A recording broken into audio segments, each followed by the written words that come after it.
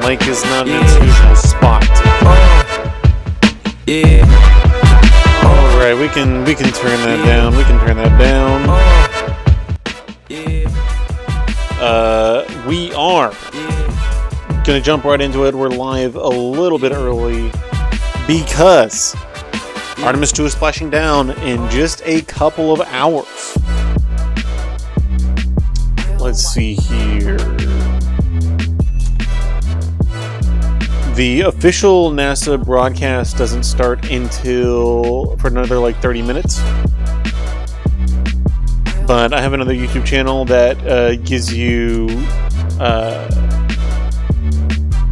flight telemetry and stuff. And it has some like commentary on it. I don't know what that commentary is from though. So we'll play that. Here we go. We can turn this off.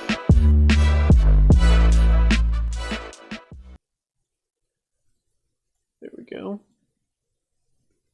And we're gonna do a pop-out player here. So this is our live look at the... Why can I not see this? There it is. That's our live look at the telemetry. This was Artemis 2's path. It left the Earth and it went all the way to the moon, looped around the moon. Now it's coming back. Its velocity is increasing extremely. Its velocity right now is... Does it have its velocity? 4,357 miles per second. That's fast. What is 4,358 miles per second? Oh, never mind. It told me 9,748 miles per hour. 9,000 miles per hour. It's only going to get faster from there. Artemis 2 is going to get up to 25,000 miles per hour. I'm almost positive about that number. That's what the article that I read said.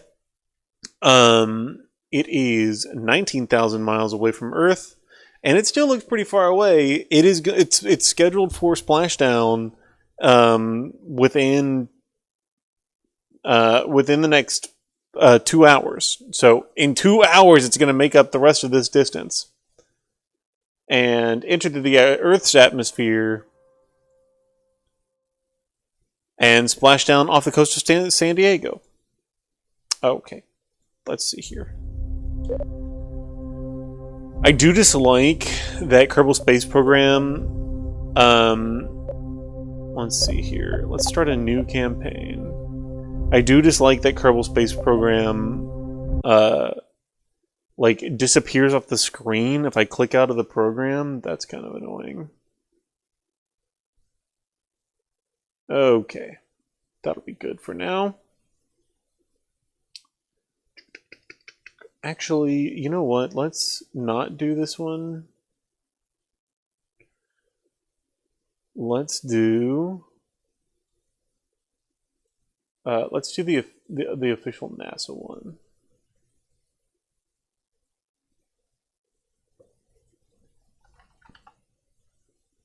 Because NASA has a live broadcast. Oh, maybe they turn that live broadcast off. No, it's on. NASA has a live broadcast right now of the camera that's attached to the solar panel. But there's no commentary on that broadcast. There we go. That's better. And then in about 30 minutes, we will...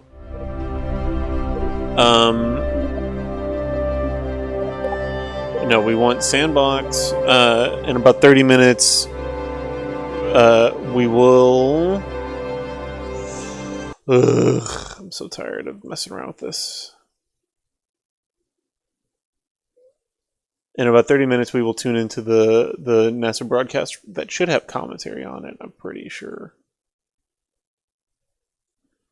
But I am also fully capable of providing commentary, not that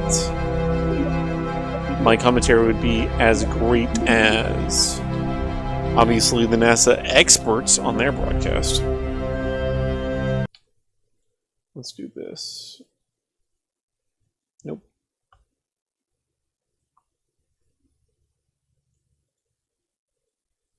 Okay, surely there's a setting I can click. What are we calling this campaign? I don't know. Stream. That's fine.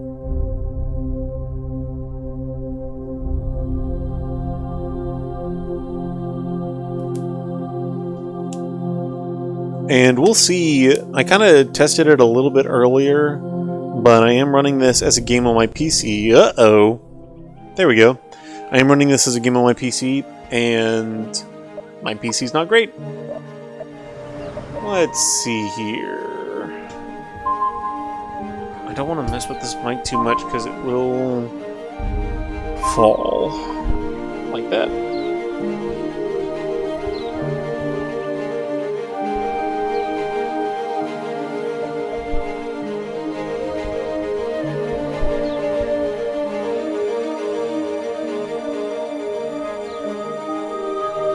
Test, 1, 2, 3. Hopefully that's fine. Okay.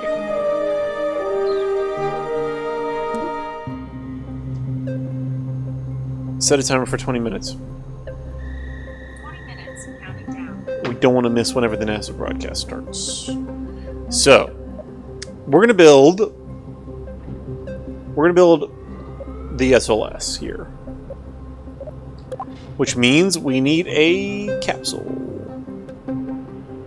This one is about the size of Orion, something like that. It's been a while since I played Kerbal Space Program, man. So we need a service module for Orion. What is this? Too big. Medium is what we want. That's also too big. That's looking pretty good. I wish that I could...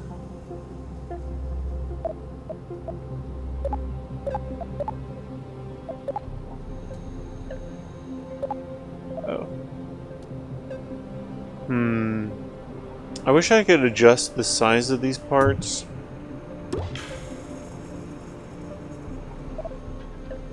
I can adjust what kind of fuel is in it. Where's our engineer's report? That's what we want. We want this as well. So you go away. That's going to get annoying real quick.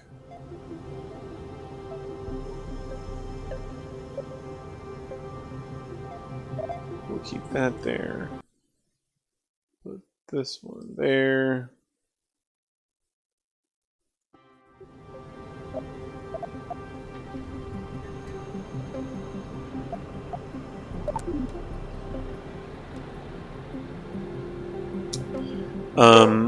We have no thrust to weight ratio. That's the big one that we want to kind of focus on here. So we'll leave that like that.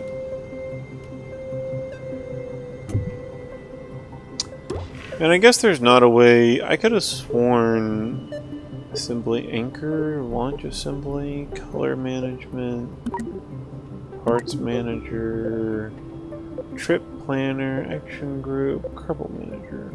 I could have sworn there was a way to like manually adjust the diameter of these fuel tanks, but I guess not. Okay.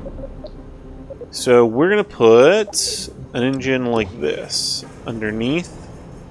And what does that make our thrust to weight ratio? Pretty insignificant. So let's actually do an engine like this.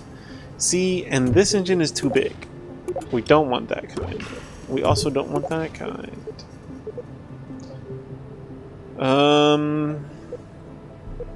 This smaller engine has a maximum thrust of 60 kilonewtons. But I want something that's going to kind of approximate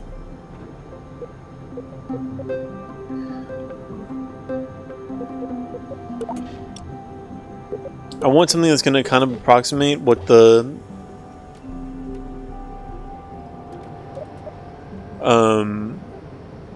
I want something that's going to kind of approximate what the actual Orion looks like.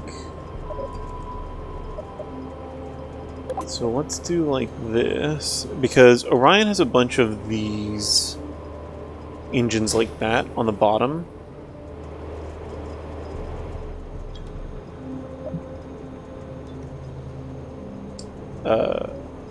Actually, let's save this. We're going to call this Orion. And we're going to save. Save. Excellent. And we're going to go to settings. And surely there's a way to keep this from disappearing off the screen every time.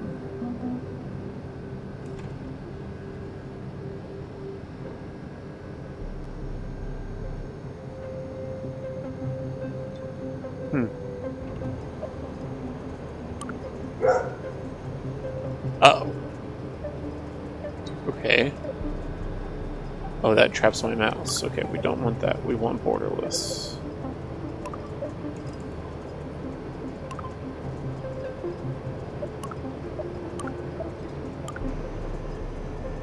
Nope. No way.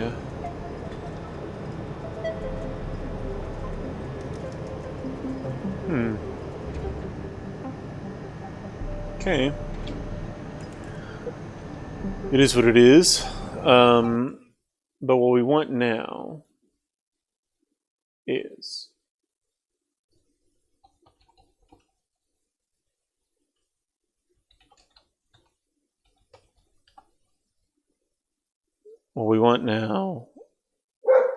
is a guide. Okay. Do this, please. Thank you.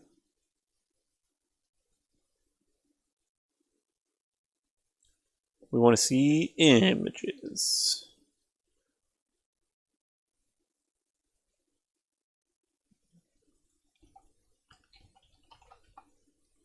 So I know that the Orion space capsule actually uses hypergolic fuel instead of methylox fuel, but that's fine. See how Orion, it has like the main central engine underneath. Then it has these other like emergency backup engines on the side. That's what we want. We want those. So it's not quite the same. I bet I could make it pretty close to the same though.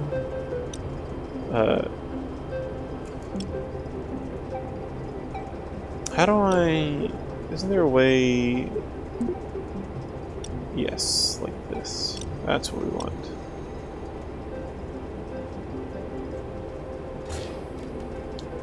Yeah, but that's risky. I guess we won't do that. Let's just do 3 of them.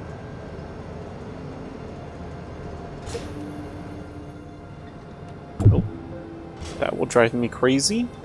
Which makes our thruster weight ratio almost nothing. Why is that? Uh-oh, things are changing here. We want all these to go in the same stage. And now our thrust to weight ratio is 0.2. That'll be fine.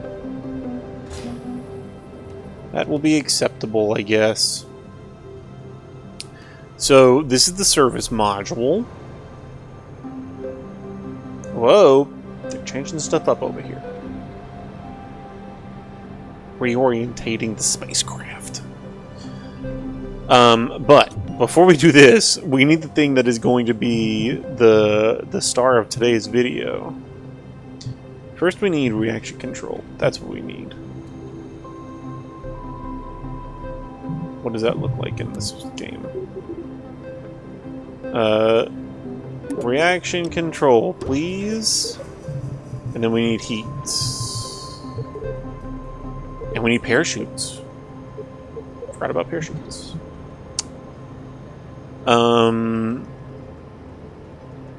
We need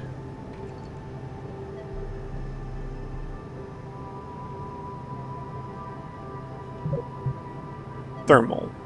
How is that a thermal symbol? Here we go. A heat shield. This is actually kind of what the heat shield on the Orion spacecraft looks like.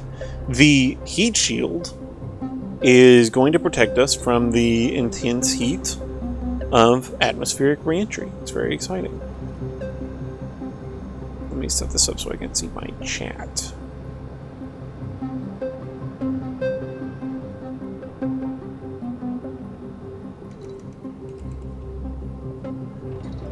That's better.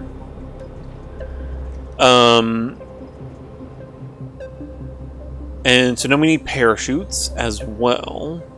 We want to leave this docking port open because Orion has a docking port here on the top of it that you can see. I guess you can see it here.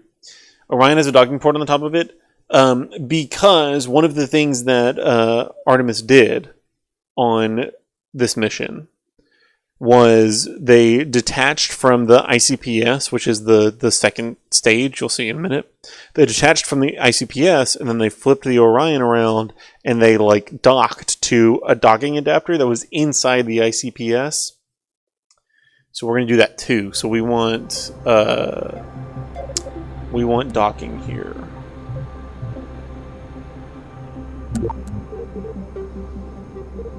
Man, it's been a while since I played Kerbal Space Program. Where's docking? Coupling? That sounds right. Here we go. There we go. Now, see, it'll open like this. We're going to leave that closed for now. And we're going to add some parachutes to this. Don't need the parts manager anymore. And I don't need the engineer's report for now. Gosh, this is a beautiful image. What we need are drogue chutes.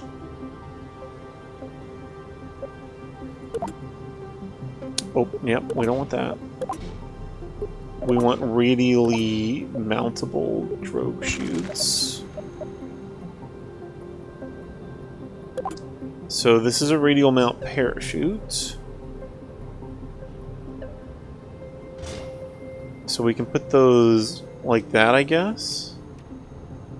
Let's try to tuck them into the spacecraft a bit more.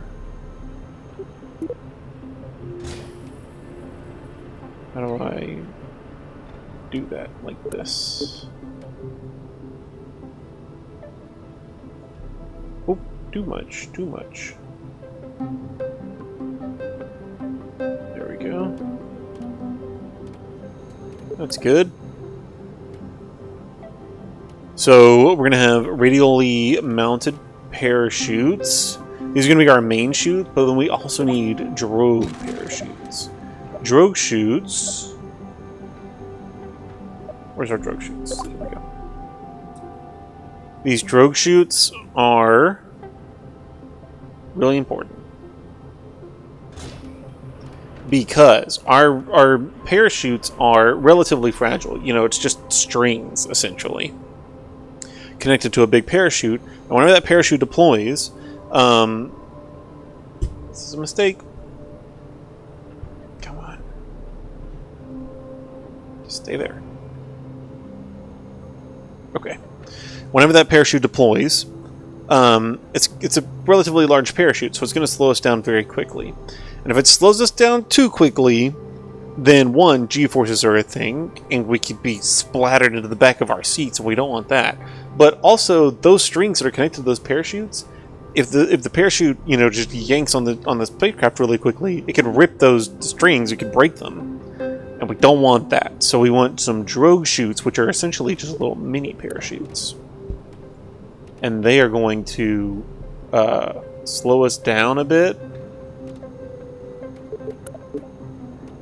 First. So these little tiny mini parachutes are not going to slow us down very much, but they're going to slow us down enough to where we don't possibly break our drogue chutes. There we go.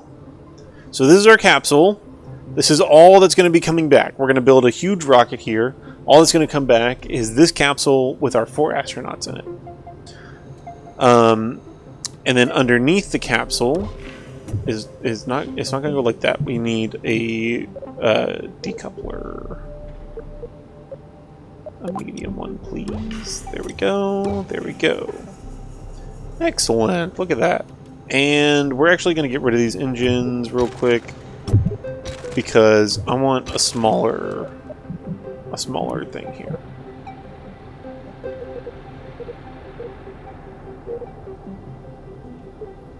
Medium fuel tanks.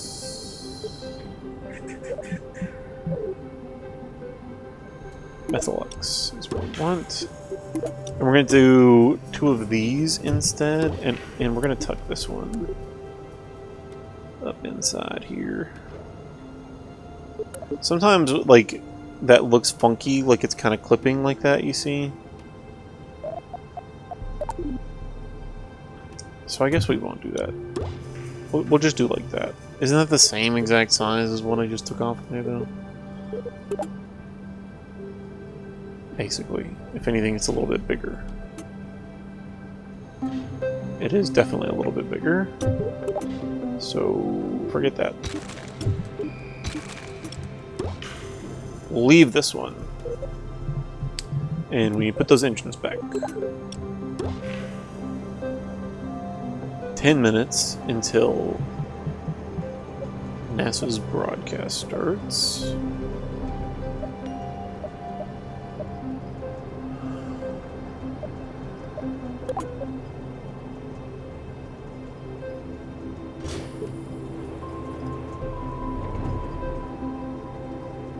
Okay. And we want to make sure that our staging is working correctly here as well. You probably can't see this because my camera's over it. We can see our parachutes in this stage. Yes, stacked decouplers, then parachutes. We want all these engines to just go ahead and go inside there. And now give me the engineer's report. What's our thrust to weight ratio now? 0.5. That'll be fine. And now we need solar panels. One of the coolest things on the Artemis spacecraft. Actually, let's do this as well. Let's put a battery here. One of the coolest things on the Artemis spacecraft is it's really cool solar panels. And we don't have anything that's gonna look exactly like the Artemis solar panels. But we have some stuff that'll get kind of close. And what we want here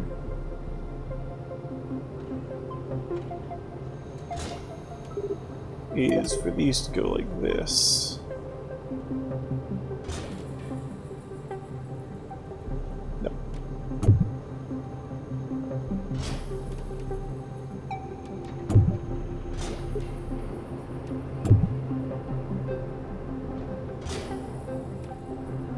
That looks good. Can you extend all of these, please? What do they look like? See, that kind of looks like Artemis, kind of. Jaden! How are you off work and streaming? Do you not work 9 to 5? I do not work 9 to 5. Our office closes early on Friday. But even normally I work like 9 to 4:30-ish, so not even quite 5. Alright. Look, hey, we're getting close here. Where'd my telemetry thing go? Oh, come on now. Don't do me like this. Dang, that's nice. Am I supposed to know what Artemis looks like? This is it. This is it right here. Look. See? This is what Artemis looks like. This is the capsule where they all live. And then this is the service module. This is where they have their fuel and all the kind of electronics that make Artemis run. We want this live stream real quick. We can put that there. because this has all kind of fancy information in it that we want. I don't need chat. Go away, chat. Come on. Let me thank you. So Artemis is currently 25,000 miles away from the Earth, and their velocity is 4,783 miles per second. That'll change here to miles per hour in just 1 minute. Change. You can see their speed has been precipitously increasing, quicker than ever. Yikes! Claustrophobia. The Artemis space capsule is about the size of like an SUV. Imagine spending basically 10 days inside of an SUV, not able to get out of there. And if any of the doors or windows open, you are exposed to the vacuum of space. 10,749 miles per hour. That's fast, but only about half as fast as we're going to get up to. You can see the Artemis capsule here is falling towards the Earth. It is going to impact the atmosphere of the Earth at about 25,000 miles per hour. Okay, random question. Can astronauts binge watch like Netflix in space? They do have access to the internet, so probably. I don't know if they have Netflix specifically, but they do have access to the internet. We need some RCS control. That's what we need. That's a really important thing that Artemis has. And if we're recreating the mission, we want to recreate whenever the Artemis crew performed a test of the RCS systems. Where is it?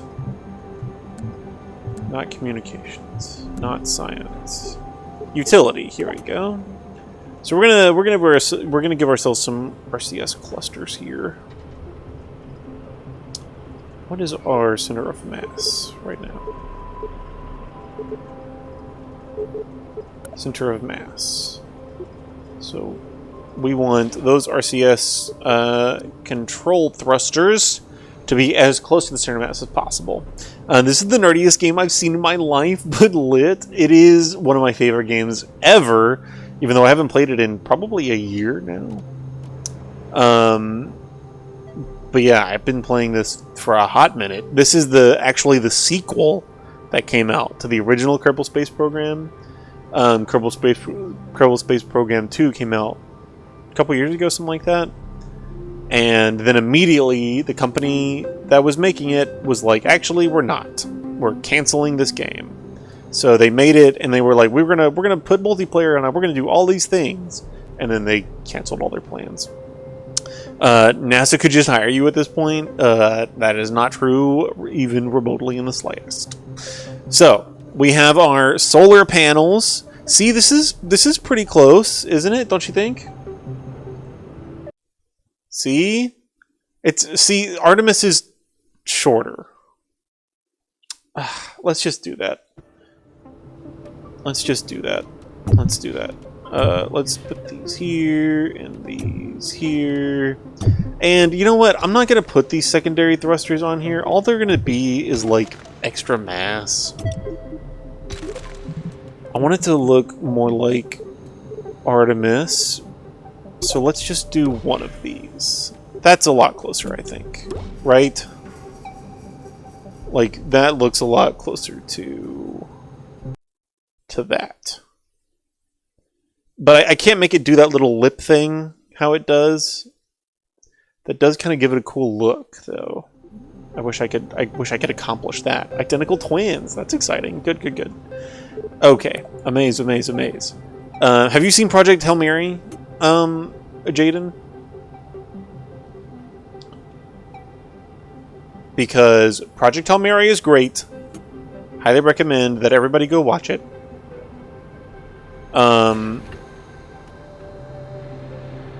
Oops. Not quite correct. There we go. And in Project Hail Mary, the alien, Rocky, he says amaze, amaze, amaze whenever he's impressed by something. And it was cute. On the no, but I want to. Oh, it's so good. The inside of the space capsule. Look at this, dog. Oh my god, it's so exciting. They're getting ready. They're getting ready. Oh my god. 25,000. They're gonna hit the atmosphere at 25,000 miles per hour. The surface of the ablative heat shield underneath. Amaze, amaze, amaze. Yeah, exactly. The surface of the ablative heat shield underneath is going to get up to 5,000 degrees Fahrenheit. That's half the surface temperature of the sun. Here we go. NASA's broadcast is starting. This will give us good commentary. Probably. Okay, we can make this smaller now. Something like this. Wait, are they riding back home right now? Yes, they're splashing down in just a couple of hours off the coast of San Diego. Then they're going to go to the zoo, probably. Okay. So I think this looks a lot closer. And now we need another decoupler. Nope. How do I...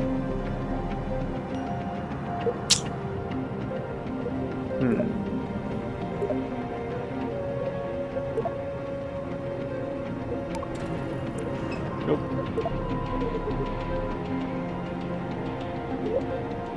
Ooh. I can hear... We're gonna have to turn the music off in the game.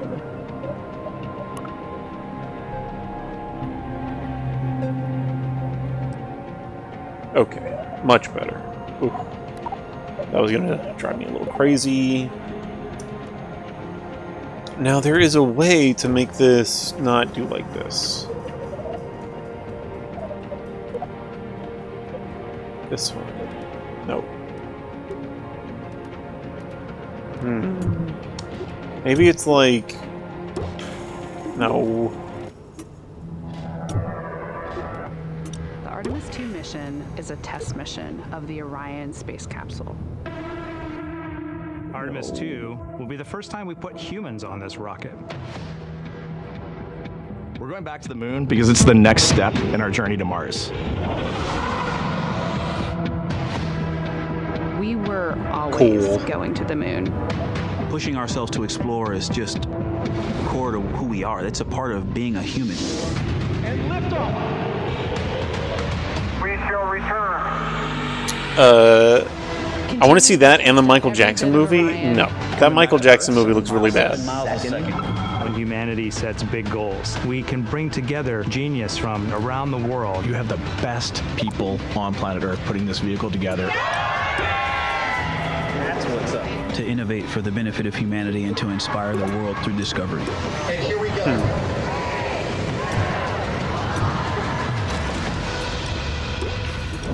Dadgummit, I might have to do it. I might have to do that. 19th, 1972, 2:25 p.m. Eastern Standard Time. See, I don't know if I want all of this. Splashes down in the Pacific with Gene Cernan, Ron Evans, and Jack Schmidt aboard as the Apollo 17 mission came to an end, along with humanity. Okay, let's do that for now. We'll tune in to NASA a little bit later. I need to figure out how to make this...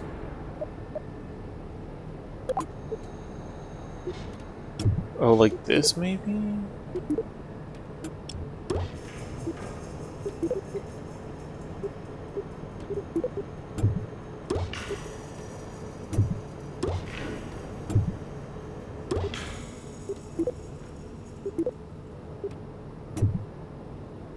What the heck?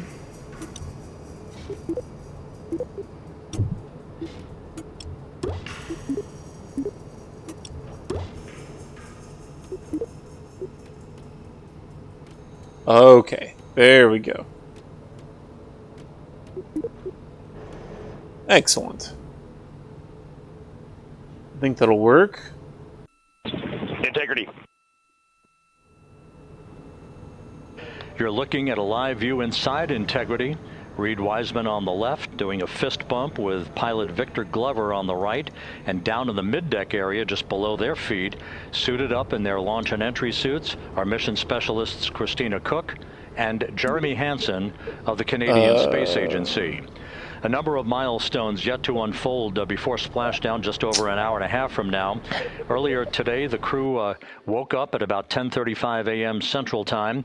They completed the final major maneuver of the flight, that being the return trajectory correction 3 burn.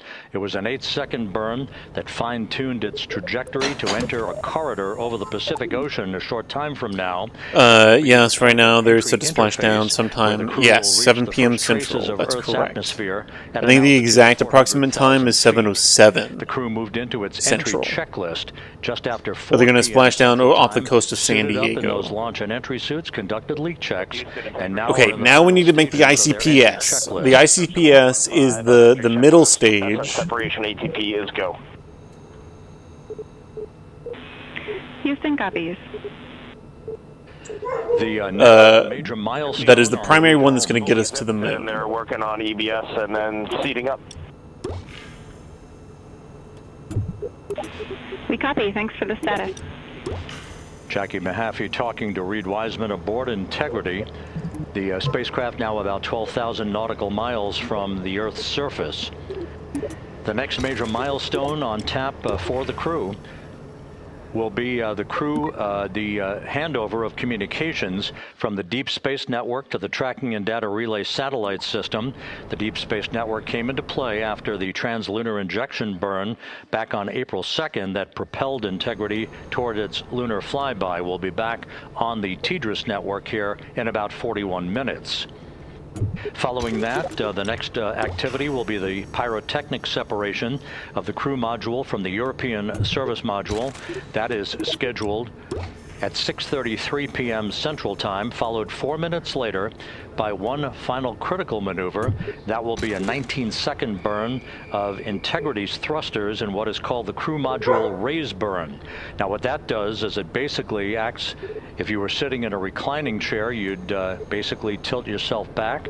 It raises the aft end of Integrity ever so slightly, and that is the final opportunity for us to fine-tune the angle of attack of Integrity through the area of peak heating at entry interface. Do you think we'll have a repeat of the amazing camera work that we saw at launch? I don't know. We'll see. So after the raise burn, we will be in the yeah, final the camera orientation guys were a little minimize any peak heating on the heat shield of Integrity off. and prior to the time the crew enters the Earth's atmosphere at an altitude of 400,000 feet. Our thruster weight ratio Entry is interface. not high enough This yet. is the Our thruster time weight needs where to the be at crew least will 1, reach the first traces so of that Earth's atmosphere it's at an positive, so altitude that it's of lifting. 400,000 feet, traveling It is 34,882 enough thrust to feet per lift second. one of all of the weight of the Just spacecraft. 24 seconds after entering the Earth's So we want that atmosphere, to we will be at experience least a 1. communications blackout expected to last 6 minutes in duration. This is planned, and it is caused by the interaction Okay, of the that's much velocity better. of Integrity 2.3 with the is friction a of Earth's very high atmosphere. thruster weight ratio. There We will don't be a need that buildup much. of plasma around the vehicle, and that ionization will prevent any communications with the crew and any receipt of data by flight controllers here in Mission Control. That blackout is scheduled to begin at 6:53. See, something is wrong 54 here. seconds p.m. Central Time. Again, a 6-minute blackout that will end, if all goes as planned, at 6:59 and 55 seconds p.m. Central Time. At that point, we expect to regain communications with the crew and a reacquisition of data through the Tracking and Data Relay Satellite System. We will have a series of roll maneuvers. These are computer commanded that will roll the vehicle slightly to the left, then back to the right. That will bleed off excess energy as we begin our peak period of velocity. We expect to reach a maximum velocity of 24,661.21 miles per hour, equivalent to about Mach 33 times the speed of sound shortly after we enter that blackout period. Once we we exit the blackout period, of course, we're in the denser regions of the Earth's atmosphere, and then we get set up for the parachute deployment sequence. First, the deployment of 3 forward bay cover chutes that will pull essentially the top forward bay cover off the very top of the Integrity vehicle. That will be followed by the deployment of drill Yeah, see, chutes, this and graph right the here final is showing deployment that they're gonna do this skip maneuver that apparently is what they did on Artemis 1. So you can see on the graph, they're going to enter the atmosphere very quickly, they're going to bounce off the atmosphere, and their altitude is going to increase again. And then they're going to hit the atmosphere for a second time, and that's going to help them bleed enough speed. How do I make this not like that? Oh well, that's fine.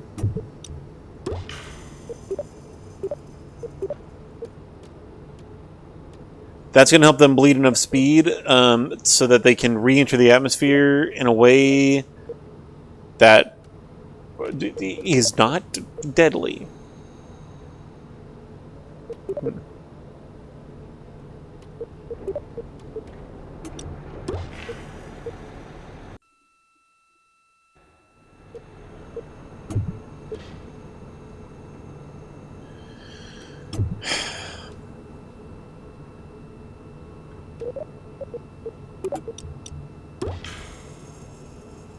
The latest weather forecast out in the recovery zone off the coast of San Diego is a go forecast from our meteorologists here at the Spaceflight Meteorology Group at the Johnson Space Center.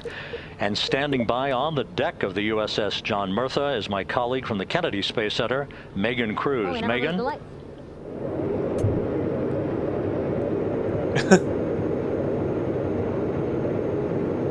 Yes, there is a delay. The bow of the USS John Murtha. This is where we will report out live updates from the ship as NASA and the U.S. military work to recover our Artemis 2 astronauts in just about an hour and a half. How exciting. Now, right now, as you can see, we are out in the Pacific Ocean. We are just west of San Diego. We're actually staged about 6.5 miles away from where we expect Orion to splash down. And then we will incrementally move closer. So at the time of splashdown, we'll be about 5 miles away, and then we will move to 3.2 miles away. At that point, we'll pause, make sure that all the debris that might be coming down with Orion, because basically some parts of like the parachute system, they're jettisoned off Orion during descent. So we'll just want to make sure that those all land in the water and that we are safe to move even closer. So we will make sure that we can move a little closer, and at that point we will move to a mile away from Orion. And at that point the ship will circle the capsule while NASA and Navy recovery forces work to get our astronauts out, and we should have great views of the bow from here. But also we have a ton of cameras all around the ship. For example, we actually have some cameras right to the left of me here on the bow. These are very strong, stabilized cameras. We can really get up close to make sure that we are sharing all the images we have available to you. We also will have some views from above. We actually have 5 planes providing live views of splashdown today. In fact, some of those aerial assets just took off from San Diego minutes ago. And then actually here on the flight deck, you see 4 helicopters, the 2 in the back. Those will take off in about 30 minutes from now, also with live cameras. So again, lots and lots of imagery that we hope to share with you today. And then those 2 helos in the front, those 2 will pluck the crew out of the water and fly them back to our ship. Now, the combined team here on the ship, more than 550 people, left San Diego 4 days ago, and since then I've watched different teams train every day, rehearse, final preps to make sure that they're ready for today. So to give us more of an update about how recovery is going on right now, why don't we turn over to Paul here, Paul Serpinski. He is the Assistant Artemis Recovery Director. Great to have you here, Paul. Great to be here, thanks. Absolutely. So you just left the landing forces operations center here on the ship. How are we looking for recovery? Right now it's looking great. When I left, they were just about to get into weather briefing with the Mission Control Center in Houston, but listening to the loops this morning and everything that's been going on, the reentry trajectory correction burn, the return trajectory correction burn went great. They were right down the money, right on the money, right down the middle where they should be coming back. Nice. Our forces here are teams out in the water. All our boats are launched or will be imminently. So yeah, it's just coming along great. Yeah, yeah. It's really nice to see. We did see some of those boats float behind us. We were hoping to give you a live view, but of course they floated right out of the camera shot as you came to us. But so basically the team right now here on the ship, basically like monitoring mode, but really things will pick up about 15 minutes after splashdown. Yeah, so a couple minutes before splashdown, things start happening really, really fast. Some events during the re-entry, they're maybe a second or two apart, and so it just takes a whole lot of effort and a lot of updates back and forth between us and Houston to try to keep track of everything that's happening, all in real time. And then after splashdown, that's when the recovery team really kicks into high gear. We have our boat teams, our boat crews going out, our divers doing hazardous assessments as they get progressively closer to the capsule, making sure it's safe for all of our people to go in, and it's also safe for the astronauts to come out, because really at the end of the day, that's what we're here for, is we're to make sure that the astronauts there we go. I think that's their good tremendous now. journey to the moon and back. But then also we have, like you mentioned on a minute ago, all of our imagery helicopters are taking imagery, camera shots of it as it's coming in all the way through splashdown. I mean, they'll see it as soon as it crosses the horizon, all the way to the ocean here. And then afterwards, we have to recover actually Orion to bring it into the well deck of the ship. Absolutely, yeah. And so once the astronauts are safe on board, then those same dive teams are going to transition into securing the capsule. They'll position some equipment around it to kind of facilitate that. The ship will move into position. We'll attach a really big winch line to it, and then a bunch of tending lines. We'll pull the capsule around behind the ship. Have you seen the map of expected trajectory? It makes a sharp bend over the Pacific because of Earth's everyone cheers. rotation and their Exactly. movements. Lots to I have not coordinate, a seen lot that. to manage. Basically, planning for this recovery, Artemis 2 recovery, started a month after Artemis 1 launched. That was the uncrewed test flight of the Space Launch System rocket, as well as the Orion spacecraft. That was November 2022. Okay. A month later, all the planning for this. How does it feel to be so close to welcoming our friends, our astronauts, home?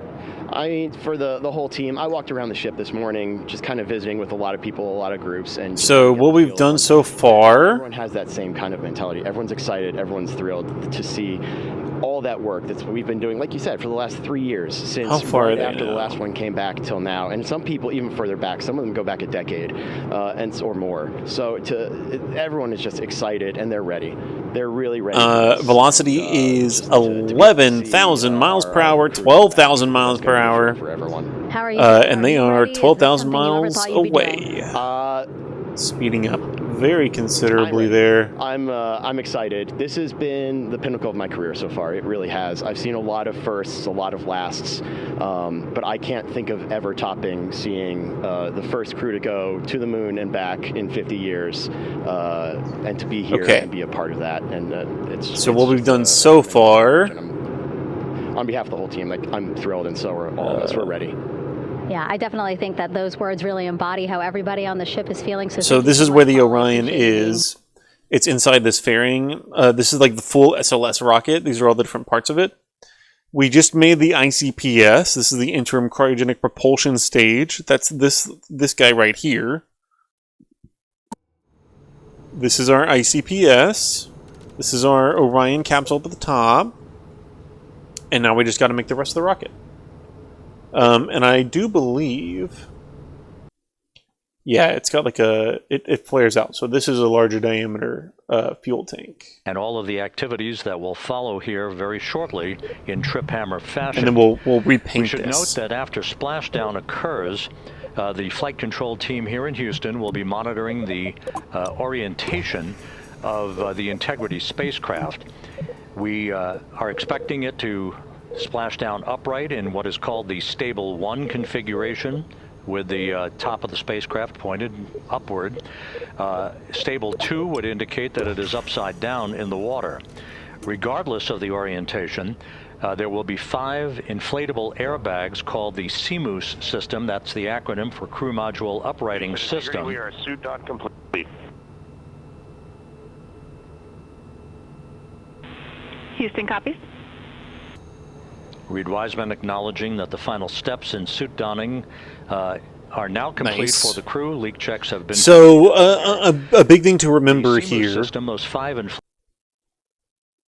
a big thing to remember here is that Artemis 1 tested the Orion space capsule. It went all the way out to the moon and then came back. And but there was nobody on the Orion Calprint paint. We could call it the gateway. In no way will we be doing that. No, we have to paint it to look like the SOS. Anyways, Orion 1 went to the moon, came back, and didn't have anybody on it. And Orion 1 was the first time that the heat shield was ever tested. And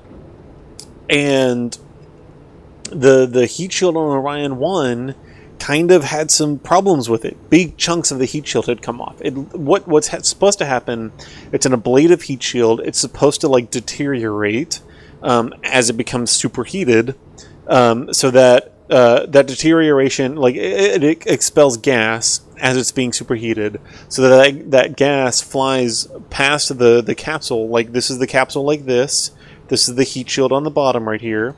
This is what's getting superheated. The gas like heats up on the bottom here, like this, and it flows over the capsule.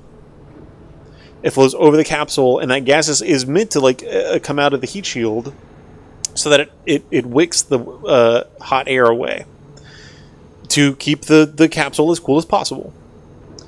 The Orion heat shield had big chunks out of it. The Orion came back just fine, but like the Columbia Space Shuttle, whenever it blew up over Texas, the whole problem with it is that it had a crack in its heat shield, and a portion of the ship, like the fuel tanks that weren't supposed to get super hot, got super hot and exploded. And so you want that heat shield to perform correctly. The Artemis 1 heat shield had those big chunks come off of it, and Artemis 2 is flying with the exact same heat shield. They corrected the issue, they think, but that new heat shield won't get installed until Artemis 3. Artemis 2 has the same heat shield that Artemis 1 did, but their solution for helping that heat shield work better is coming back and skipping at a different trajectory. Like the first impact is supposed to be, I think, steeper now, and then it's supposed to come up higher off the atmosphere, and then it's supposed to hit the atmosphere again later, giving that heat shield a good amount of time to cool down, and it's supposed to come back shallower so that it doesn't hit the atmosphere quite so intensely. So something about that skipping maneuver that they're doing, they've adjusted that for Artemis 2 so that hopefully it doesn't have the same problems that Artemis 1 did. But Artemis 1, gas, instead of ablating off of the heat shield and going over the capsule, gas was heating up underneath the heat shield tiles, and that gas didn't have anywhere to go, and so because it expanded, is KSP2 any good? Hold on, let me finish my point. Because that gas underneath the heat shield tiles didn't have anywhere to go, it expanded and it broke off big chunks of the heat shield. So hopefully this new maneuver, where they're skipping in a different way than Artemis 1 did, hopefully that new maneuver solves the problem, and the Artemis 2 crew does not experience the same thing that the Artemis 1 capsule did. Is KSP any good? I think it's fine. I think KSP 1 is probably better, but I like KSP 2 because it's prettier. The Artemis 1 mission. So what we're doing is we and I really haven't played it very much, honestly. I played it a lot whenever it first came out, but I was waiting for all the new updates that they were supposed to add to it, and then they never did that. We are expecting now from. But I like it. I don't think it's bad. I think it would have been a great game had it added a lot of the new things that they were planning to add. But really, it's just like a fancy version of KSP 1, which you can already get with like mods and stuff. So. Once the raise burn is complete, then the stage is set for entry interface. Okay, at we need 6:53 and 31 seconds p.m. Central Time. That means that integrity will That's be kind of entering the SOS Earth's atmosphere shaped, at don't an we think? altitude of 400,000 Maybe one feet, more. traveling at about 34,882 feet per second, heading for. It does look good. It is pretty. I will give it that. But like I said, you can make KSP 1 pretty on the deck of the with USS mods. John Murtha. Splashdown once again. And then under this those is the three main style. parachutes is expected thruster at that the SLS has. 7:08 But we PM also are going to give it, Central Time, you know what I think? 5:07 I feel like PM SLS is even Pacific taller Time, than this. 2.5 hours before sunset. The Don't you think? actual total Even distance just a little traveled bit for taller? Integrity from launch to splashdown. No, I guess this is about it. At 694,481 statute miles.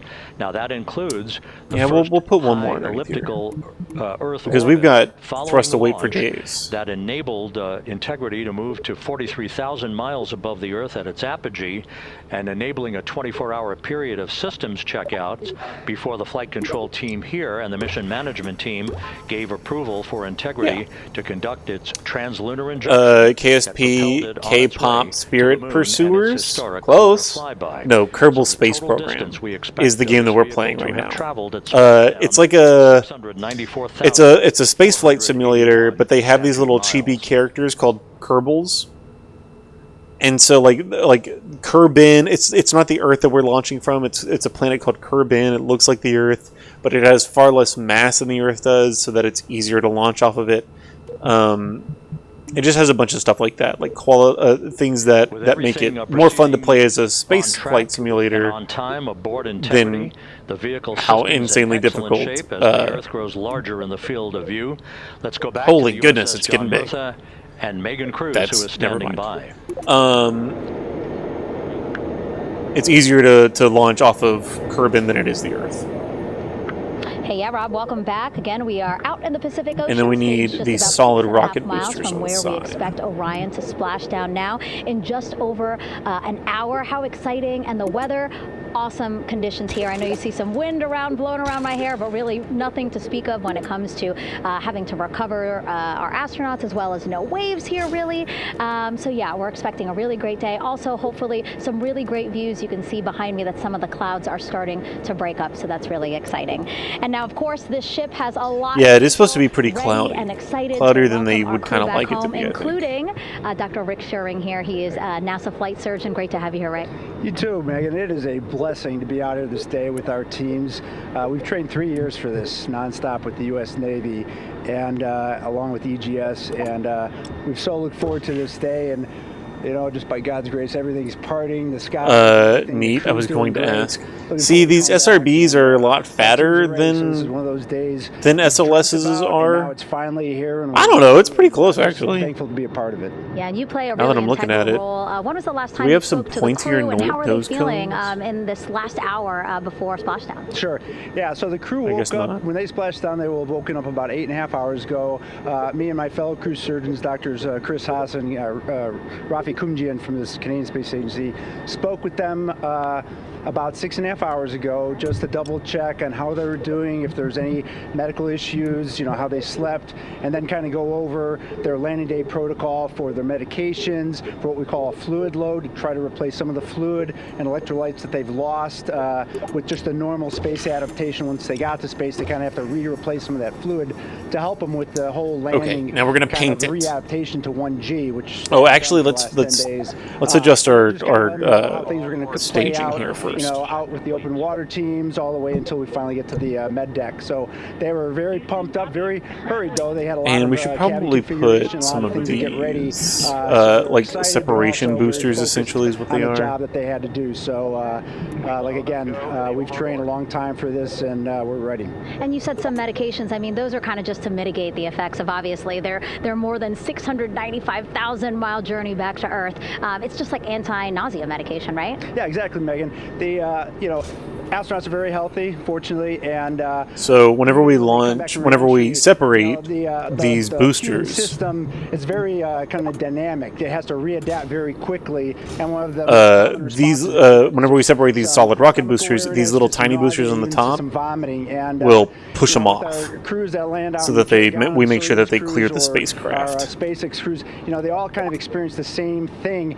This will be the first time we're landing in water since December 1972, and I worked with all the Apollo astronauts years ago, and they all told me that landing in the water, especially in the Pacific, can be very provocative. So we take steps to give them medicines to really mitigate some of that nausea, vomiting, help them feel a little bit better, and also sometimes just use a little anti-inflammatory medicine just to help with coming back. So what's our thrust to weight ratio right now? Effects of microgravity, especially as you age and you have a little arthritis, you feel 0.1. That can't be everyone right. kind of curses coming back to the ground like, oh dang, 1G, but so that helps a little bit. Yeah, but for the most 1.1. part, That'll be the main fine. thing is just replacing that fluid and then trying to help them with that transition back to 1G, and then we're ready to go. Yeah, and their health is assessed almost immediately after they splash down. Yeah, so we have Dr. Jesse Wang, and we have our independent duty corpsmen, who are the Navy Virgin and paramedics, extremely highly trained, highly experienced Navy medics and divers who will go out there, open the capsule about 25, 28 minutes after splashdown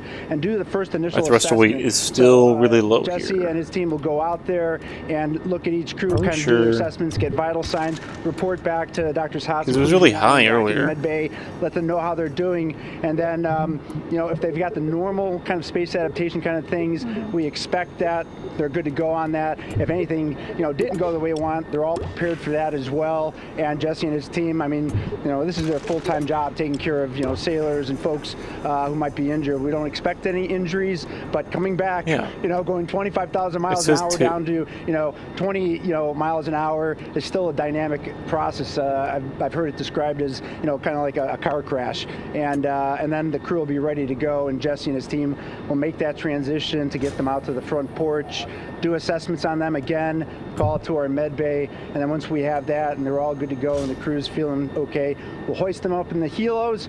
It's about a 3-minute flight back to the flight deck, and that's where me and the astronaut chief Scott Tingle will actually meet them.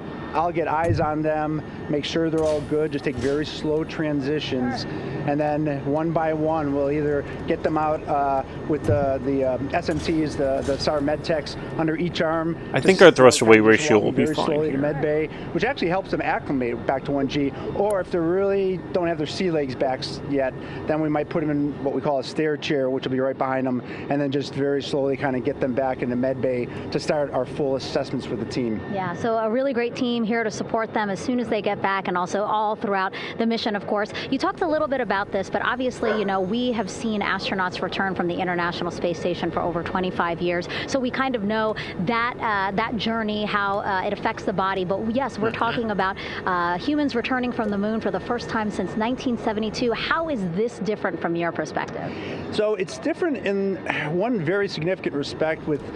On Apollo, for exercise, they had something called the Apollo Exergenia, which was basically just a little canister with some ropes, and they would have some resistance and kind of do that. And the Apollo astronauts really liked that. They liked the ability to exercise, because you decondition from a musculoskeletal standpoint, you lose your strength and your stamina very quickly. Can I not like color the Orion pick? flywheel, which was able to impart much greater loads in terms of resistance, so they're able to do squats, deadlifts, different things, not dissimilar to what the ISS astronauts do, but with a lot less room to do it. And they also did rowing activities for cardiovascular health. Okay. And the crews loved it. But for the lunar crews, the future lunar crews, maintaining that physical conditioning, which our astronaut strength conditioning rehabilitation specialists, affectionately known as the ACERs, back in Houston, really work hard to get them in the best shape they're going to have to be in to get to the moon.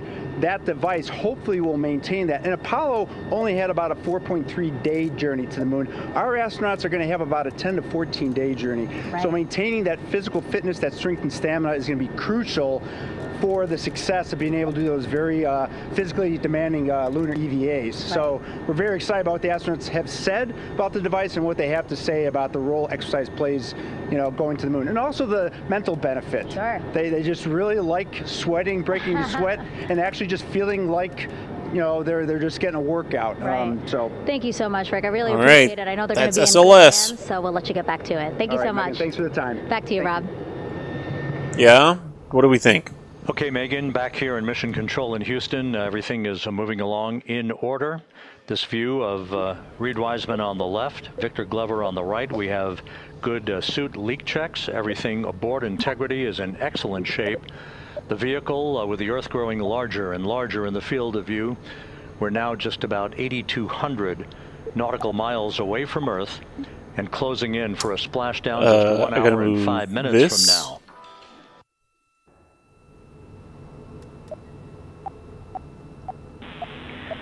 Integrity, just under a minute till your GPS maneuver initiates, and both GPS units look eager to acquire.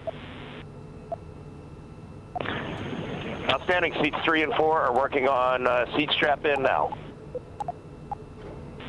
Houston, copy. Okay, I think all our staging is correct. Once again, as we start to close in on some of the major milestones, the first one coming up in just 31 minutes. And Integrity, just confirming the LCG gas trap was able to be closed out. Affirmative. Copy. Crew module, service module separation scheduled just 31 minutes from now. The key point of interest, of course, will be the performance of Integrity's heat shield during its high-speed entry back into Earth, and the peak heating is expected around the spacecraft of some 4,000 to 5,000 degrees Fahrenheit. On Artemis 1, as I think most folks know by now, we flew a trajectory there she is entry in which we performed an initial dip into the atmosphere to bleed off some energy. Then we skipped out of the atmosphere and dipped back into the atmosphere. Oh, see, this is that skip entry down in the Pacific. But after the mission was over with, we noticed unexpected liberation of some of the charring effects on the heat shield known as AVCOAT. Before the flight, we had an opportunity to sit down and talk with Entry Flight Director Rick Henfling to get a perspective on what this all means and how the mission was redesigned to try to protect Integrity's heat shield to a higher extent. Let's take a look at that interview. Oh, this is actually the moon is a lot different than deorbiting a really cool one. We need to listen to this. When we return from the moon, we expect to achieve velocities upwards of 30 to a nice, graceful splashdown in the Pacific Ocean. The flight crew is going to experience between 3 and 4 times the force of Earth's gravity. On Artemis 1, pressure buildup inside the char layer of the heat shield resulted in the char losses we saw. NASA established a Tiger team whose job was to investigate the cause of the problem and then make recommendations on how to fly the Artemis 2 mission safely and successfully. And so for Artemis 2, we are going to fly a profile that ensures the spacecraft will not see that same type of pressure profile. And so the char losses seen on Artemis 2 will not be like the ones that we saw on Artemis 1. May not be. Hopefully it is sufficient enough to prevent the problem from happening again. And the shortening of the distance of transit to the splashdown zone from the point of entry interface when we reach the top of the Earth's atmosphere, which will be coming up at 6:53 and 30 seconds p.m. Central Time, should do the trick in minimizing the deleterious forces against that heat shield that were noticed on the Artemis 1 mission. All right, take that, Russia. On the west coast of Australia. Oh boy. All right, so this is our own version of SLS that we've designed. Reed Wiseman reveling in his and hopefully we'll be able to launch. We should be able to launch this and get it up into a stable orbit before the southwest coast splashdown of Australia happens. Now, Ooh. At an altitude of some 7,600 nautical miles. That will begin 13,000 miles per hour. Northeasterly transit across the Pacific Ocean. Let's talk a little bit more about some of the highlights and some of the numbers associated with the points of interest here. We are 27 and a half minutes away from crew module, service module separation. That will be followed about 3.5 minutes later by the raise burn that we've discussed.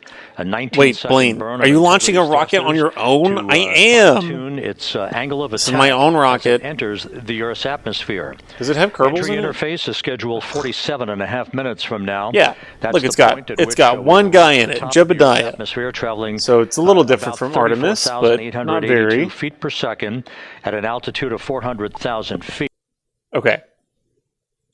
It is annoying that like every time I click on the stupid like picture-in-picture for the Artemis stream, it closes the program. Okay, here we go.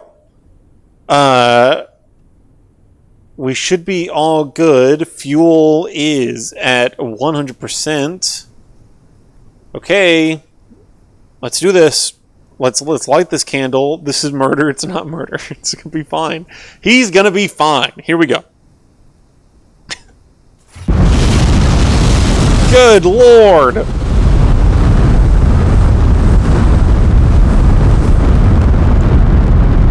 Yep, that's a big one. Can chat to the countdown 5? Oh no, I'm sorry. You were too late. Alan Shepard, he got it. All right, we're gonna go ahead and roll just a little bit.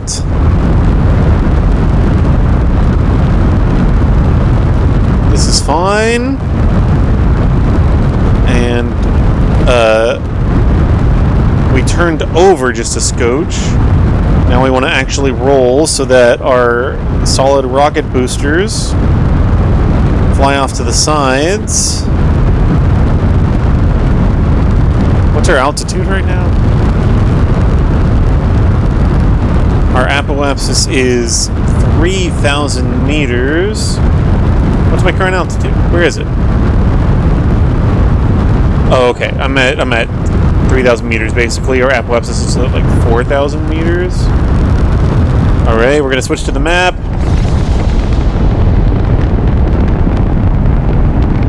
See, that's our planned path. These solid rocket boosters are almost out of power.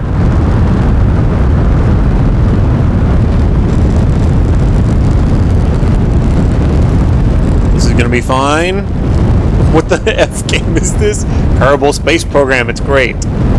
Here we go, we're gonna be fine.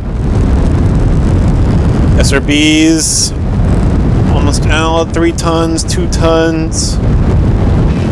Alright, SRB separation. Look at that. There they go. Oh, yep, we've lost control. We've lost control. We've lost control. Okay, that gimbal just needs to, come on gimbal. Come on gimbal. Come on gimbal. Come on gimbal. This is fine. This is fine actually. It's good for the rocket to do a couple spins. God dang it! Why is the gimbal not... Does this engine not have gimbal on it? It does! Look, I can see it gimbaling! Okay, this is fine!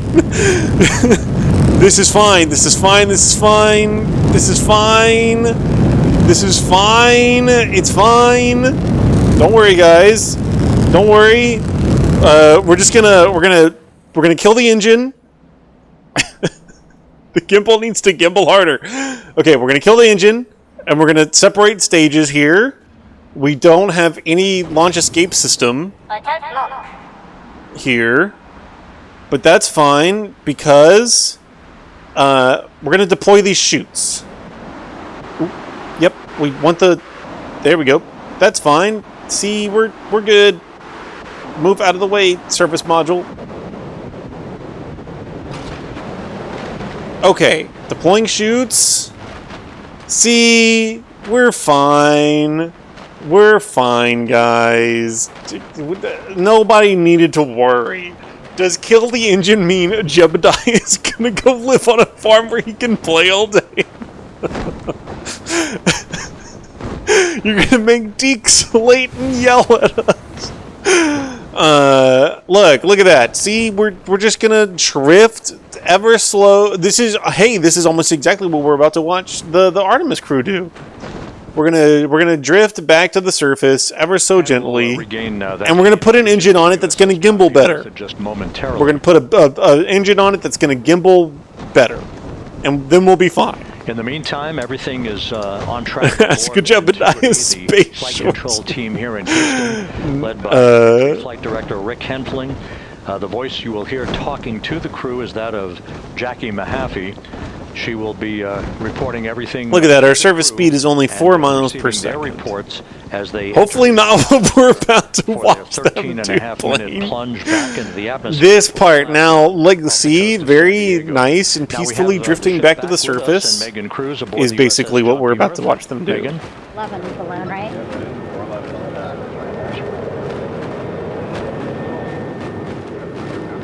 Hey, Rob, yeah, the excitement is really building here on the ship. I'm watching right now one of the weather balloons being lofted up from the ship. Again, weather balloons, very important for us to make sure that we are tracking the right Yeah, apparently it's cloudier than they want it to be.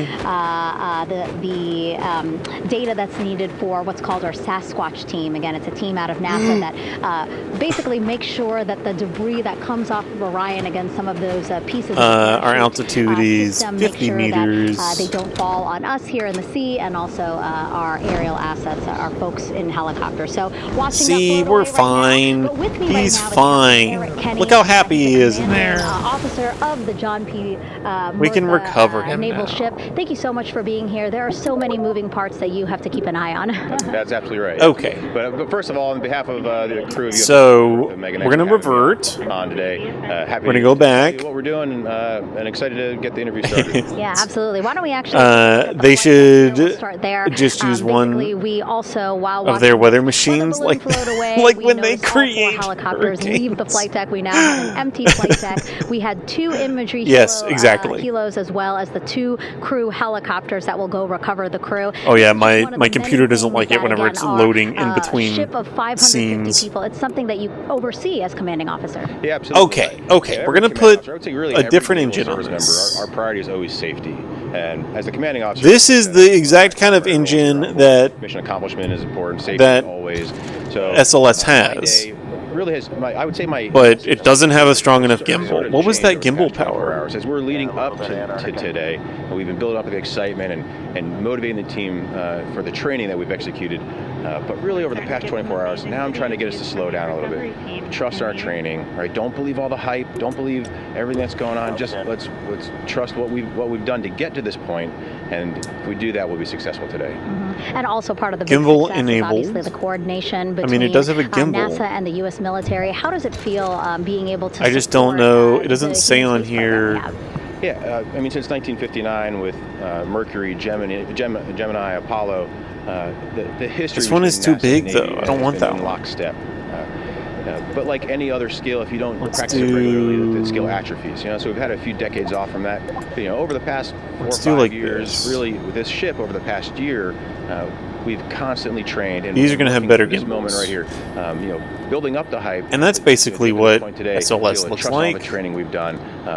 We worked with, working with NASA, the Air Force, the medical team, dive team. You want to talk about high-performance organizations coming together, working in unison? We are seeing that here on board the USS John P. Murphy, and I need these struts to go back. All the work everyone's doing. Yeah, he pronounced. Great words what did he say? Gemini instead of Gemini. It's really nice to see everybody because I feel like it should be pronounced Gemini, but all the astronauts say Gemini for some reason. How does it personally feel for you to be a part of this historic moment today? Yeah, first and foremost, I'd say any opportunity to command any warship in the United States Navy is a tremendous honor. Okay. Pinnacle of any. So any that's better. That being said, as my command was approaching, and I realized that Artemis was going to be in the window here, to say that I'm humbled and honored to be here is an understatement. What really just excites me is the opportunity to see this crew, who has been training so hard over the past year plus, come together. It is. NASA officially said that it was pronounced Gemini. I didn't know that. They make my crew better. I didn't know it was an official NASA proclamation. Energy is something that okay. To see and this time chat can count down, or Tomas can count down if you're still in chat. Tomas. Without our international partners as well. So thank you so much, Captain. It was really great to have you here today. Thanks, Megan. Awesome. All right, Rob, back to you. Thank you, Megan. Back. Okay, we're gonna mute them. 5, 4, 3, 2. Okay, here we go. Blast off. Good Lord. Okay. It's fine. Our thrust to weight ratio is just a little low. It's totally fine. Oh wait, hold on. The SRBs aren't going off. Oh wait, I figured it out. There we go. Okay, we just wasted a lot of gas. So let's revert. Let's revert. It's fine. For a splashdown of the Pacific just 50 minutes from now. We're just 5,700 Yeah, let's mute the actual broadcast to play your note little about the comparison from the I'm going to get water. I'll be right back. Profile to the Artemis 2 entry profile, and how that is serving as a extra layer of protection for Integrity's heat shield. The Artemis 1 entry had an entry range of some 3,178 nautical miles, a very long downtrack, and a very longer period of exposure to heat loads than we're experiencing tonight. It also had that skip entry profile that we discussed earlier, dipping into the Earth's atmosphere, then back out, then back in. It was about 20 minutes of exposure. Integrity, Houston, comm check on TDRS. Always good to spend 30 seconds. Clear on TDRS. Clearing the tower. We have you the same. And there's one deployed from the US. Yeah, you always want to check your staging, and I forgot to check my staging. It's fine.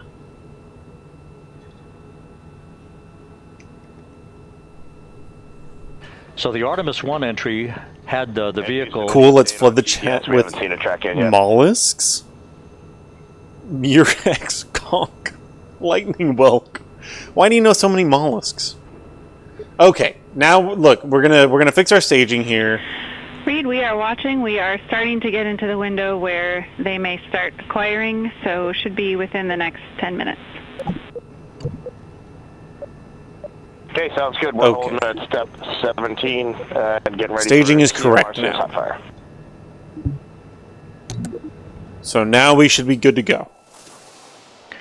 And that exchange indicating that we are expecting to acquire data from the GPS system on board. That'll be a navigational tool that will basically tell Integrity's computers that they're on track down the center line of the corridor for the entry interface that will lead them to their splash.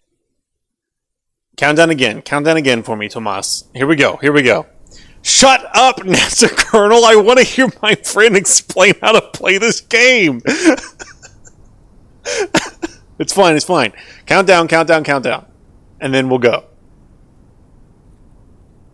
Or we can just go. You know what? I guess, we screwed it up so many times. Okay, here we go. 5, 4, 3, 2, 1, ignition. For real this time. Okay. Oh yeah, we got some gimbal power here.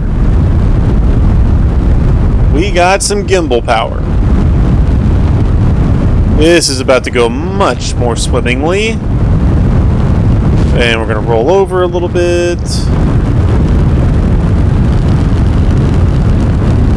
Ooh. Nope. We're gonna stay closer to prograde.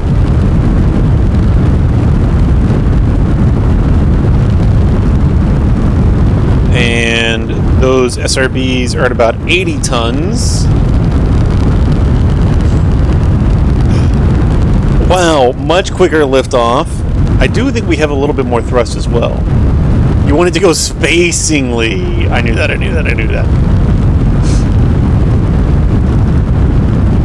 Okay, 60 tons on those SRBs. Our apoapsis is 12 kilometers.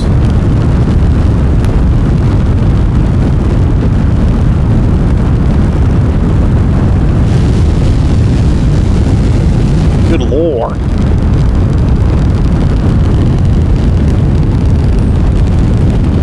Oh, cool, helicopter shot. 30 tons on the SRBs. Oh yeah, this is going much better this time. We're already almost at 15,000 meters. Our apoapsis is 37 kilometers. We only want that apoapsis to go up to about 70 or 80 kilometers. Alright. Oh, we're going a little bit too fast, actually. Too fast, even. Uh-oh. That's fine. We throttled back a little bit. And look, the SRBs are gone. There they go. We're going to throttle back just a little bit. Whoa. Hold on there, buddy.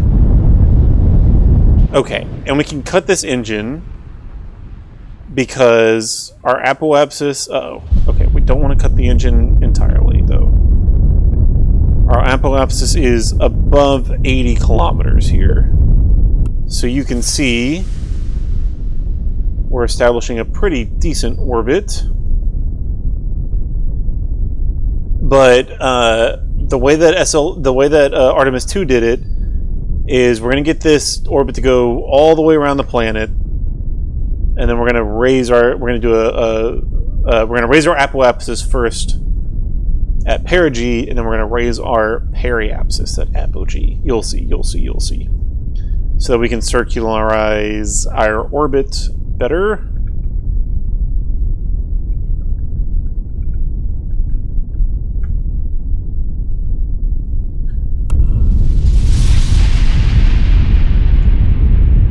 There we go. We want to be parallel to the surface of the Earth. Looky there. And we have so much gas in this tank, it's not even funny. You should just use whatever the thrust the camera that is capturing this is using. I get it, that's funny.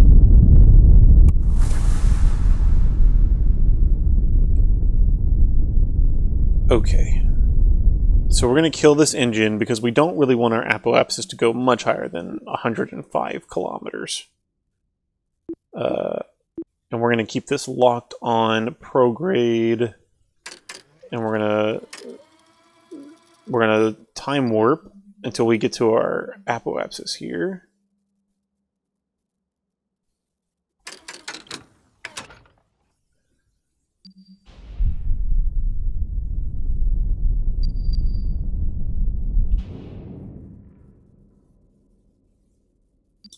And we can unmute this at this point.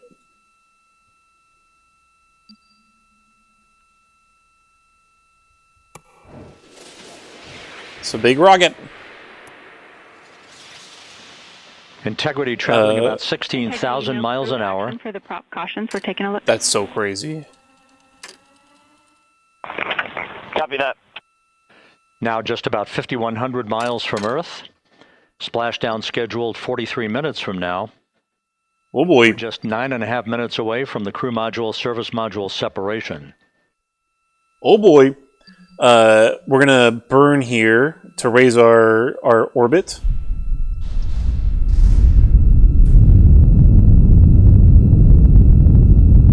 So we're burning again, which is going to raise our orbit into a circular orbit here. Integrity, we are assessing details, but so far looks like a good hot fire. Looks good on board, Jackie. Okay, apoapsis is 112 kilometers, periapsis is 98 kilometers. That's well out of the atmosphere. But we're recreating the Artemis mission, so what they did was they raised their apoapsis to be like super high. We'll begin so we're gonna do that. Period in which we will have rapid-fire succession of critical activities on board that will lead to entry interface just 28 minutes from now, where the vehicle will enter the Earth's atmosphere at an altitude of 400,000 feet. The time of entry interface, 6:53 and 30 seconds p.m. Central Time.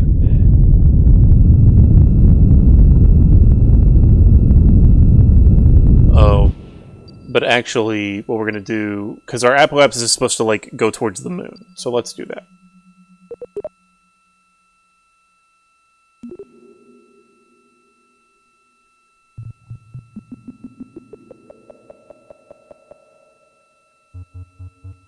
It's supposed to be something like this.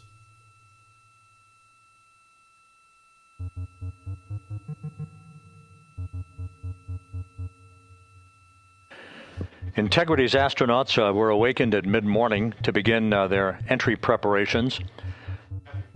And propulsion officer now reports a good hot fire test in preparation for the crew module service module separation.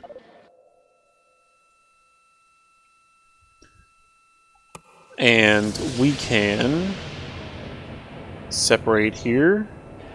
We're now we're going to inside leave that 41 tank minutes behind. until splashdown. Integrity, And we're going to raise our confirmed a good CMRCS hot solar fire. panels. And although we are not seeing GPS acquired yet, Looky there. you can skip the troubleshooting steps in 157 for now. Integrity copies. Isn't there a way to turn on all the lights? That GPS discussion indicating that we will be acquiring navigational data for Integrity through the Global Positioning System equipment on board. We just don't have it yet, but we will. All of Integrity's systems are in great shape to support its high-speed entry into the Earth's atmosphere.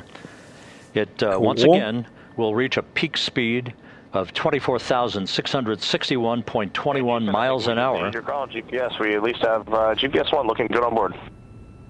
Nice. What did you say?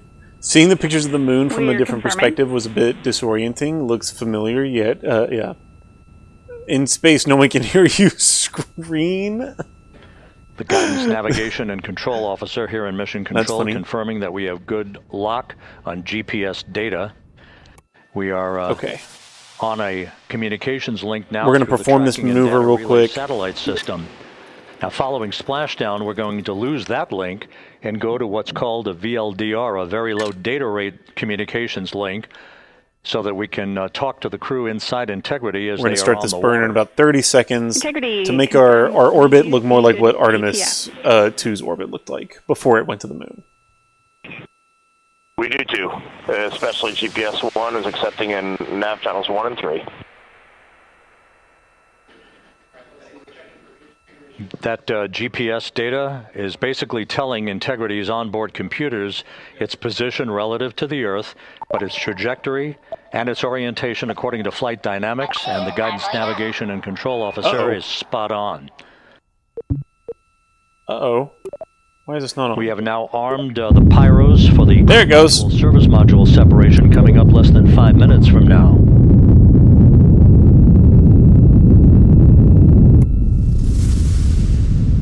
Once again,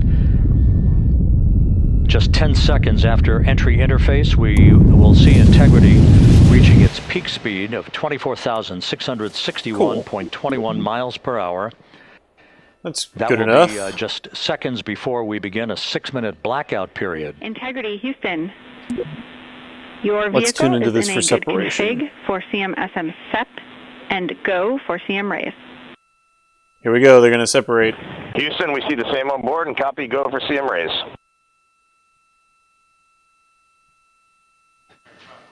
That CM raise referred to as the slight firing of 19 seconds by Integrity's thrusters with a change in velocity of 9.9 feet per second, a slight nudge of the aft end of the vehicle so that it's tilted a bit upward, providing the final angle of attack as the vehicle enters the Earth's atmosphere.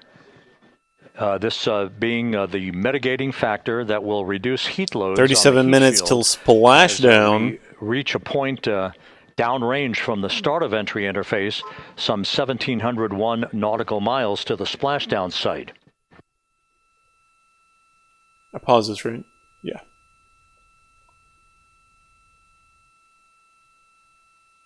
They're about to systems in excellent shape. They're about to separate the command module from the service module. 3,300 nautical miles, which is the last main maneuver that they need to make. Splashdown schedule before they re-encounter the atmosphere. 39 seconds from now. Did he say 6 minutes? Oh, splashdown. 36 Integrity, minutes. Houston. For the 2 enabled prop. At which film studio are they recording the re-entry? I don't know. Pressure sensors on I think it's each of the 2 pines. strings diverged a bit from each other. Those limits look to be set pretty tight. We think it could happen again when the thrusters fire in the future, so we are going to suppress those messages. We concur with suppress, not inhibit. Thank you.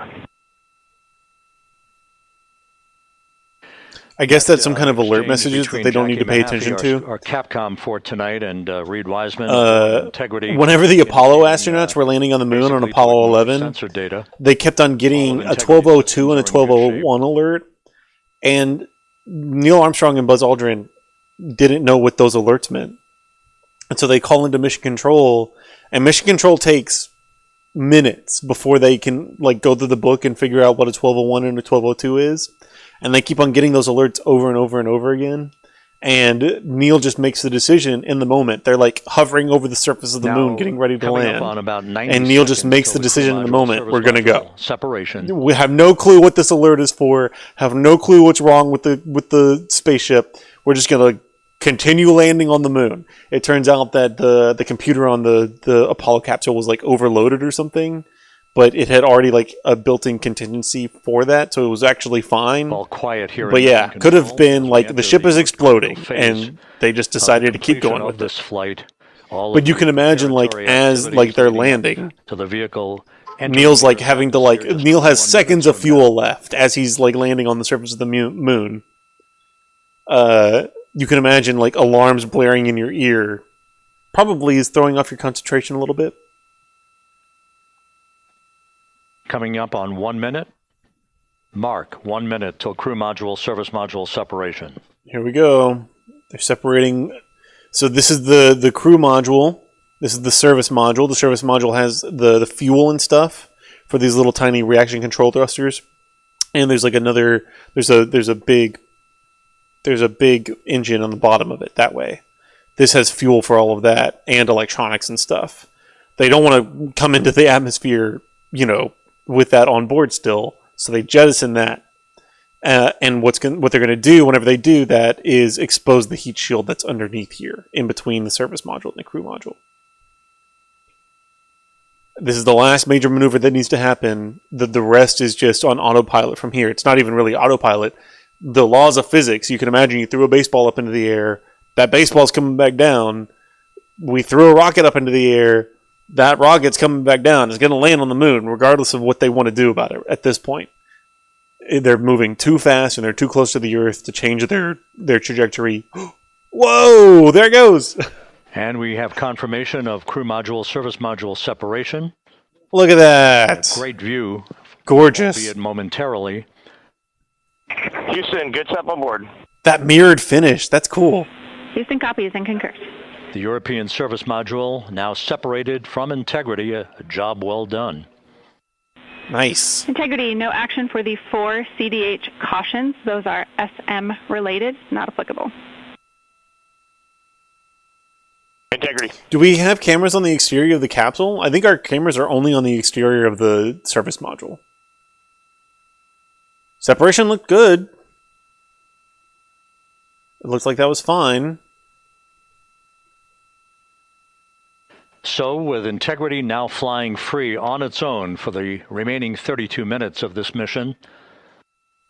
Next up, the raise burn, a 19-second firing of Integrity's thrusters. GPS 2. I guess the crew module, the Orion capsule. What's all the dust coming off? Seems like a lot. It's most likely tweaking of the orientation. it can be bits of like plastic and metal and stuff that's coming off the ship, but it's most likely put it in the right that has frozen onto the surface. The angle of attack that it will fly in during little tiny ice crystals into the Earth's atmosphere. It also could be little like droplets of maybe like this is hydrogen or something. Visualization, but driven by real-time telemetry. This is the maneuvering of Integrity to the raise burn orientation. 4,800 miles from Earth.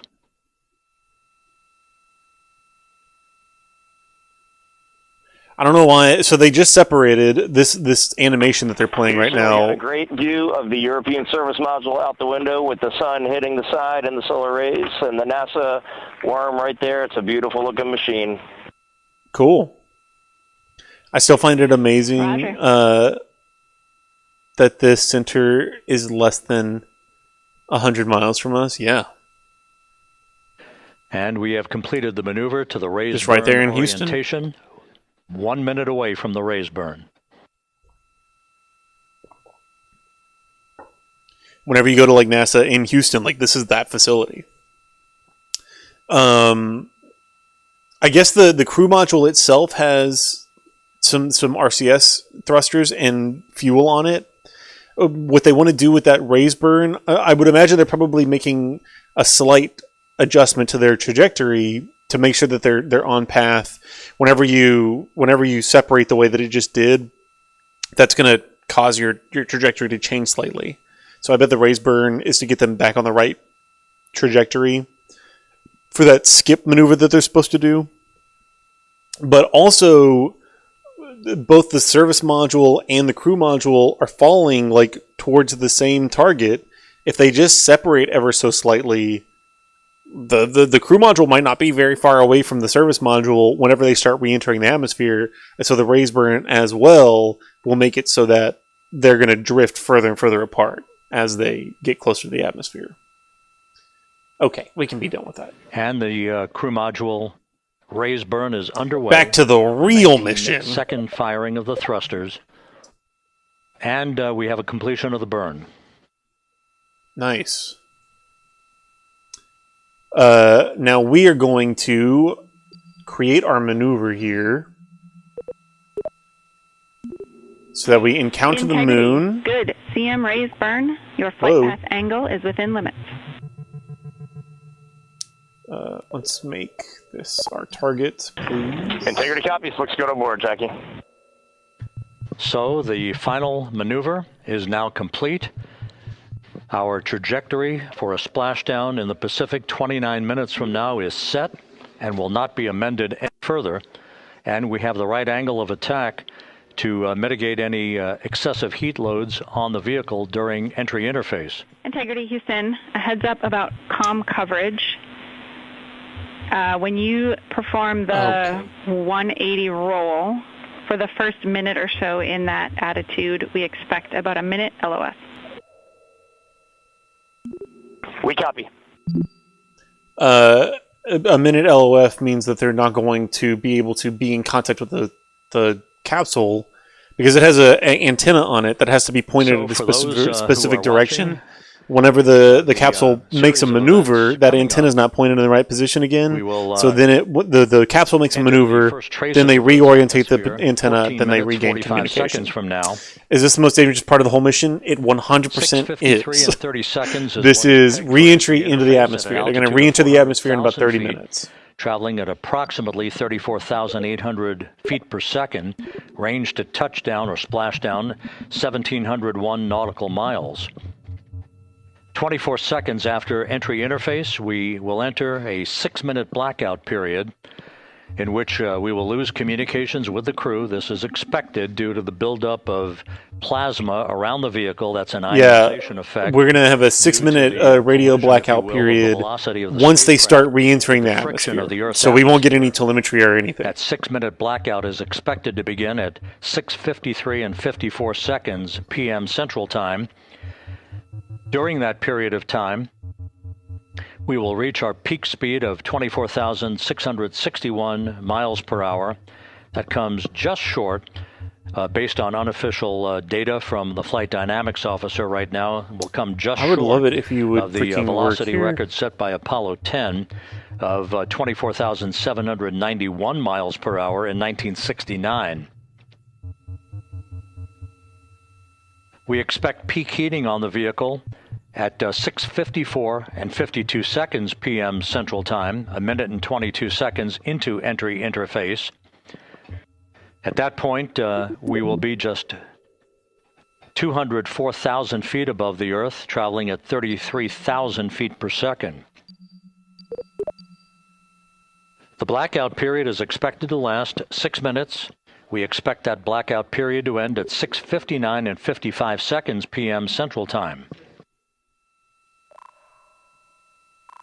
From the end of the blackout period until splashdown, it is just 7 minutes. Nope, didn't want to do that. At which point, we'll start deploying the series of parachutes to slow integrity down to an ultimate splashdown velocity of just 19 They're going to launch their drogue chutes first. The same, waiting for the 180 rolls. Their drogue chutes are going to be smaller parachutes that are going to slow them down just a little bit so that they can then deploy their larger parachutes and not potentially break them, but also not snap the astronauts' necks with excessive G-forces. How hot does it get inside the capsule? If the outside turns to plasma, they are going to be pretty well surrounded by a lot of plasma because they're compressing the atmosphere in front of the capsule as they re-enter. The temperature on the outside is going to reach up to 5,000 degrees Fahrenheit, which is half the surface of the sun. I don't know how hot it gets inside. I would imagine it probably gets warmer. But they have, life support systems in there that are going to keep it, in the final minutes of this survivably cool, if not comfortably cool. Completed with splashdown just 25 minutes from now. 3 forward bay cover parachutes will be used to pull the forward bay cover off the top of the vehicle. Then 2 drogue parachutes will be deployed to slow and stabilize the crew module during its descent, followed by 3 pilot parachutes that will lift and deploy the main parachutes from the forward bay. The final sequence will have 3 main parachutes deployed. These will be 116 feet in diameter. Okay, each main parachute approximately 265 feet long when reefed. The parachutes will ultimately slow Integrity down from its peak speed of almost 33 times the speed of sound to a gentle 19 miles an hour at splashdown.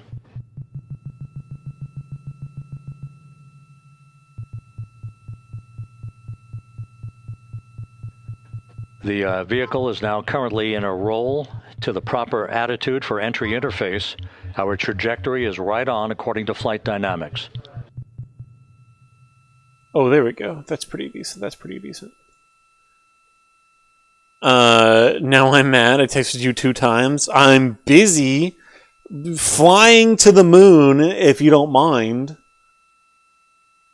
What is that going to make our lunar... Oh, yeah, this looks good. Let's do this. On a trajectory from southwest and northeast across the Pacific Ocean, descending at a rate of 15,000 feet per second.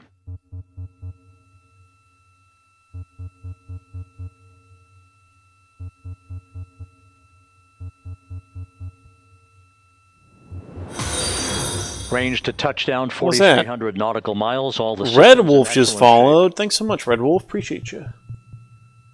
Okay, and then we need... Whoa, what is this? Oh, this is inside the capsule. Cool.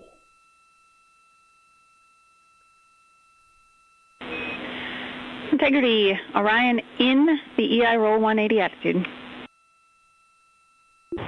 Looks good on board, Jackie.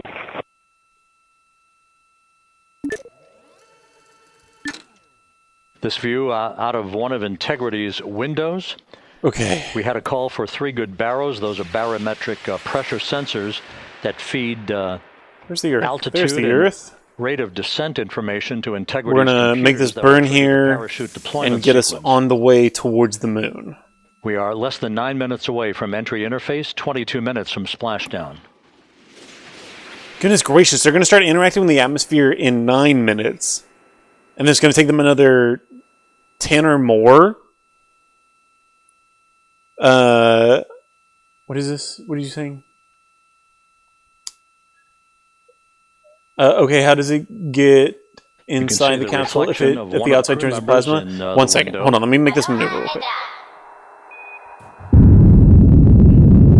Out on the Pacific, the weather conditions remain go. See, we're changing our speed so that we encounter the moon. Winds at 10 knots. Wave heights just about 4 feet. A gentle day in the Pacific for the homecoming of Integrity's astronauts. Okay. Ooh. There we go. Looky there. Oh. Did not mean to do that. Integrity back in EI attitude. Now I didn't mess myself up. We see the same on board, Jackie.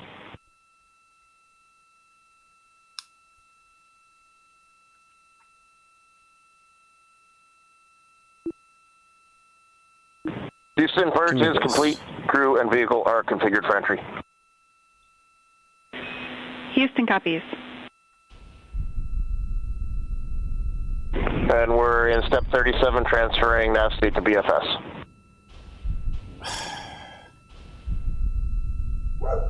There we go. Okay. That's all we had to do. Get rid of that. Now we're going to pass... How close are we going to get to the moon here? Doesn't tell me. Oh, well. Okay, we're on our way to the moon. And since we are now on our way to the moon... Instruction 509, we are not below 0.2. I can talk to chat here. What are you saying now? Integrity, no action. How hot does it get inside the capsule if the outside turns... Oh, I already answered that. Integrity. Texted you 2 times. Now I'm mad. Yeah. You never want to hang out. I asked you if you wanted to hang out last night, and you were the one who acted like you didn't want to hang out. Even though I always ask. Yeah. But everybody always says you're so lonely Now, that 6 you minutes never away come from entry over. Who says interface. I'm lonely? Kemper Jr. We will hit the first I know they are super super atmosphere at an altitude of 400,000 feet. I know they are super far away, but why is the camera quality so bad? I understand it being bad now. But at the moon, it was horrible. We got some really incredible pictures from the moon, but yeah, the live camera quality is always not going to be great because the priority here... Let's put this back there and then do like that. The priority here is always going to be, this has a radio antenna on board that is communicating with expect to lose communication mission control, and a lot of data is going back and forth between the capsule and between mission control. Shield will build up around the spacecraft. The capsule is moving very fast due to heating effects, and doesn't have the convenience, like your cell phone is a radio transmitter, but it's a omnidirectional radio transmitter. So we have cell phone towers that like go up into the air and they burst cell phone signals in all directions. And so your cell phone can pick it up wherever you are. These are here in the flight control linear radio transmissions. I don't understand it entirely, but they only point in one specific direction, and so they have to be pointed at each other. They can't blast in all directions. That blackout Here comes the Earth. They have to be pointed at each other, and if they get off a little bit, then they mess up. About 6 minutes in duration. And they're going to get off a little bit, I would imagine. And so the ability for the capsule and mission control to be constantly in communication with one another is very difficult, and they need to restrict the amount of information going back and forth between the capsule and mission control to only like the bare necessities. They do want people to be able to see this, and NASA, like mission control, wants to be able to see live transmission of like footage from the spacecraft. But they don't need it to be super high quality. Being super high quality footage would use up a lot of bandwidth, and they need that bandwidth for other more important information, like speed and trajectory and attitude, where it's pointed and stuff.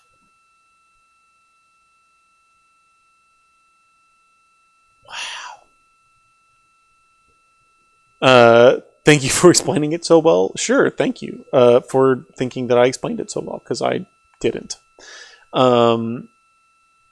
But yeah, they just need to prioritize just the most essential basic information. As it crosses from southeast to northeast. If you ever watch a SpaceX feed,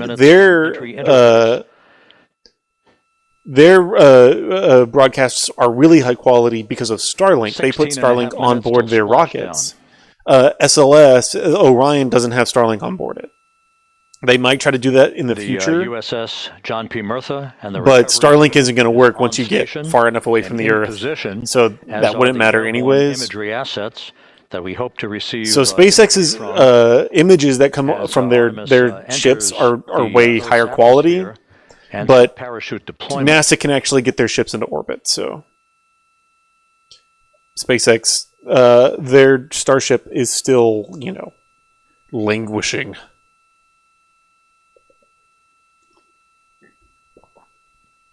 I wonder if this is the service module. All of Integrity's systems are in great shape. The crew is ready to complete its mission just 15 and a half minutes from now. All of the activities today have gone off in perfect fashion. No issue. Does that mean 15 minutes till splashdown or 15 minutes till atmospheric reentry? The splashdown site is go. Gosh, look how fast they're moving, man. Where's that other stream with the data on it?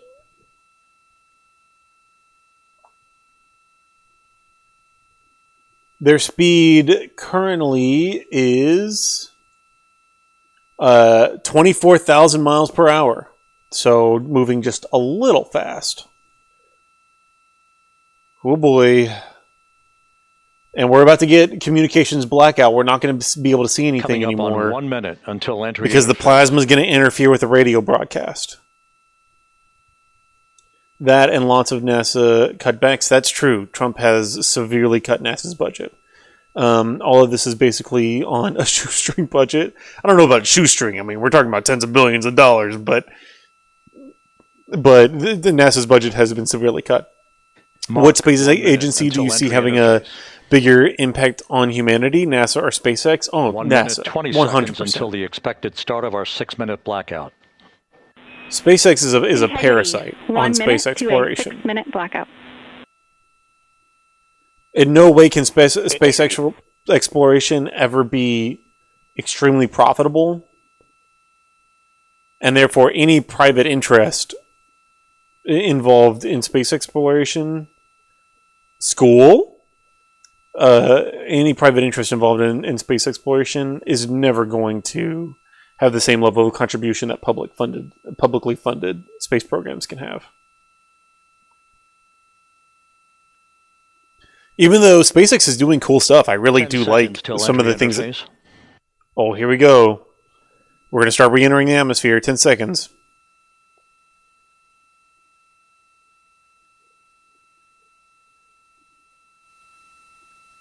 And we have crossed the threshold, now entering the Earth's atmosphere.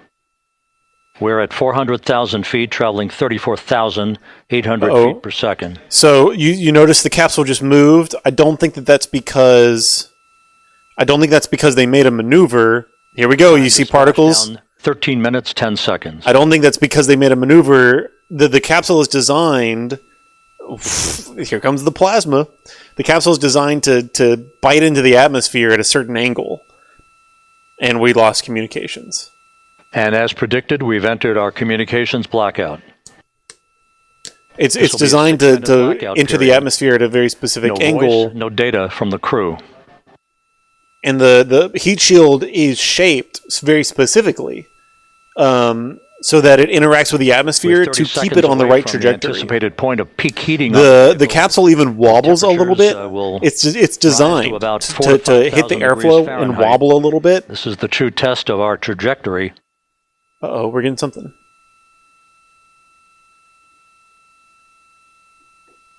What are we getting? And from the G5 aircraft in the vicinity of the splashdown. Oh, cool! View of Integrity. This is the capsule. This is the capsule re-entering the atmosphere. That pinpoint of light shows the vehicle as it This is a camera on board an airplane in the Earth's atmosphere. The first tug of gravity being felt by Integrity's astronauts since their launch back on April 1st. Cool. Telescope view? No, it was on a plane. I mean, they might have a plane on the telescope. 4.5 minutes until the end of the blackout period. Yeah, and we won't know. 11 minutes, 33 All we can do is visual observation from a distance. We won't know if Integrity has made it or not. But everything should be fine. Probably. Can capture this, but not a huge rocket a mile away from your face. Yeah, they got there eventually. The tracking shots that NASA put out are really cool. I would go look those up. But the live tracking, I don't know who the operator was, but it's pretty easy to be distracted by one of the most powerful rockets ever. The landing and support officer reports that lifting off in front of you. Acquisition on Integrity. Nice. They see it. 3.5 minutes left in this blackout period. This is a visualization of the plasma buildup around the spacecraft and the repelling of that heat on Integrity's heat shield. Like I said, the heat shield on Artemis 1 did not perform well. They have adjusted the trajectory to account for that. So Artemis 2 should be fine. And Artemis 1 was fine. It just meant that something could have happened. Something bad could have happened. But it didn't on Artemis 1. So Artemis 2 is probably fine. And like I said, they've accounted for that by adjusting their trajectory. But Artemis 1's heat shield Flight Dynamics had big reports chunks come off of it. Airborne assets in the vicinity of the splashdown zone do have a visual on Integrity. Still 2 minutes and 40 seconds left in our blackout period. Come on. Time to splashdown, 9 minutes, 35 seconds. Has there been any incidents of something happening on re-entry? This looks so fake! CGI, yeah, they faked it. Multiple. We're in the middle of the communications blackout right now. The recovery team all have visuals on Integrity. I think it's like about 1 more minute of communications blackout. Can't wait for them to splash down. If everything goes according to plan, which of course it will, obviously. Has there been... And the Billy, if you aren't joking, you should go into a mental also has a visual. And the Navy helos also have visuals. Nice. They can see it visually. We're still in the blackout period. Still do not have communications from the crew. That's normal. It's expected. The capsule's completely surrounded by plasma. It's probably going to interfere with the radio communication just a little bit.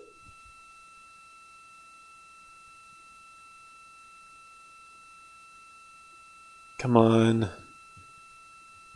I wish they would give us another angle from one of the ships. If they have visual communication, if they have visual confirmation there, point a camera at it. We're standing by for communications from the crew. We should be out of the blackout period less than a minute from now. Okay. Yeah. The plasma surrounding... holy crap! Are they coming in hot now? I would say so. The plasma surrounding the capsule right now can reach temperatures in excess of 5,000 degrees Fahrenheit, which is half the temperature of the surface of the sun. We are now processing they data are coming from in hot. Integrity. Okay, they've reestablished communications, it sounds like. Come on, come on. That's the most dangerous part. That's the roughest part of it.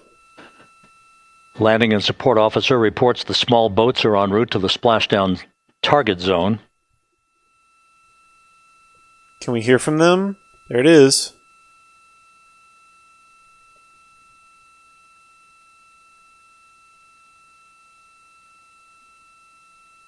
Can we hear from them?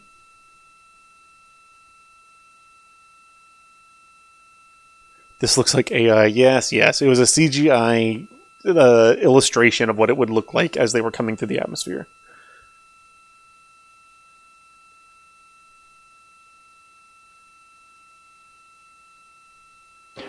Passing through 150,000 feet, our trajectory is perfect.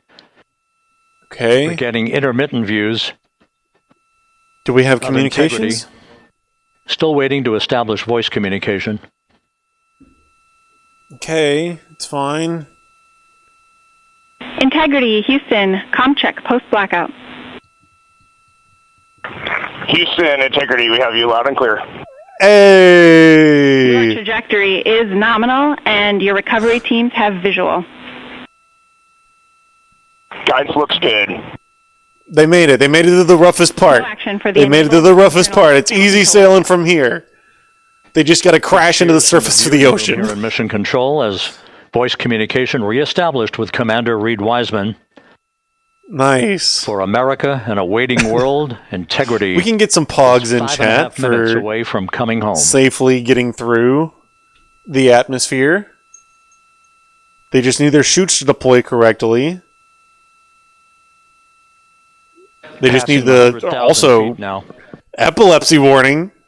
We just need their chutes to deploy correctly. Range to splash down 19 nautical miles. And then they'll just float gently down and crash into the ocean. The Artemis cruise should land at home right now. Whoa.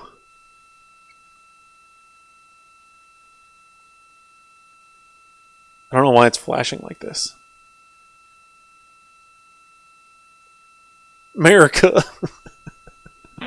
There she is. The impact to the camera controller fail is no Cab 1 views of the chutes.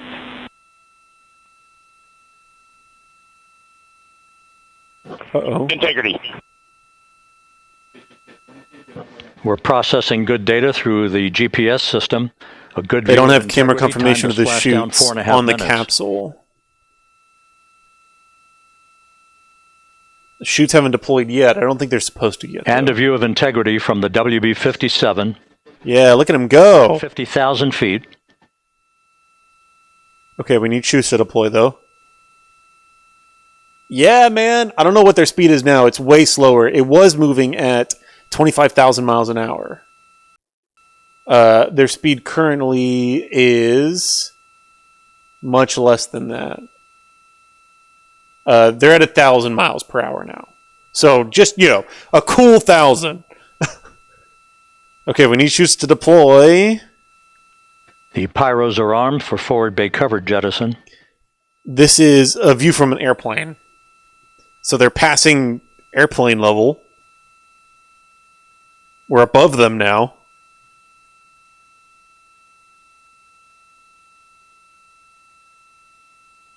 There we go, drogues. And there go the first series of parachutes. And we're on drogues. Nice. And Houston, we're visual 2 drogues out the window. Nice. So these are drogue chutes. They're small ones. Next up. We copy. We see them. Next up, the designed to slow it down for the main parachutes. Time to splash down 3 minutes. Woo, look at him wobble. That feels awful in there. Oh my gosh. Main chutes. Main chutes. Perfect or maybe descent rate according to flight dynamics. Good rates on 2 drogues. 2 drogues. Where are the mains?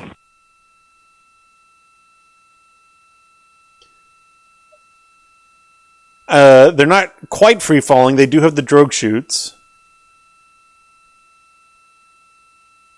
Look at that. Gorgeous. Passing through 10,000 feet. Still on drogues. When do they deploy the mains?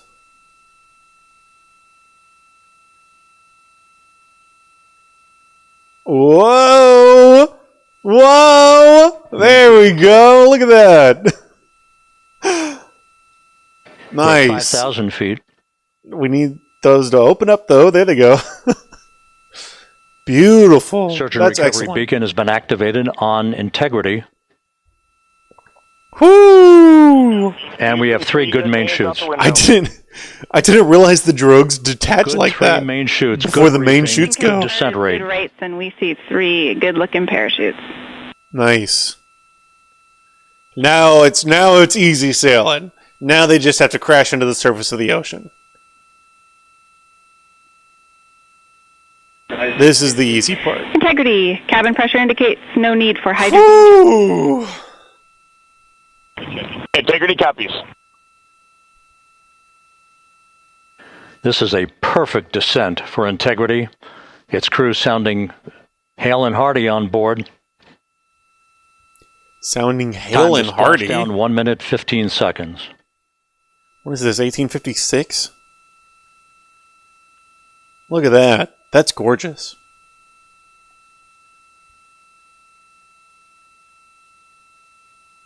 Integrity about to complete a journey spanning 694,481 miles. From its launch from the Kennedy Space Center back on April 1st. And it's a long road trip trip around the moon.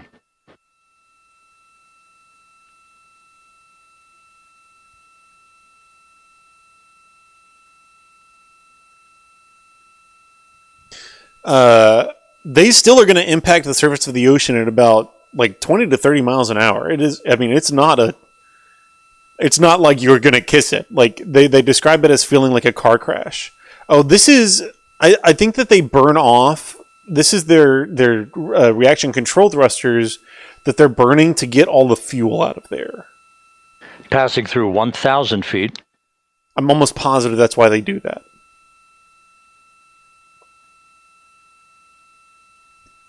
Because they don't want any gas in the tank whenever they hit the surface. But it also could be to stabilize the orientation of the capsule.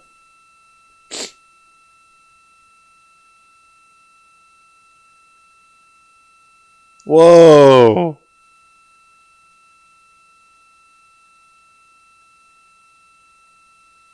That's awesome.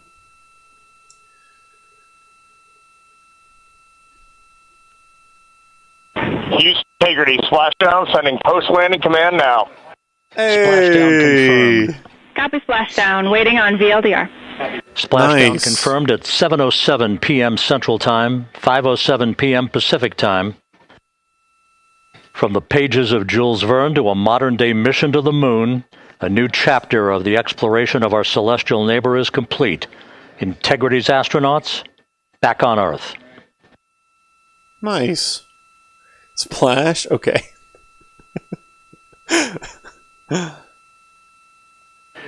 And the landing and support officer reports the vehicle is stable 1. We still will be deploying the crew module uprighting system to maintain that orientation. A perfect bullseye splashdown for Integrity. I wonder how they do that. Astronauts. I wonder how they maintain an upright position like that. What is that? Good lord. Now they just need the small boats to get in there and get them. Calm down, guys. It's not rocket science.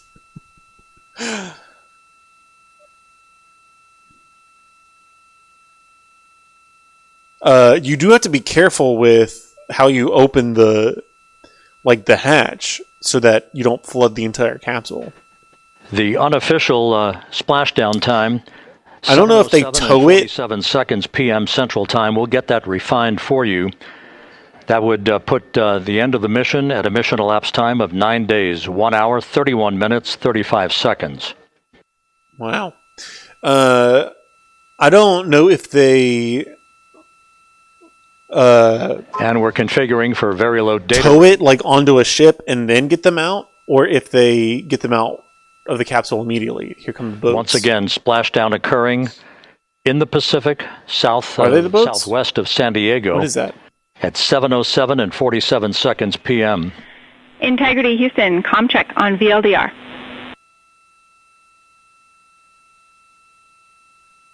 Houston, we have you loud and clear on VLDR. How us? We have you the same. We'll meet you over in post-landing. Nice. Perfect communications established. A journey. We are stable 1, 4 green crew members. Houston copies all.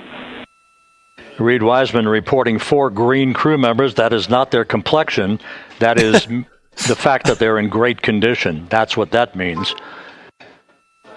So stable. But I would imagine upright, the crew module probably uprighting feeling a little system green. Is being deployed. The 5 airbags being inflated through helium to maintain the upright configuration for the vehicle. This was a textbook entry and a textbook touchdown for Integrity. I thought I heard them say they pull the astronauts on board first, then recover the craft. Back on Earth after a journey around the moon. Yeah, that's nuts, man. All right, now back to the real mission. The really important thing that we plan to do tonight is fly to the moon ourselves. We are on the way here. will enter the moon's sphere of influence, and I don't know what our closest approach here is going to be, but it's going to be relatively close. And then we'll exit the moon's sphere of influence and come back down towards the Earth. But now we want to continue to separate monitor here the functioning of the CMOOS system. The airbags are being inflated to maintain a stable one or upright configuration. And there's a good view from one of the naval helicopters hovering overhead. Reed Wiseman reporting 4 green crew members, meaning they're all in excellent shape.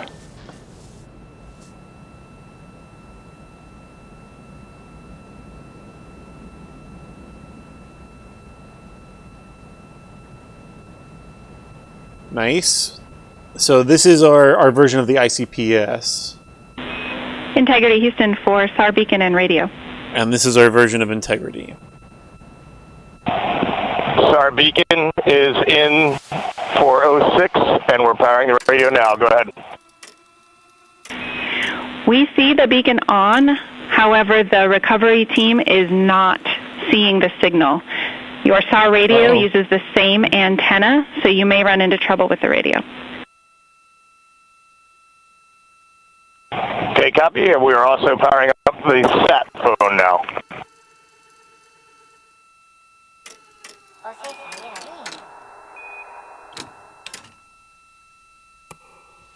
So Integrity is in great shape, and as the crew continues its post-splashdown timelined activities on board, Reed Wiseman once again reporting that all 4 crew members are in excellent shape.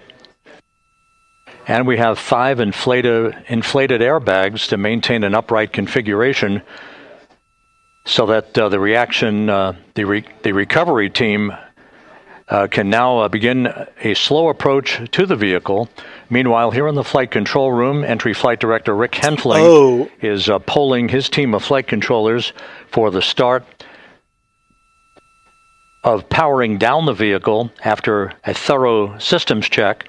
We have no toxic gases to be concerned about, so the recovery personnel can approach the vehicle, but not until we have powered down the spacecraft. That's expected to take a few more minutes.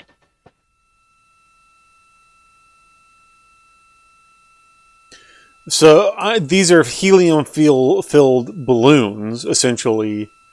And because helium is lighter than air, it rises. I guess that's how it keeps it upright. That's interesting. So here's the Earth. We're pretty far away from it at this point. And here is the moon. There she is. We're getting pretty Integrity close. back on Earth, following its historic flyby of the moon. It was, for all intents and purposes, a textbook mission. On 2828, but I'll remain on this frequency. We copy.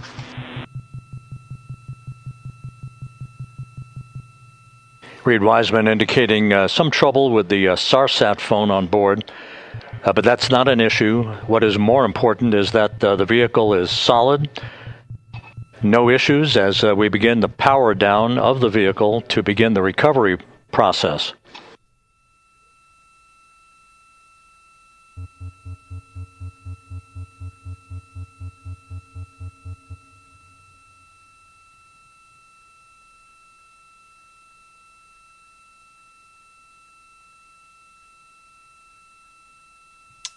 I need to be able to see this. Can you show me what my apoapsis is going to be here? You cannot? That's interesting. Is Kirby's moon made of cheese? Kerbin's moon. The propulsion officer here in Mission Control reports that we have safed the prop system on Integrity. Can you say again? That was very weak and broken.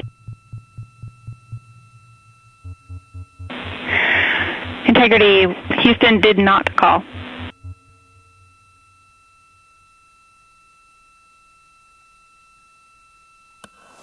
Copy that, Houston. It might have been on the SAR radio. Stand by.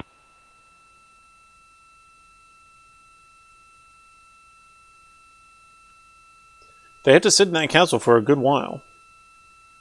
All of the milestones were executed in perfect fashion.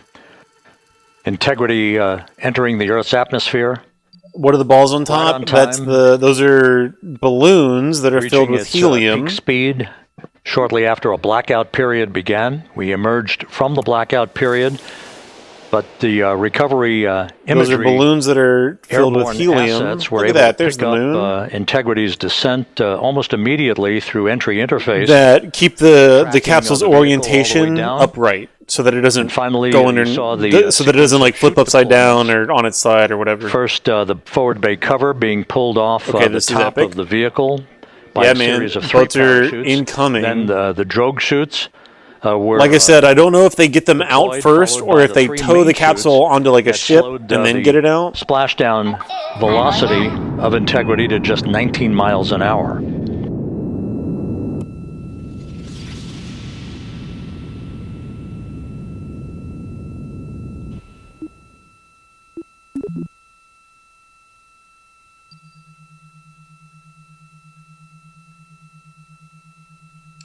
Why does it not show me what my Apple Apps is going to be here?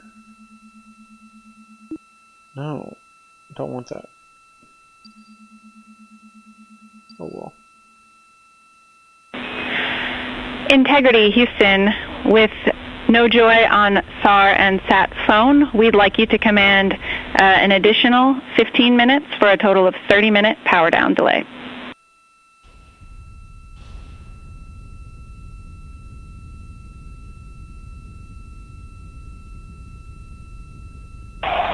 All right, Jackie, we have selected T/D+30. No joy on SAR radio or sat phone. They're having some And communication stand by, we have the master diver on SAR radio. Please hold comms. Hey, Lily. Excuse me. Hey, Jackie, we just got the master diver on SAR.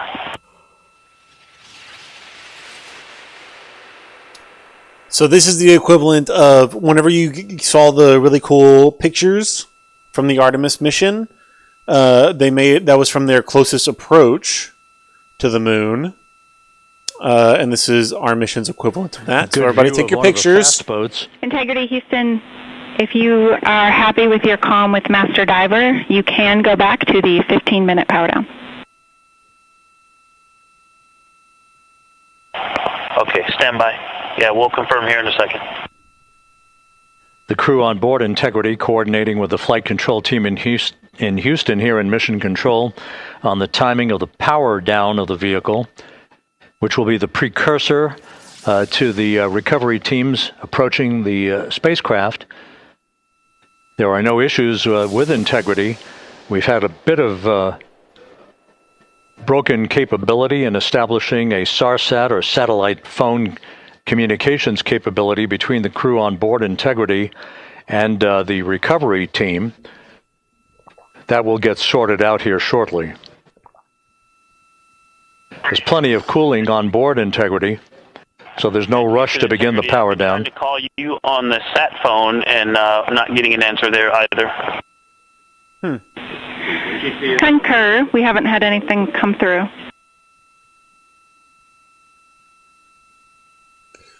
All right.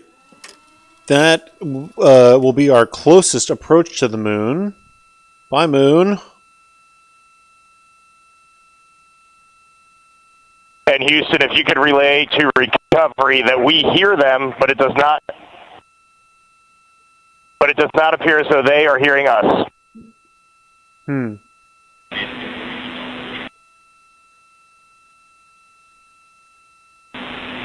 Houston copies, and Reed, just to confirm, you are pushing the PTT on the radio. Are you pushing the talk button, Reed?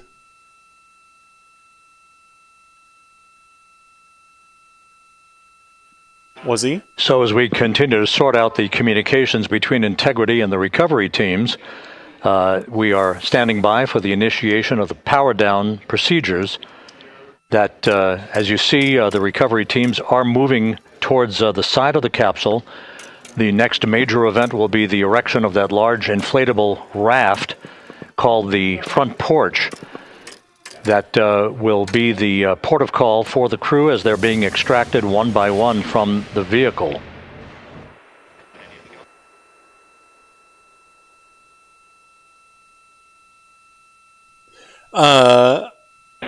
Now. Integrity Houston, for sat phone, we are going to attempt to call you. It's crazy. It's like trying to get a Zoom call to work. Good idea. Standing by. Now we are on our way. Yes, we are pushing the push to talk, the two buttons on the left side of the radio below the up-down arrows. We are utilizing them. I'm rebooting the radio to see if we get good comms. Okay, we copy all, and just to confirm, you are seeing that you are touchdown plus 3030 for power, correct? That's affirmative.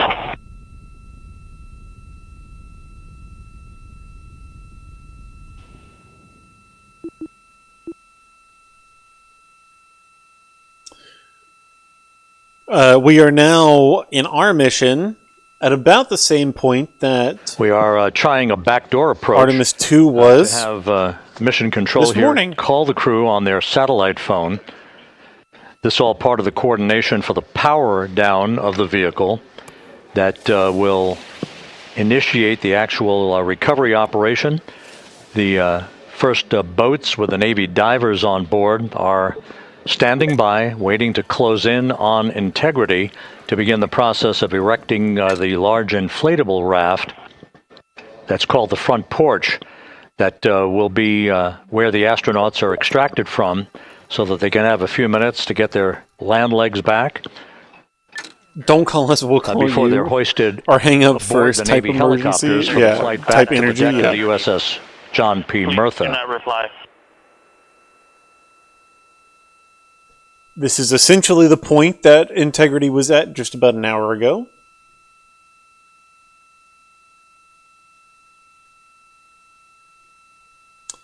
I'll wait until we get a little bit closer for our own crew module, service module separation.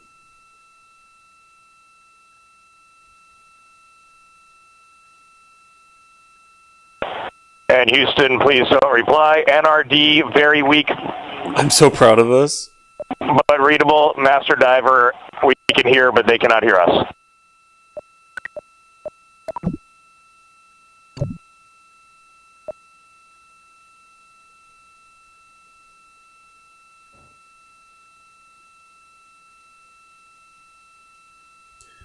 Okay, we'll wait till we get a little bit closer. What's our altitude here? Oh yeah, we're at 156 kilometers, 150 kilometers. Alright, we'll go ahead and go for crew module, service module separation.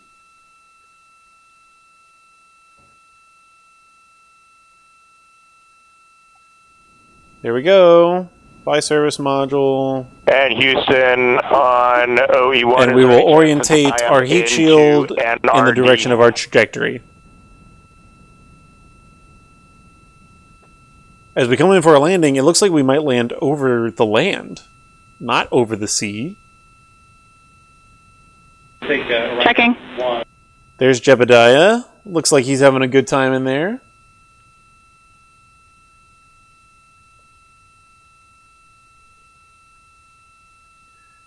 We should encounter the atmosphere in about 5 seconds here. This is Mission Control, Houston. While we stand by for the establishment of communications between Integrity and the recovery team that is basically standing by very close to the spacecraft, we're going to go to the deck of the USS John P. Murtha, where Megan Cruz is standing by with Administrator Jared Isaacman. Nice. Hello, there we go. Hey, Rob, yeah, just such an honor to be able to be here on the ship, to be able to share and experience this moment with everyone together. And of course, as you just said, yes, here with NASA Administrator Jared Isaacman. Administrator, how did you feel getting to witness this and seeing NASA at its best?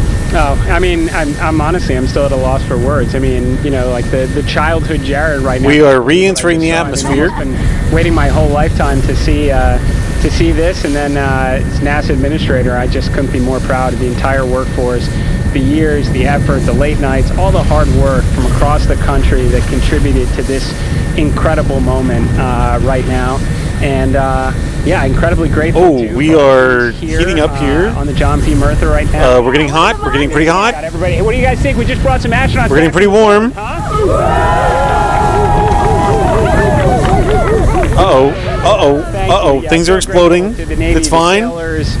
It's fine. Things are exploding. It's fine. It's a joint effort that's on their way right now. These recovery forces are getting out to our Orion spacecraft, to Integrity, get our astronauts back on the ship safely. Yeah, and this is not just an accomplishment for NASA. We made it. We made it. Humanity again, a historic mission to the moon. How does this make you feel, and what do you hope people take away from this? Well, I'll tell you, you know, I think about the crew members that we've all had an opportunity to observe over the last 10 days, right? I mean, they're absolutely professional astronauts. I mean, wonderful communicators, almost poets. But then I think these were the ambassadors from humanity to the stars that we sent out there right now, and I can't imagine a better crew than the Artemis 2 crew that just completed a perfect mission right now. So yes, it's a huge moment for everybody, right? I mean, we are back in the business. There go our drogue chutes to the moon, bringing them back safely, and to set up for a series more. I mean, this is not a once in a lifetime, which you hear sometimes around here. It's like, this was a once in a lifetime. No, it's not. This is just the beginning. We are going to get back into doing this with frequency. Our altitude is 10 kilometers. Until we land on it in 2028 and start building our base. Yeah, are we going to build on the momentum for Artemis 3? There was the moon that we just left. Absolutely. So, I mean, that's, you know, part of me too. Like, I can't wait to get the crew off of... it does look like we're landing in the mountains. Also getting Integrity back on this ship so we can start taking a look at it, because all that data is so precious to us right now. I mean, we are going to definitely want to take a good look at the thermal protection system. We're going to want to download all the data they couldn't transmit back to us and use that to inform Artemis 3. We're going to wait for those drogues to fully deploy. It's already showing up at KSP2. And then we're going to deploy our main chutes. Artemis 3 is rolling out on April 20th. We're getting Mobile Launcher 1 back in vehicle assembly building. So yes, there is a lot to celebrate right now on a mission well accomplished for Artemis 2, and at the same time, we got to start getting ready for 3. Amazing. And last question, you know, for people who joined us for all 10 days to see what we can accomplish together with our international partners. All right, main chutes deploying. What do you think about the fact that we're going to keep doing this more and more and more? It's incredibly exciting. I mean, yes, it's the contributions, like the best and brightest across the NASA workforce from across the country, our industry partners, our international partners. We had a Canadian Space Agency astronaut on board in Jeremy. We had the European service module. Our heat shield fell off, but that's okay. We don't need it anymore. 48 hours prior to launching Artemis 2, I was meeting with the Italian Space Agency. We signed a memorandum of understanding to build a habitation module on the moon. I mean, you have countries, all of our allies and partners coming together. Yeah, that's what's really exciting is they're changing up the entire plan now. We're doing it to stay. We are building that enduring presence. We are going to master to build a moon base instead of a satellite around the moon. Missions to Mars. It's just an incredibly exciting time, and we're not going at it alone. We're bringing everybody along with us. Absolutely. And speaking of everyone, one more time, we're going to ask the crew here. You guys ready to land on the moon? Awesome. I love that. Okay, well, thank you so much, Administrator. Appreciate you being here. We're, of course, going to stay on to watch the crew get extracted from Orion, so stay tuned, and we'll see you back here shortly.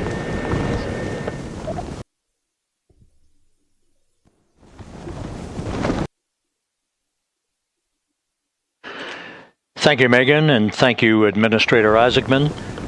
We are in the process of working to establish that communications link and to establish the procedures that will lead to the power down of the spacecraft, which is gently bobbing in the Pacific following a bullseye touchdown that occurred at 7:07 p.m. Central Time, 5:07 p.m. Pacific Time, 2.5 hours before sunset in the Pacific, southwest of San Diego. We have once again heard from the crew during that interview opportunity with the administrator, and we have 4 healthy crew members on board. Nice. Now we have confirmation let's go land on the moon. The vehicle has been powered down as per the procedures. So we have vehicle powered down, and the flight control team here in Houston, Flight Director Rick Henfling, has handed over mission authority to the Exploration Ground Systems team out in the Pacific. Now, we will physically not get off console. Look at that, our surface speed is less than 4 meters per second. Into the front porch, that inflatable. Oh, this is a steep hill that we're landing on, though. Side hatch of integrity. Hopefully this is so we're fine. standing by for that in the next step in the recovery procedures, but everything is in great shape. This is a steep we hill. Have 4 healthy crew members on board the vehicle. Yeah, we're fine. Look at that. Come on, Jeb.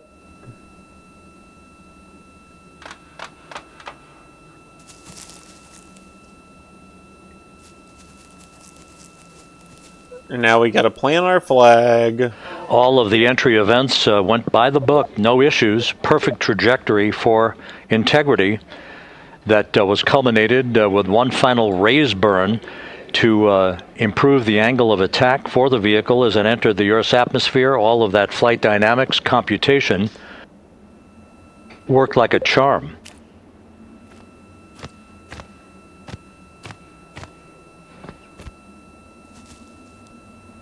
Looky there. We did it.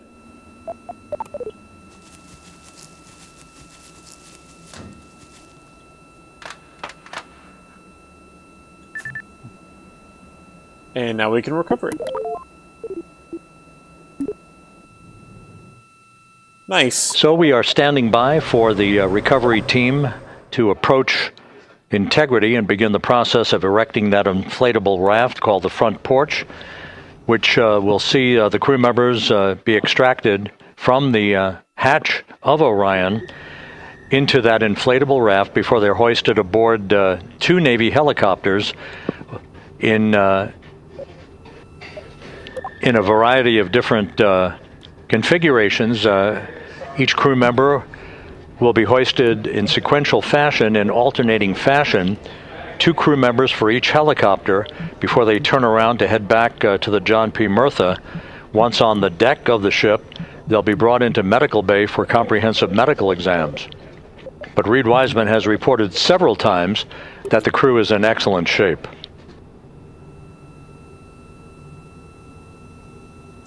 Now, we're going to build a lunar lander, and we're going to land on the surface of the moon.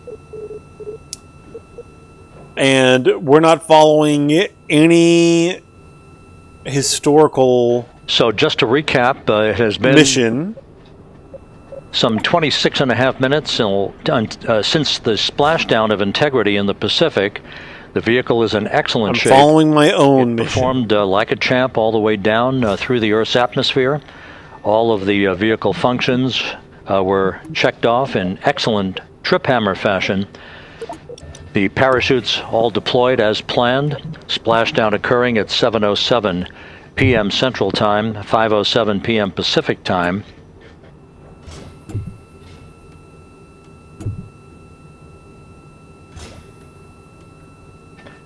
And after a bit of a tussle to try to establish a communications link with the recovery team, we were finally able to run through the procedures for the powering down of the vehicle. We've handed over mission authority to the Exploration Ground Systems folks out in the Pacific, and the recovery team will be approaching the vehicle shortly to erect the inflatable raft called the front porch before opening the hatch to integrity to bring the crew members onto that raft before they're hoisted onto 2 Navy helicopters, 2 crew members for each helicopter before they're flown back to the deck of the USS John P. Murtha. How do I change this engineer's report to be for the surface of the moon? I wonder.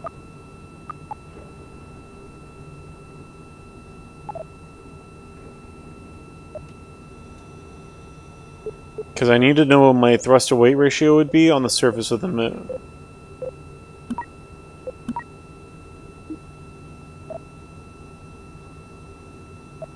Don't need action groups.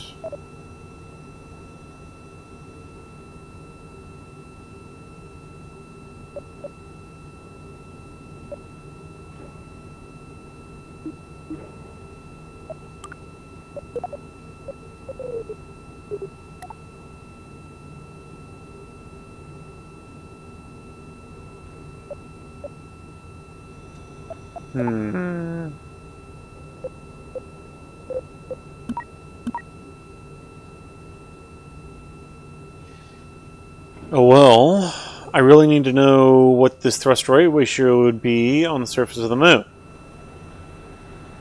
Let me Google it.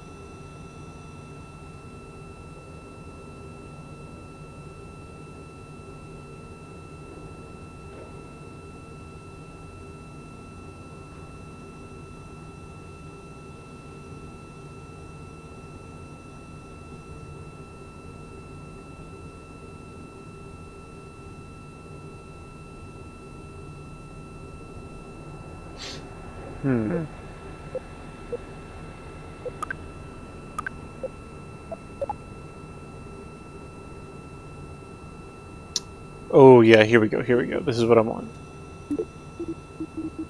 Moon. So that's more than enough thrust to weight for the surface of the moon. But I also need these to gimbal, and I don't know... Here we go, max thrust. Oh shoot. Engine gimbal. 3 degrees. This one has much more engine gimbal, so we want this one. This is Mission Control Houston. After talking to the flight dynamics folks, we have a bit of a refinement on the splashdown time for you. Their computation shows a splashdown time of 7:07 and 27 seconds p.m. Central Time. 7:07 and 27 seconds p.m. Central Time.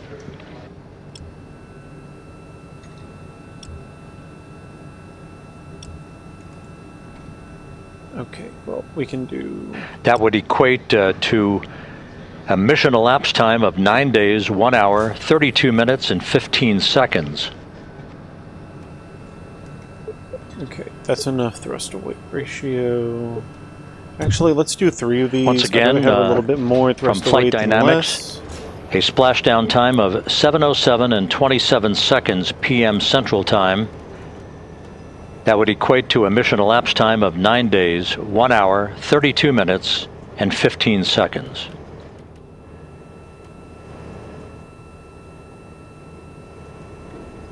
How much delta V does this have? Reports from the Pacific indicate that the recovery team, in communications with the crew aboard Integrity, that the crew remains in excellent shape as they await the approach of the team for a final hazard gas evaluation before they move to the side of the vehicle to erect the inflatable life raft called the front porch. Still waiting on front porch inflation.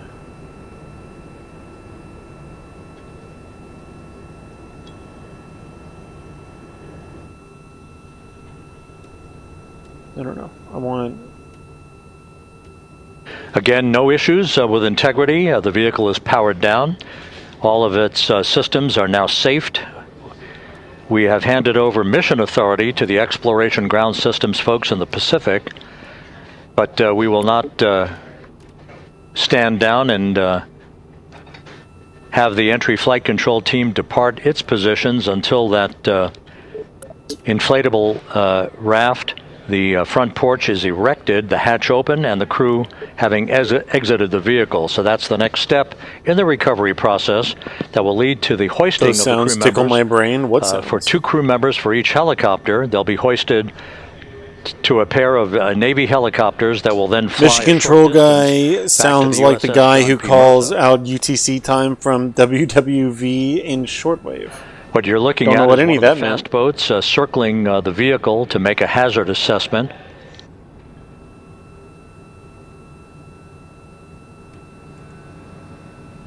I wish I could tuck these in. There we go.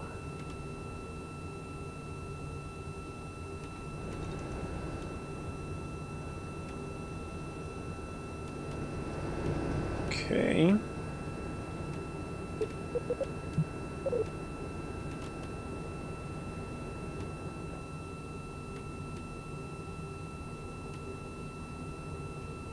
So, this is our lunar lander.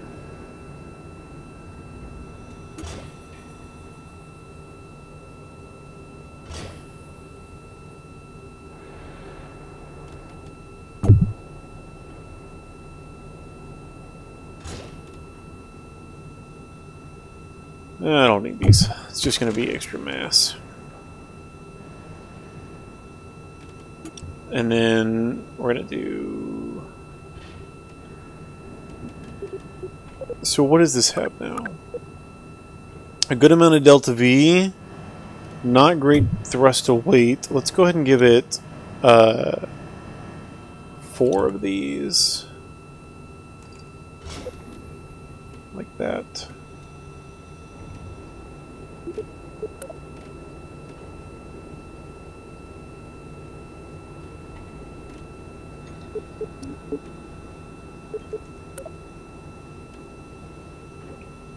So now its thrust to weight is almost 2, and our delta V is more than 3,000. That should be plenty to get us back into orbit. Oh, the little beeps and boops, they are nice. We want some RCS on this because we're going to need to dock with our capsule. So we need coupling, and we need a docking ring. We need a small docking ring. That'll work. And then we need some RCS fuel. Hydrogen, xenon, monopropellant.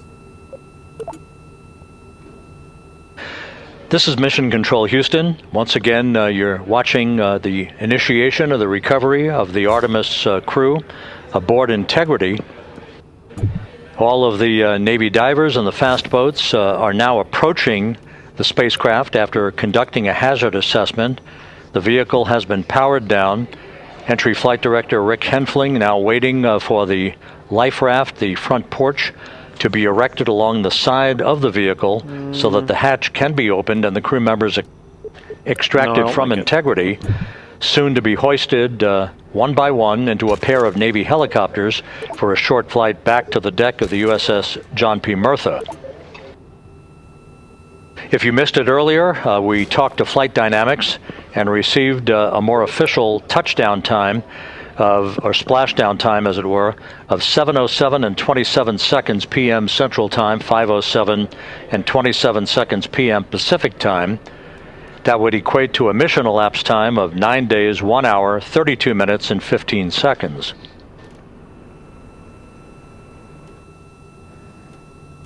Yeah, I think that works nicely. Why is it not exactly lined up? That's annoying. And then we're going to do some small reaction control thrusters. What is its center of mass right now? I really don't want 4 of them, but I guess we'll do that. Where are they? Utility? RCS thrusters. Here we go. Nice.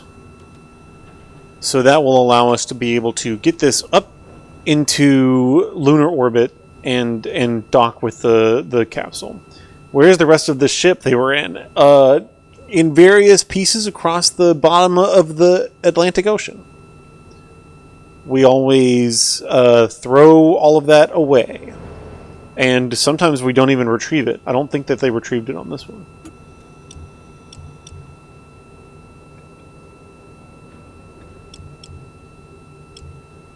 No, I need you to attach to this. Hello? Okay, let's just do like this.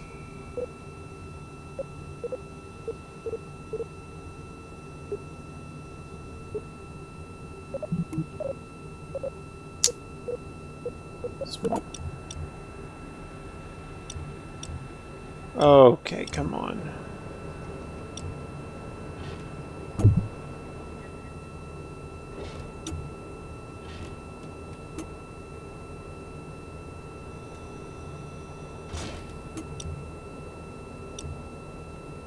For the love of God, thank you.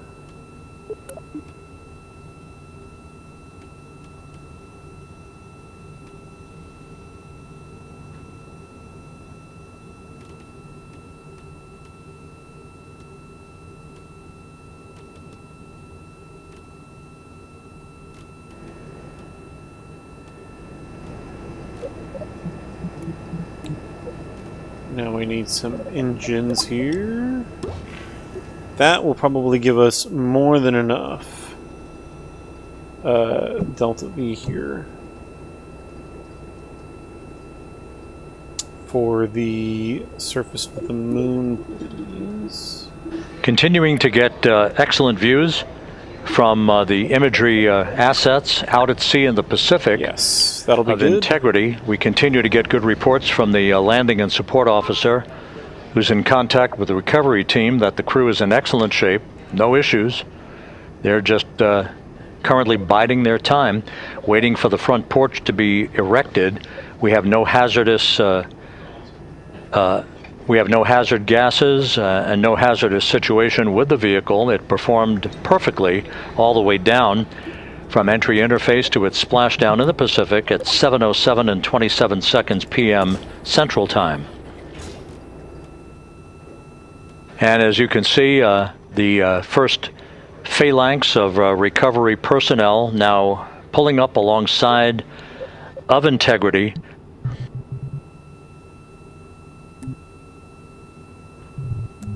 Now we need this includes Navy divers, a Navy flight surgeon, and other recovery personnel who have trained for several years for this recovery process.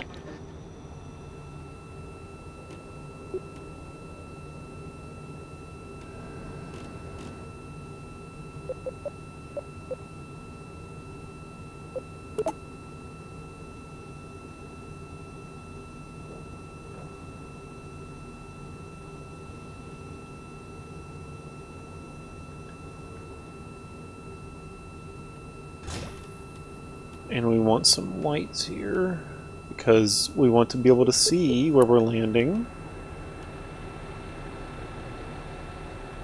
At this hour, some 41 minutes following splashdown, the vehicle has been powered down. There's no hazardous gas emanating from the vehicle. That's why the first team of recovery personnel has been able to pull alongside Integrity. And the reports continue to come in that the 4 astronauts are in excellent shape.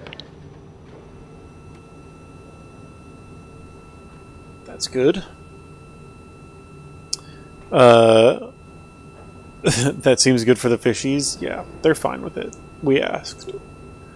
I need landing legs. Where do you think landing gear is? Here we go.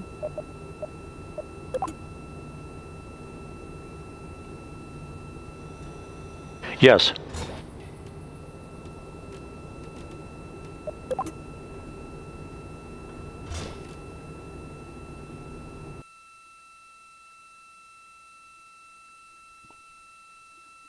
Are we getting them?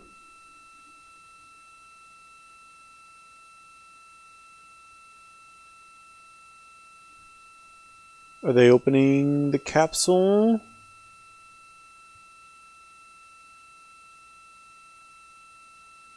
No. They're getting pretty close there. Oh yeah, look at this. Here we go. I think we're pulling them out. No, I think they're just inspecting it.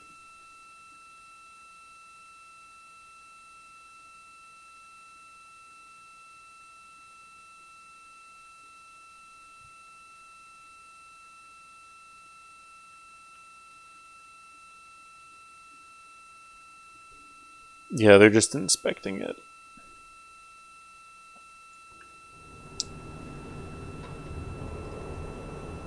Okay. This is going to be a wonky thing to get into orbit, but it'll be fine. This is Mission Control Houston, continuing to watch the initiation of the recovery of Integrity's astronauts. One by one, they'll be brought out of the spacecraft onto a large inflatable raft just a short time from now. In the meantime, we can go back to the USS John P. Murtha, where my colleague Megan Cruz is standing by to provide her situation report. Megan, can you hear us?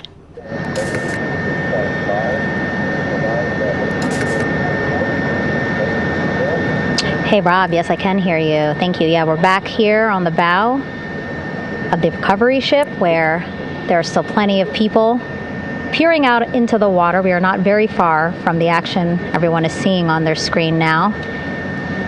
The Orion spacecraft Integrity in the ocean, surrounded by a number of recovery boats.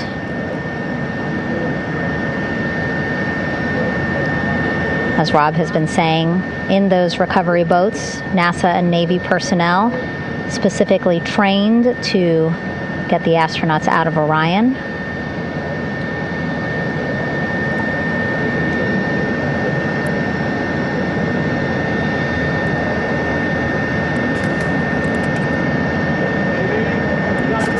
In some of our wide shots, you can probably see that there are 6 boats out in the water. More than 40 people out in the water right now on those boats.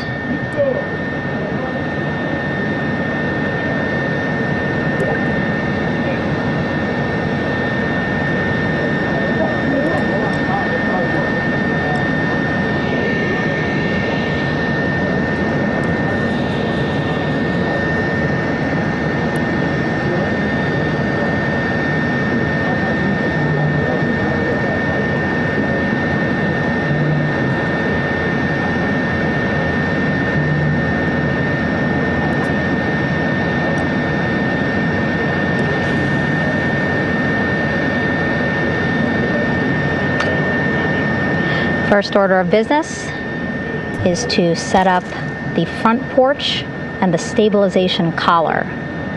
You might also hear it referred to as a stab collar.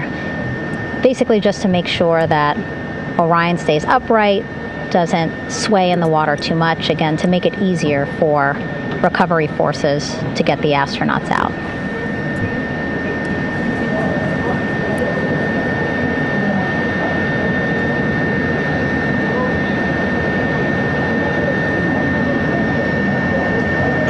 We need to put solar panels on this so we don't lose power. Again, we splashed down in the Pacific Ocean just after 5 p.m. Pacific time here. It's a requirement by NASA to be able to get the crew out of Orion within 2 hours of splashdown. So doing great on time so far. Plenty of time. No rush either. I was speaking to NASA flight surgeon Rick Schuring earlier in this broadcast, and he said to me, no rush to get the crew out. Just want to make sure that they're feeling good, and whenever they're ready to take their step out of Orion and onto that large raft, the front porch, folks will be ready.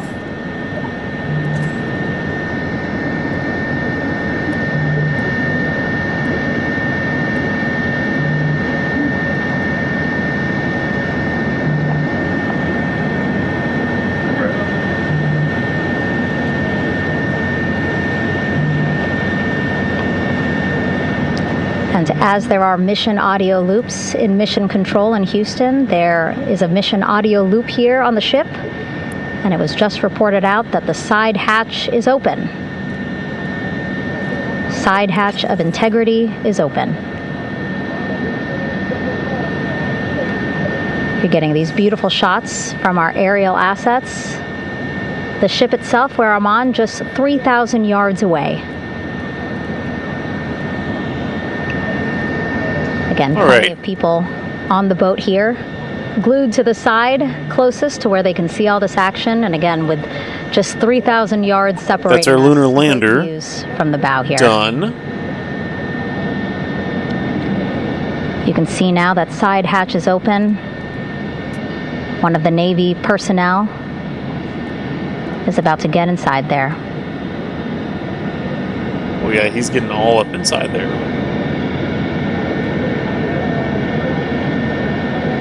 In they go. In total, 4 will go into Orion. So it'll be a little bit of a tight squeeze, but... There's 4 people in there already! The goal is to have a recovery personnel. I guess they have to get all medically checked out before they can pull them out of there?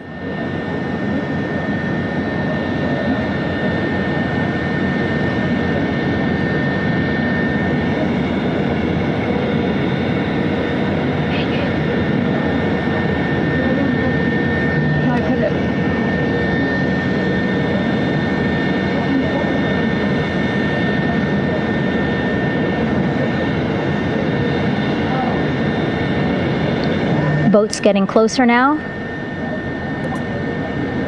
Again, that one that's right up against Orion, those are the divers that will go in to the spacecraft to check on each of the astronauts. These other boats will begin doing a number of things, putting on that stabilization collar onto Orion, building that front porch. Eventually, they will retrieve the parachutes, as well as tow Orion back to the well deck of the recovery ship here.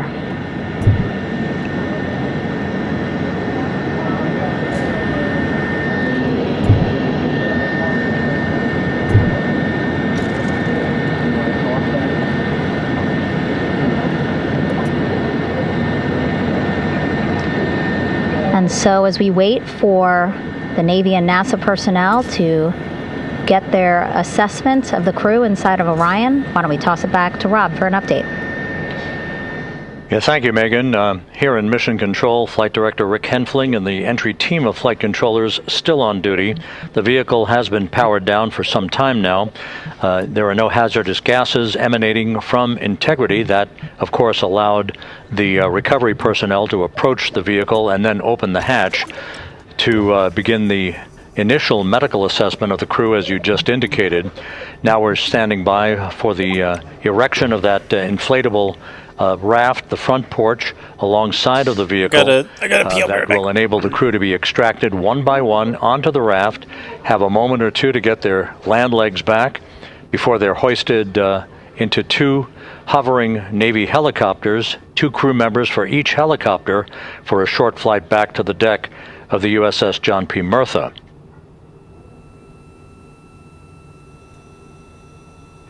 All of Integrity's systems operated flawlessly throughout the course of the approach to the Earth, the entry into the Earth's atmosphere, and all of the key milestones that followed in this high-speed return to Earth for Integrity, a mission that spanned more than 694,000 miles from the vehicle's launch from the Kennedy Space Center atop the Space Launch System back on April 1st.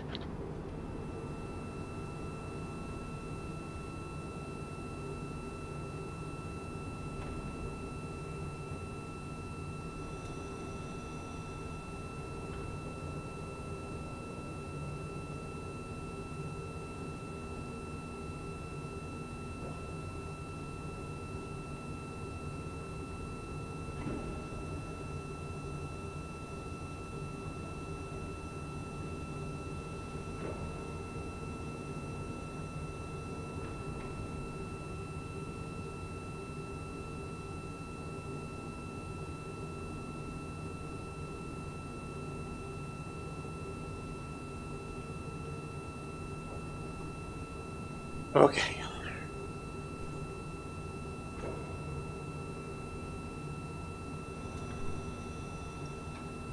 Have they inflated the front porch yet?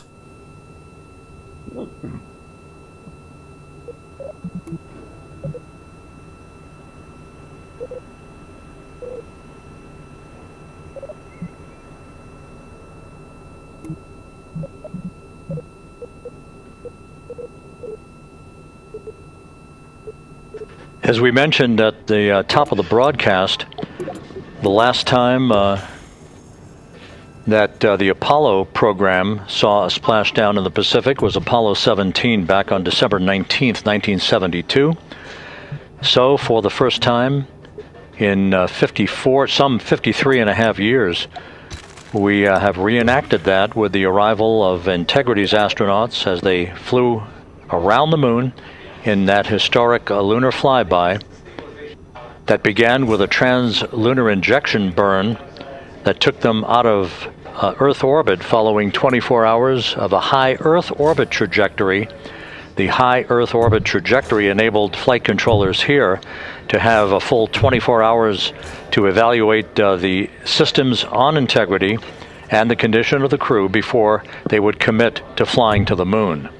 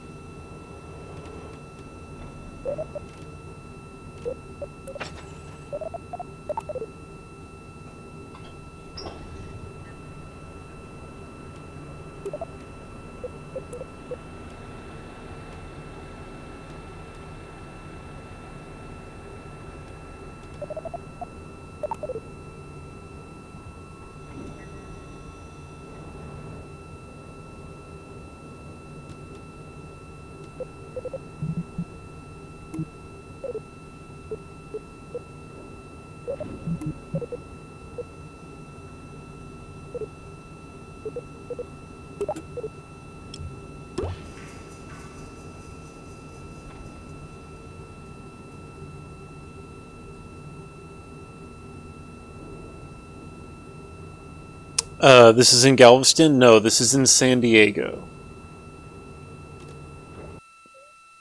They're off the coast of San Diego right now. Mission Control is in Houston. It looks like they're getting ready to go in.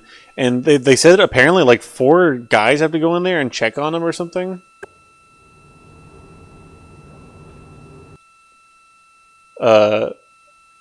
Before they can finally get out of there.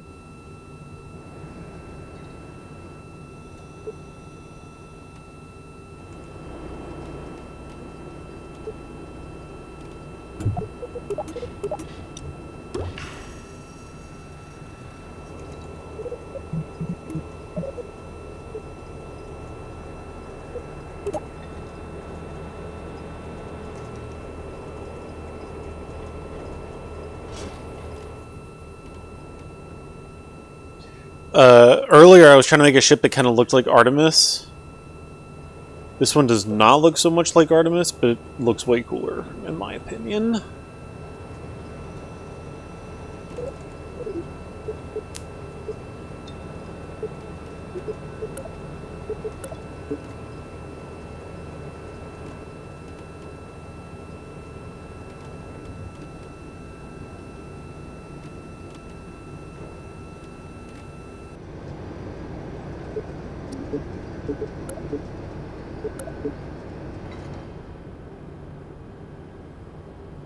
Although it does not have enough gas.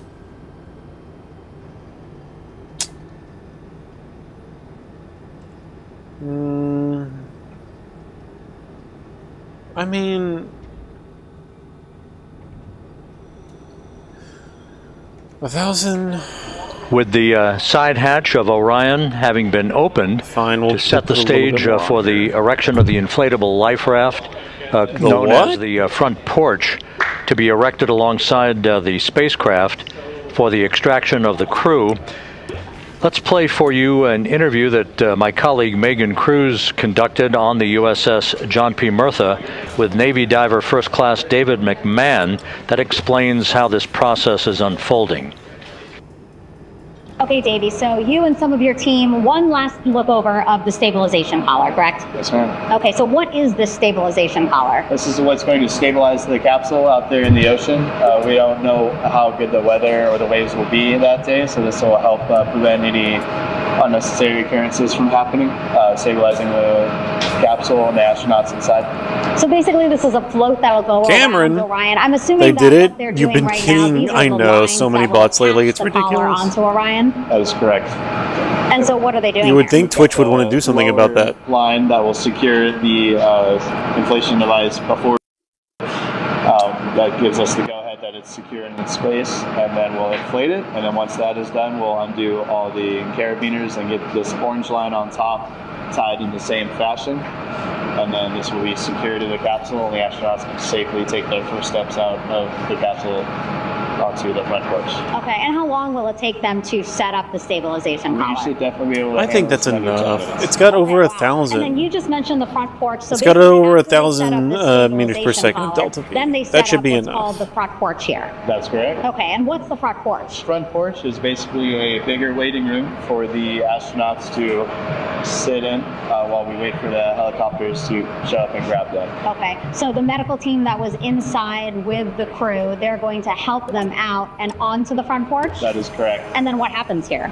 We have hired trained medical personnel also on board the front porch that will give them lookovers and just make sure they're okay while we wait for the helicopters to show up. Okay, how does it feel, I mean, your team, you, to be part of a mission that's returning astronauts from the moon in more than 50 years? We all feel extremely honored to be a part of this, as well as a bigger mission for the Navy and joining up with NASA to do great things. And do you feel like you and your team are ready? Yes, very ready. Cool. All right, thank you so much. Thank you.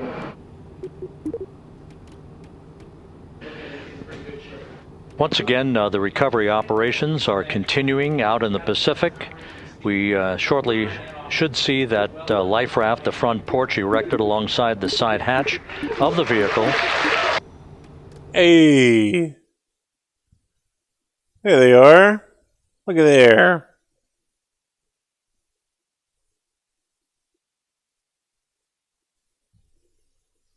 A number And I guess of this flight yellow controllers thing have come into the flight control room to receive congratulations from entry flight director Rick Henfling. But we're going to stick with our operations out in the Pacific as we await the extraction of the 4 crew members who are reported to be in excellent condition.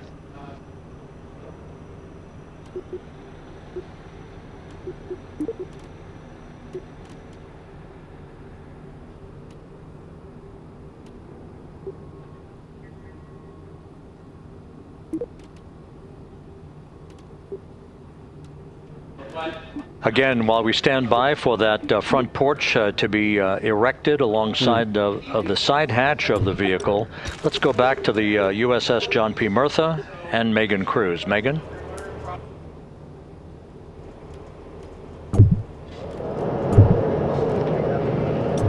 Hey, Rob. Pausing now to listen to some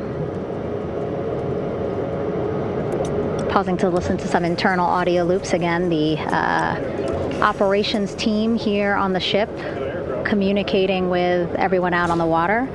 It seems like currents are hindering them a little bit from unfurling and inflating the stabilization collar as well as the front porch. But again, the requirement to get the crew out within 2 hours of splashdown, plenty of time. So no concerns just yet. But as calm as the water looks, yeah, it looks like it's hindering the teams just a tad.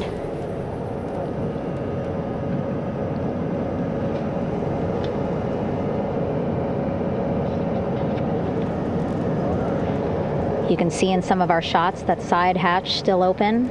Again, inside there are now 8 people inside. 4 divers, Navy divers, all with medical training, each assigned to an astronaut each. Making sure that they're comfortable, feeling good.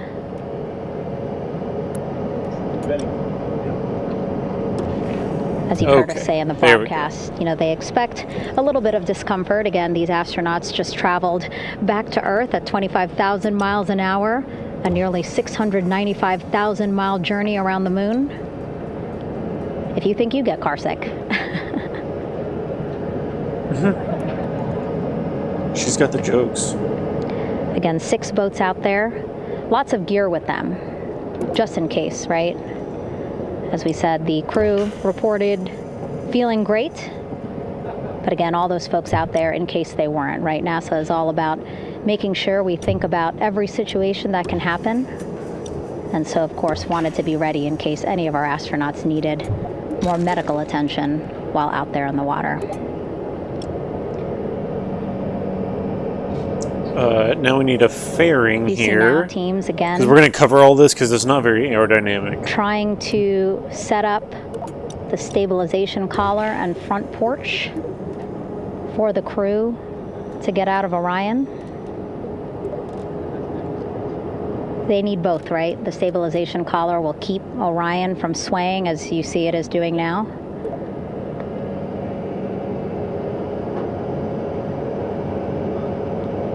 And then they will connect the front porch to the stabilization collar so that the crew can take 2 steps and they will be in the front porch.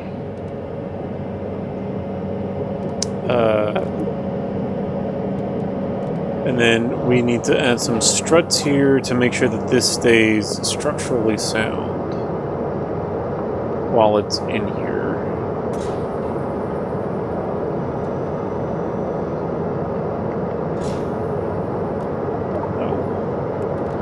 Not a lot of chatter on the mission audio loops. That's a good thing.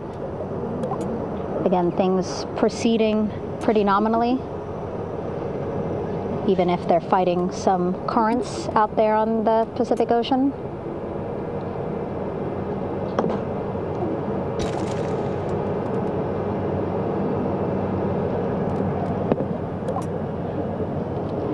Again, the goal, setting up the stabilization collar and the front porch so that the crew can rest comfortably in the front porch, get placed into harnesses so that 2 helicopters can lift them off the front porch and onto the USS John Murtha here.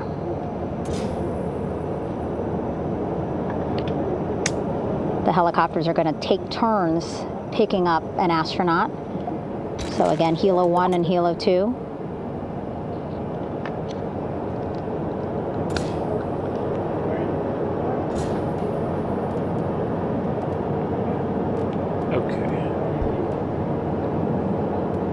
Okay, and the recovery team here on the ship just got a report from the undersea medical officer who is inside the capsule with the crew.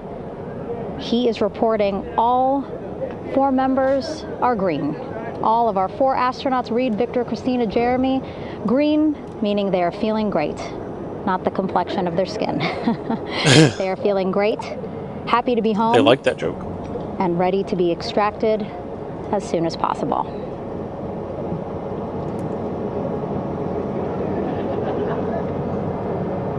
And so, as I was saying, we have 2 helicopters circling the activity you're seeing on the water right now.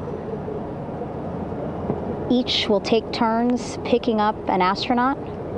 So Helo 1 will come on in, hover above the front porch, about 40 feet above the front porch.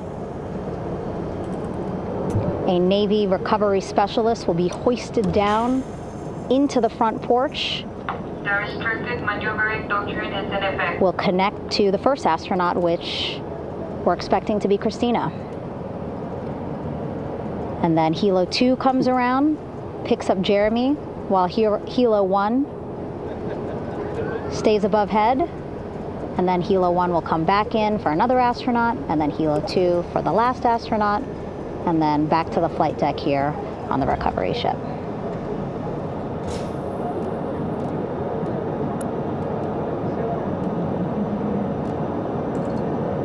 I was talking to Assistant Artemis Recovery Director Paul Sierpinski. He said helos she are was much talking to him. She doesn't know his to get name. On board. They did actually consider boats, but then if you think about it, longer time. The crew would have to move through more of the ship. This way, the helos will give a more direct, quicker route to the medical bay for our 4 astronauts.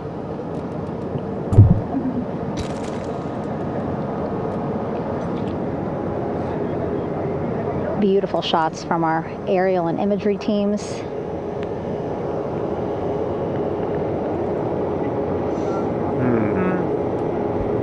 Clouds have dissipated for a clear view from the bow of the recovery ship here.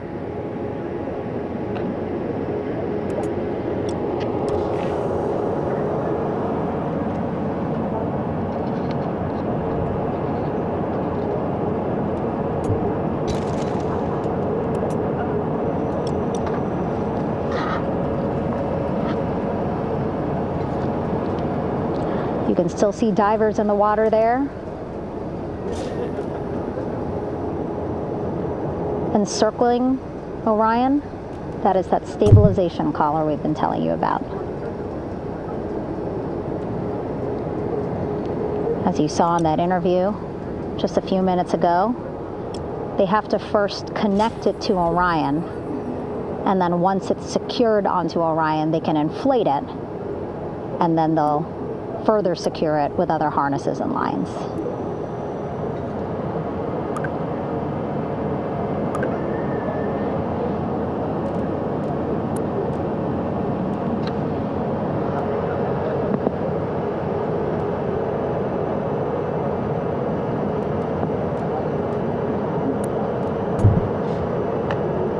About an hour and 10 minutes since splashdown in the Pacific Ocean here.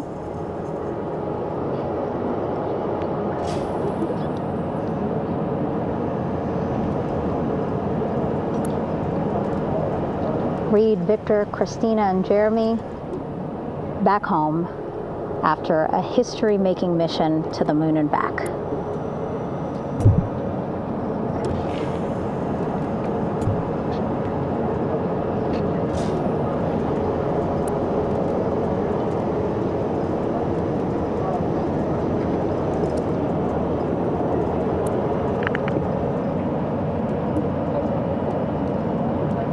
If you missed what we said just a couple of minutes ago, the undersea medical officer inside with the crew in Orion reporting all 4 crew members feeling great.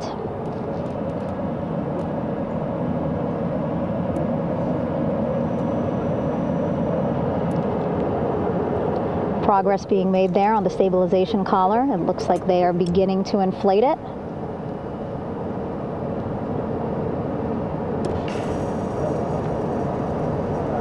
And it looks like they're starting to unfold the front porch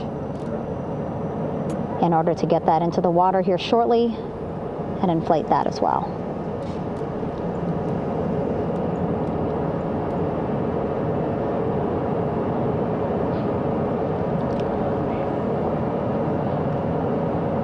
Again, more than 40 people out in the water right now. And those Navy and NASA personnel have been in the water for now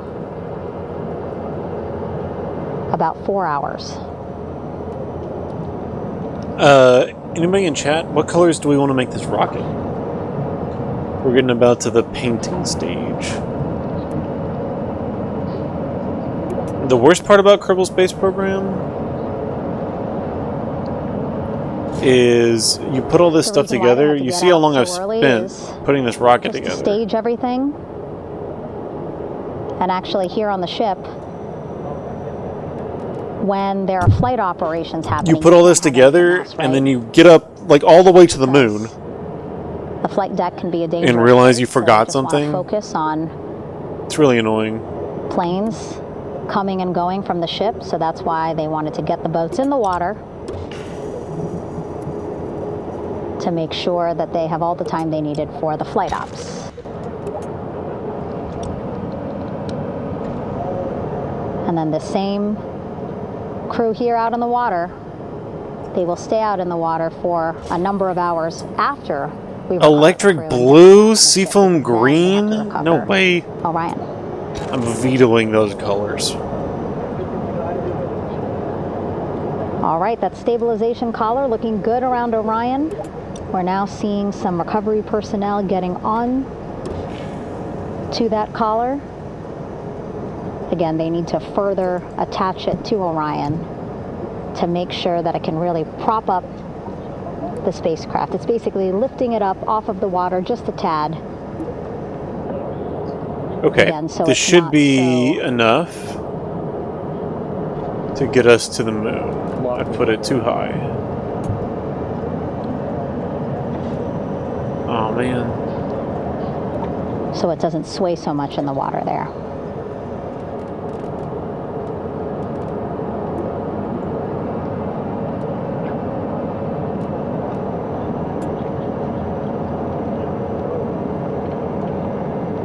And now that front porch looks like it's nearly fully inflated as well. It's kind of stubby, but I like it. Larger surface area. How print it is. Oh god. I guess we're making a blue and green rocket here. What the hey? And so once the crew get out of Orion, they can stretch their legs a little bit on this front porch, get some fresh air.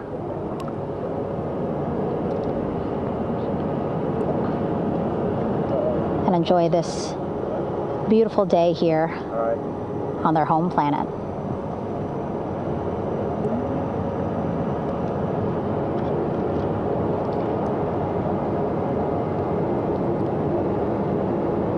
It appears teams now are about to connect the front porch. It's not exactly seafoam green, but it'll work. And at that point, when both are secure, we should soon see astronauts come out of Orion. Ugh. It's hideous, Tomas. Where'd they land? Off the coast of San Diego. Front porch is finally inflated.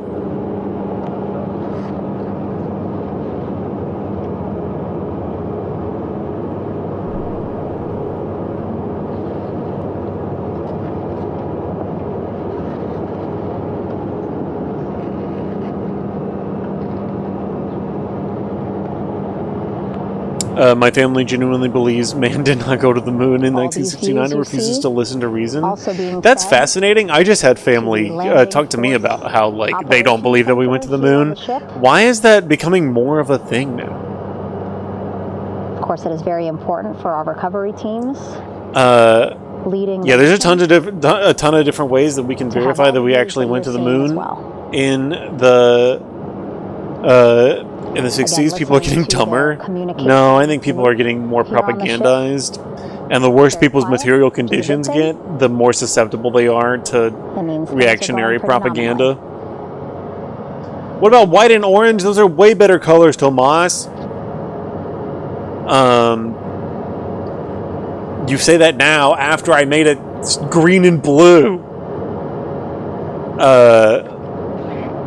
But it is not incredibly expensive to set up a laser in your backyard to bounce it off the surface of the moon. One of the main ways that we can know for sure that we went to the surface of the moon is because we set up laser light reflectors on the surface of the moon whenever we went there, and you, as a civilian, it does not take a whole lot of, insanely expensive equipment to be able to do it. You, as a civilian, can point a laser at the moon and have it bounce back to you at the right frequency to demonstrate that we went there because the laser is bouncing back out at you. The surface of the moon is going to bounce a laser back at you. But the laser reflectors we put there will. The personnel on the front porch. And I told my cousins I would be down to figure out how to set it up to do it so that we could go in the backyard and prove that we went to the moon. Air Rescue Vest, ARV. And so this is the harness that each still not seeing no astronauts will get into in order to be hoisted into the helicopters. Again, those helicopters hovering just about 40 feet above the front porch when they're ready to pick up each crew member.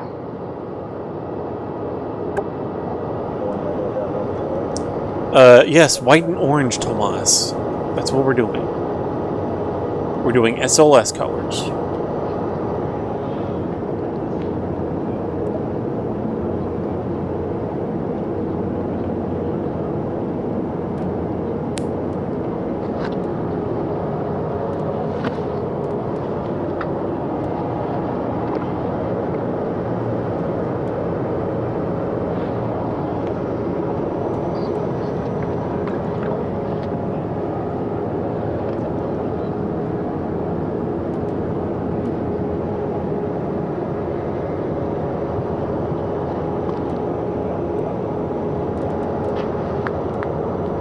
not see these. That's dumb. Oh well. One of those engines might be orange. Okay, these first. Then I need... Did I not put a stacked decoupler here? Idiot. We needed a coupler. Then this one. So this... This is Mission Control Houston. Behind me, a fairly raucous scene as hundreds of flight controllers have poured into the flight control room here. This is reminiscent of the scene after the final shuttle mission of STS-135, although that was the end of a program. This is only the beginning of a program with the textbook splashdown of Integrity and its 4 astronauts. We're standing by for the crew to be extracted. Yeah, I'm pretty sure all my staging is correct. People will simultaneously believe the moon landing was fake and that Bigfoot is real. Who have contributed to this mission to enter the what are we naming this rocket? To have an opportunity to receive That's nice of you to have the NASA share the mutual glow coverage on in the background. Yeah, textbook mission for Integrity on the front screen here in Mission Control. A sign that says "Welcome home, Integrity, taking humanity back to the moon, going further, and returning safely to Earth." So these patches are so cool. Part of the post-splash. That's their mission patch. That was the one for whenever they're going to the moon, and they had a second mission patch that they switched to whenever they were leaving the moon. When they were going to the moon, the moon was in the foreground, and whenever they were leaving the moon, the Earth was in the foreground. I thought that was cool. Oops. What are we naming this rocket? It needs a name. They always pop off. Yeah, NASA designers, 100%.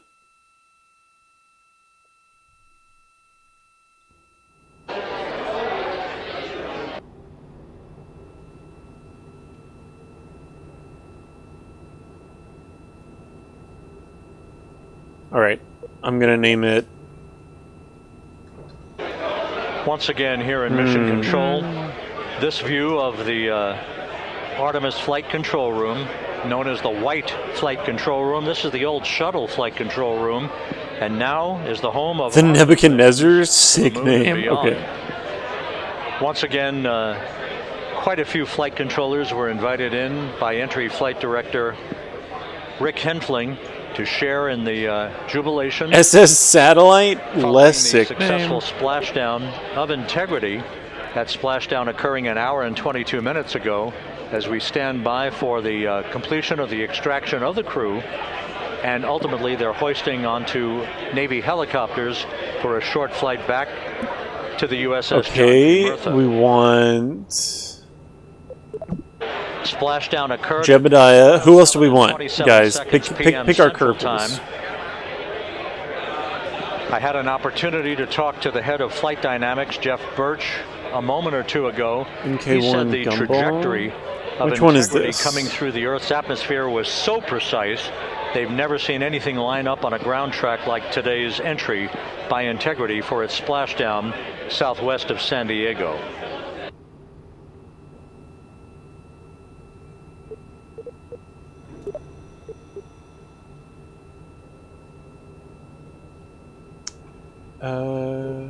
Okay, whatever. What curveballs do we want? How about Orwin? And the initial... He seems fun. You can hear it. Hey!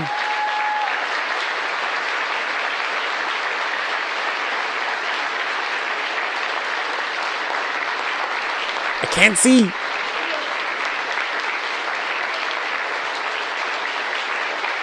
Jubilation here in the flight control room. The first crew member is out of Integrity. Nice. In Bob We Trust, as the name of the rocket. Or was there a Kerbal named Bob? Why is this falling over? Please do not fall over.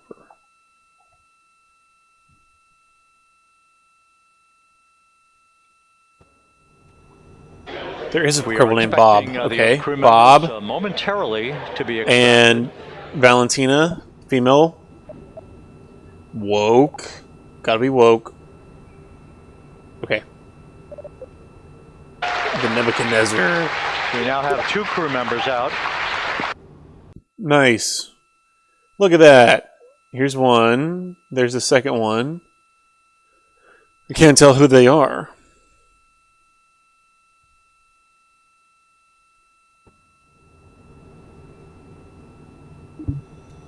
Okay, you ready?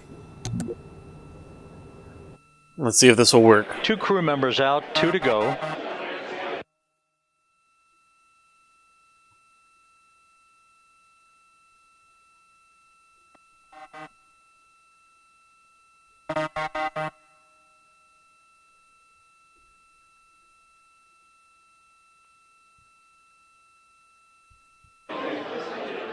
Any old We're data. about 1 hour from sunset out in the Pacific. Everything continues to go well. Integrity I'm sure it's freaking hot in systems there, too. functioned perfectly during its entry back to Earth. And Reed Wiseman, the commander who will be last out of the vehicle, reported that all the crew members were feeling very well.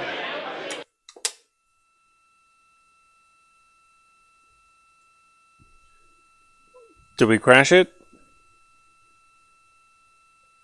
We might have crashed it. Crew member number 3 now out. Oh, is this Christina maybe, and this is Victor Glover? And I bet Reed is the last one out. And now standing by for the commander, Reed Wiseman, who will be last Yeah. out of his ship. Whoa, we might have in the screwed Pacific up under Kerbal Space almost Program. It's not ideal working anymore. conditions. Integrity spanned 694,000 miles during its journey from launch to splashdown. Crash it. You haven't lifted off yet. Haha.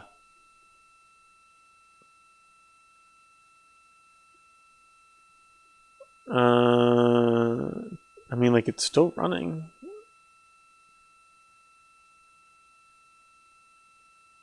I guess we can force quit it. I'm going to be super upset if we lose our progress, though. I think I saved it.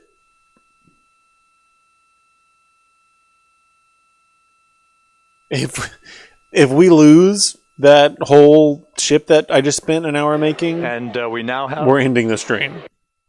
Reed Wiseman out of the vehicle. All 4 crew members now out of integrity. Nice. What's your opinion about KSP2? Is it playable? It's 100% playable. Nice.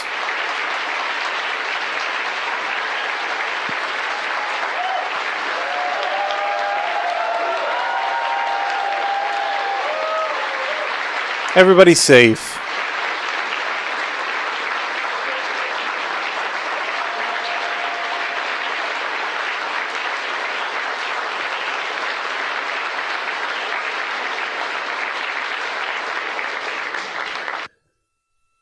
KSP2 is 100% playable. Crew members now on the front porch. It does feel like an enormous waste of money having developed it. 2 Navy helicopters hovering overhead will begin shortly. It does feel like an enormous waste of money having developed it because it is basically just prettier KSP1. The reason why you would have made a KSP2 is to include features on it like multiplayer, which they were talking about making before they canceled development on it. Like the reason why you make KSP2 is to include features that were not in KSP1. They also, another feature that was coming to KSP2 was interstellar flight, like flying between stars. All of those are difficult to like mod into KSP1. The visuals, you're able to mod the visuals in KSP1 better looking than even KSP2. So,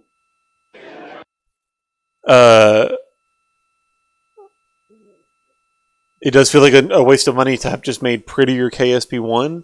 But in my opinion, I mean, I think it functions essentially exactly as well as KSP1 did. Even though I really haven't played it very much. Okay, well, we're just going to have to force quit it. I really haven't played it much, and maybe people who play Kerbal games more would know if it's super buggy or not. I have not encountered like game-breaking bugs or anything like that.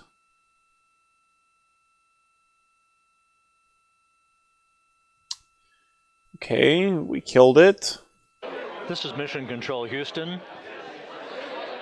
The mission is over, but the melody lingers on as jubilation continues here in the flight control room. We should be expecting NASA's Associate Administrator, Amit Kshatriya, to be joining us shortly for a short interview while the recovery operations continue out in the Pacific. So we'll stand by for that. And then we'll turn it back over to Megan Cruz aboard the USS John P. Murtha. Okay, thanks. Yeah, sure thing, buddy. Kerbal Space Program is now opening in the wrong monitor.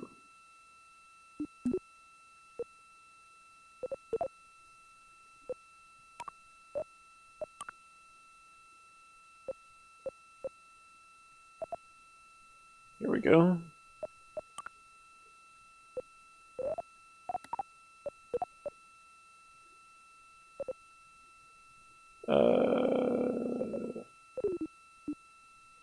Load.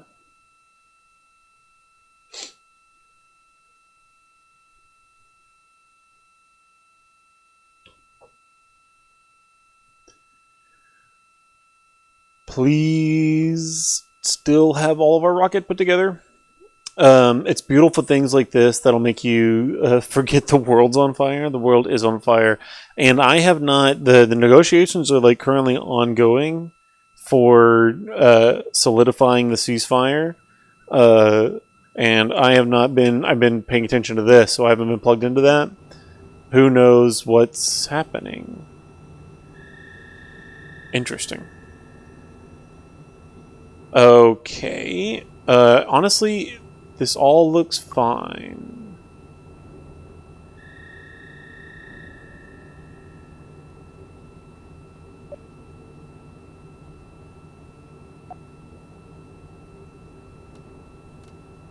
Seems okay to me.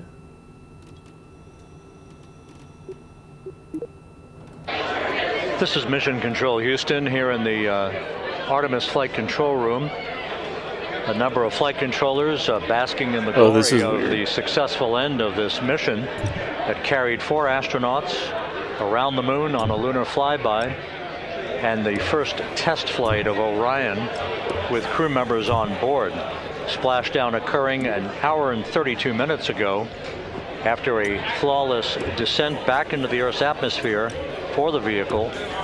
Its 4 crew members in good shape, simply enjoying their time right now on the front porch, as it were, the inflatable raft alongside of their Integrity spacecraft.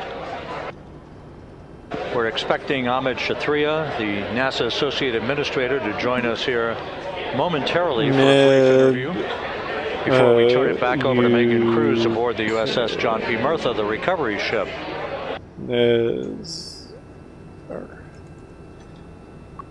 Save. Save. Save. Nice. Okay. And we need to put Kerbals in it. We want Jebediah. And we want Bob. And we want Valentina. Excellent. Okay. Here we go. Alpaca, this might affect... Oh no, it's fine. I was gonna say, if this is like breaking to the point where it won't load this, maybe that does mean that it's terribly flawed. Alright, look at that. It's kind of Sea Dragon-y, but I don't mind that. The Sea Dragon was one of the largest, most powerful rockets ever designed. But it never flew. There's a really awesome like CGI animation of the Sea Dragon flying in the show For All Mankind. Ever heard of it? It's great. It's an Apple TV Plus. Okay, countdown. Count us down. Is it Polish? The Sea Dragon? Is what Polish? Count us down, count us down, count us down.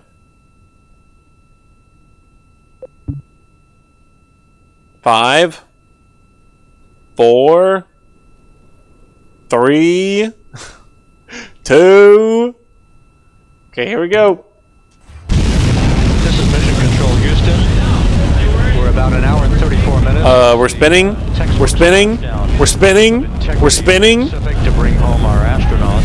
And with us now is Ahmed. It's not supposed to spin. Administrator. Ahmed, it's not supposed to spin. A little bit of history made tonight. A little bit of history made over the past few weeks. Your thoughts as this team here basks in the glow of what they just accomplished. Yeah, Rob, we're here in the control center, and it's something is wrong. Kind of overrun with jubilant folks from the Mission Control Houston, as well as engineering, and folks that just want to be here. We're gonna have to figure out how to fix something.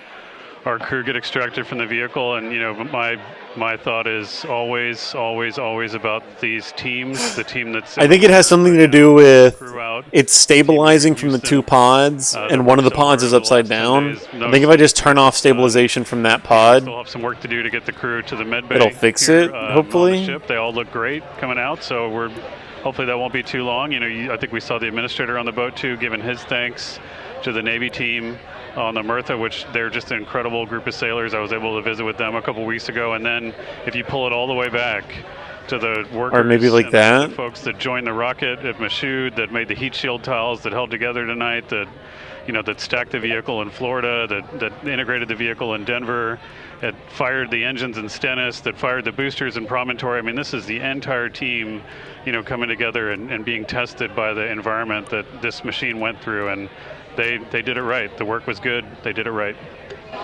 You've said in a number of maybe like that, maybe that will do it. Forums that this is just the first step. The cadence has to step up, as the administrator has indicated.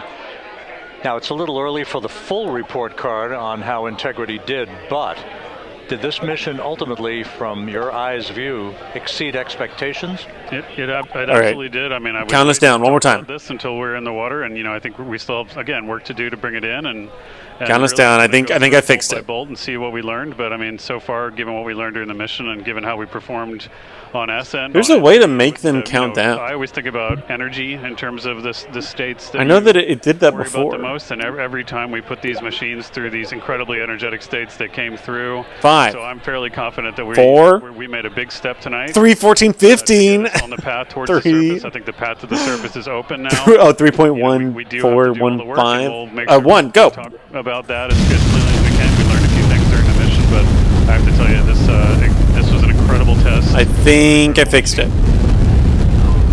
From an American psyche standpoint, the Empire State Building was lit up red, white, and blue tonight. Ooh. Our coverage was seen at baseball stadiums around the major leagues. How captivating was this experience for the American people, for the world, in fact, as we returned to the moon? I have not been able to watch a lot of the coverage as we've progressed through the mission. I will tell you, just from my witness in Florida before launch, and then seeing the people's faces here, and then reading where I can about how things are going. I think this has been a gift to the world from NASA. We want these gimbals to cool down. To folks all over the place. Gimbal limit. We're limiting the gimbals. This is really about people. Otherwise, they will start overcorrecting and screw us up. Work together when we have teams that collaborate. That it doesn't matter how hard the problems are. We can solve them. We need that apoapsis to go up. Our altitude right now is 2,000. Is 2 kilometers. Our apoapsis is just barely 2.5 kilometers. We want that apoapsis to go up. Separately, they should come work in the program, because Lord knows we see, this is our apoapsis. They don't want to come work in the program. The highest point on this arc. We need it to go up. Do amazing things when they work together. But we also needed to go over. Being good citizens and really change the way the challenges that are coming in the world are overcomable if we work together like this. And one final question. Flying to the moon, we did it. We've done it again. This past week and a half or so. But the engineering that went behind the design... I think we'll be okay. And the precision, the pinpoint... We are a little over halfway through our first stage of fuel. It's almost and our second stage is not very powerful.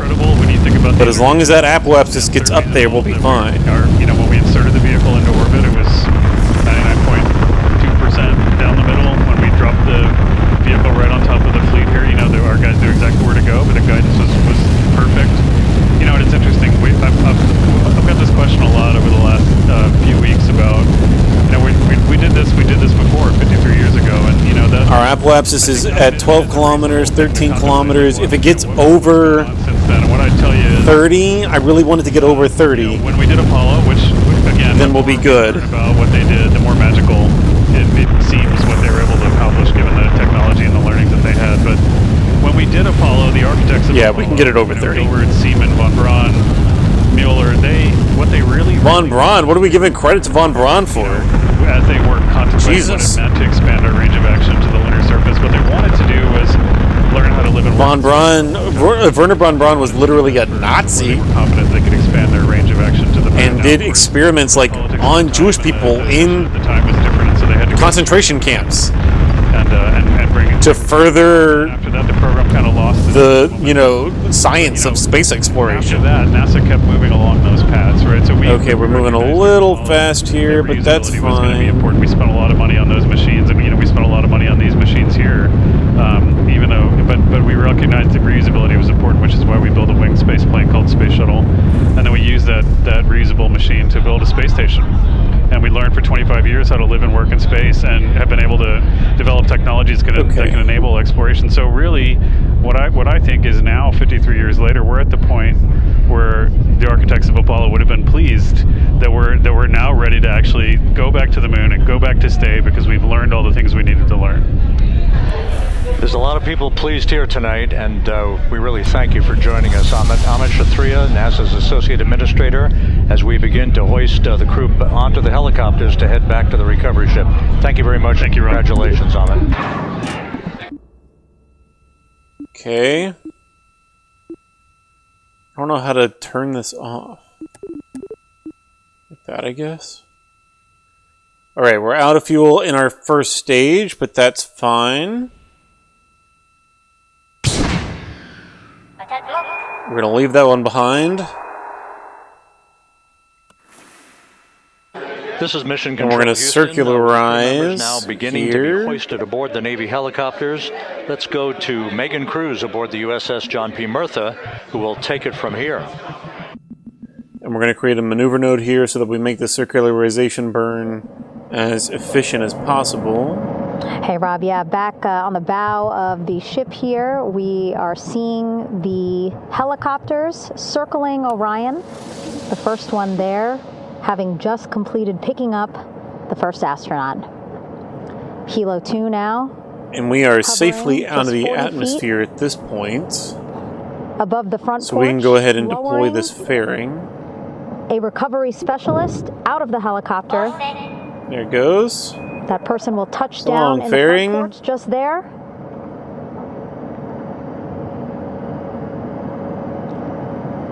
The crew members already outfitted she got a harness badass. that will allow them to quickly attach.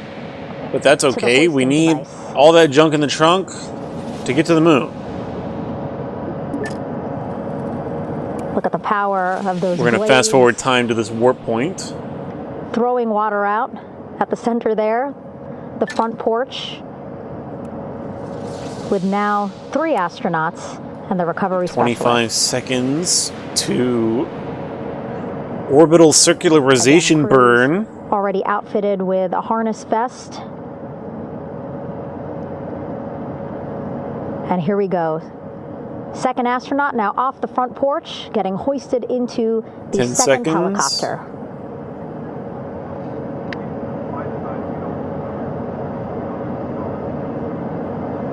That helicopter will now hover just a distance away to give room for the first helicopter to come back. Why are these not on? And pick up the third astronaut. That's fine. That's fine. As we wait for that helicopter to come back. That's fine. Way back around. Just want to mention that the President of the United States called our NASA administrator today while he was on the ship. Just minutes after we interviewed him live on our coverage, and congratulated him and NASA on this history-making moment tonight. Helicopter 1 again hovering 40 feet over the front porch. We will soon see another recovery specialist getting lowered onto the front porch. Wow, imagine sitting on that front porch, the wind, the water. But again, the recovery team determined that a helicopter flight back to the ship. And we are in a circular orbit with our periapsis at 87 kilometers and our apoapsis at 139 kilometers. Excellent. Third astronaut in the air. Now, getting hoisted quickly back into the first helicopter now. Oof. Why do we say oof?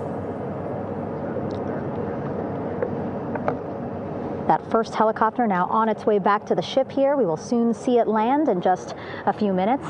Again, all this action happening just 3,000 yards away from us, so a very quick flight back to the flight deck. Okay. Now the only person left on the front porch, Commander Reed Wiseman.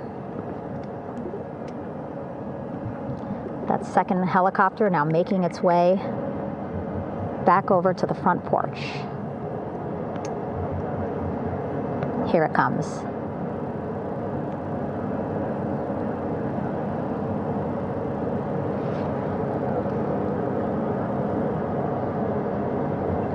Making its final approach here.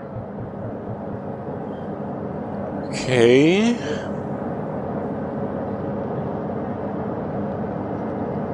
There's Reed. Way to go, Reed. Earlier when the three small rockets didn't turn on all at once. Yeah. I don't know why they didn't do that. Thank you for your service, sir. You've progressed the capacity of the human race and the human mind. The last astronaut, Commander Reed Wiseman, now off the front porch and almost into the second helicopter.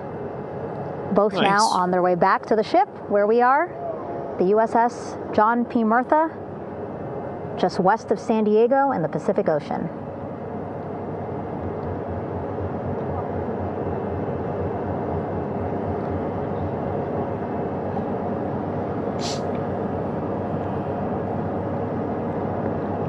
All right, so what's going to happen here now, we're increasing our orbital speed. Exciting to see so that we 4 crew members hit, minutes away enter the moon's here on the sphere of influence. 500 and our periapsis to the moon is going to be very low because we're going to circularize low. Excited. So we want our lander. Looking forward to welcoming this crew aboard. To not have to truck it so far to bring our astronaut back. We also need to determine, where's Valentina? Watching them now with our own eyes. There she is. Close to the ship here. We also need to figure out which one of them is going to go down to the moon. Bob, Valentina, or Jebediah. Just across from us, here on the bow. All right, this maneuver. Oh, actually. First helicopter coming in. Nice.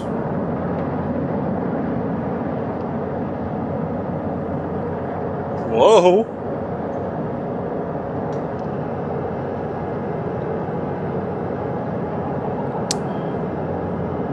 The Sasquatch team, I know. And wheels down.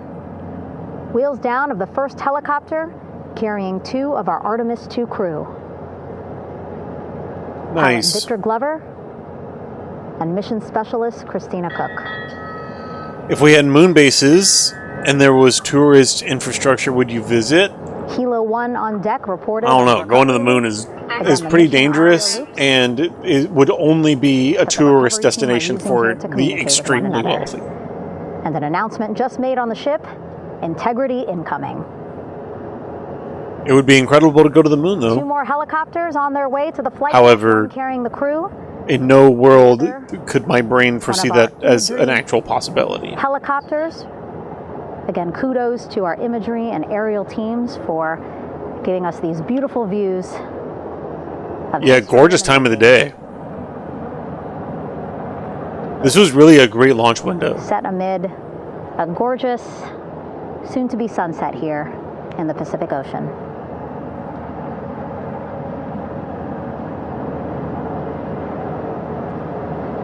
Second helicopter.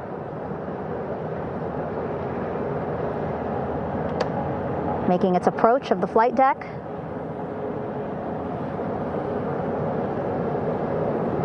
Plenty of people here on the bow with their cell phones out, filming this moment.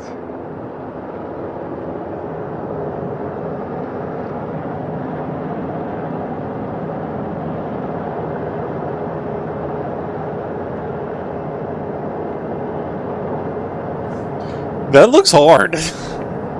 That does not look like an easy job to land. Some impressive flying here by the Navy. Yeah. As we are seconds away. And why do they have to land right on the edge? And there you go. We now have all 4 Artemis 2 crew members on the USS John P. Murtha.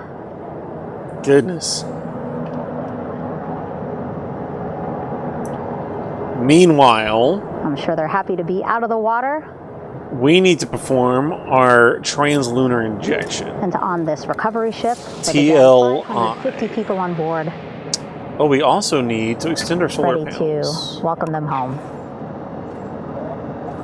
But first, as we've been saying throughout the broadcast, just making sure the crew feel good. We reported that they were feeling good when they were in Orion, but those were just initial, quick, verbal assessments of how they're feeling. Their destination tonight, the medical bay here on the ship. Right after we power down the helicopters here.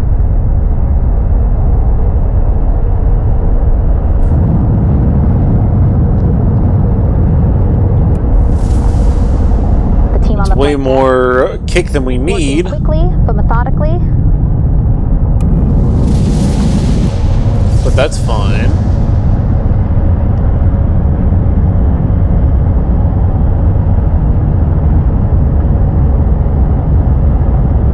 Waiting for just one more helicopter to touch down.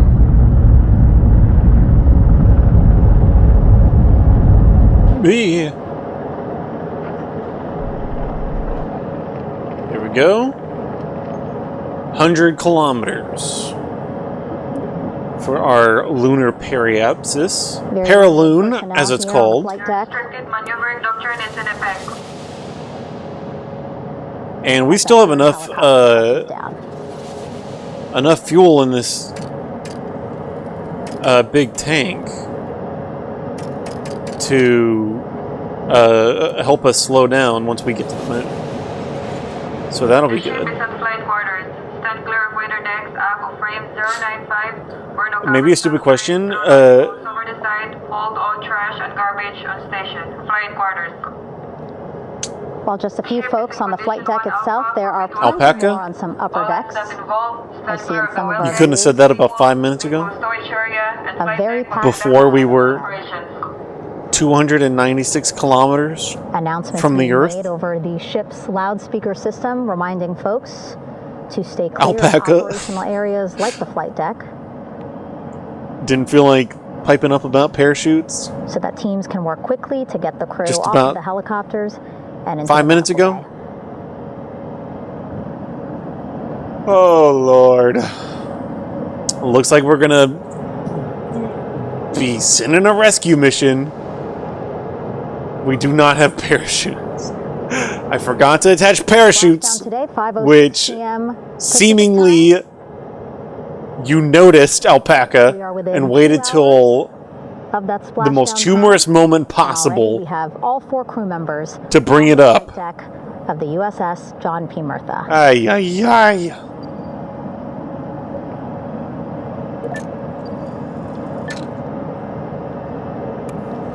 Again, crew waiting before getting out for the helicopters to completely shut down. Where's the Earth? There it is. Safety, of course, very important to NASA and the U.S. military. Did someone turn off the oven? Are all the windows closed? So we'll wait just a couple of minutes here before we start seeing crew members. I'm really sorry. Yeah. One by It'll one. be fine. We'll have to send a rescue mission up to get them. We have enough gas in the tank to get us back into low Earth orbit, and we'll just send a rescue mission up to get them. It'll be fine. All right. We are approaching lunar periapse, where we will circularize our orbit here. Moon's getting pretty big out the window. How do I... There's a way to, like, see it from... Is it this? I'm ready. Nope. No, let's do it. Nope. Nope. Nope.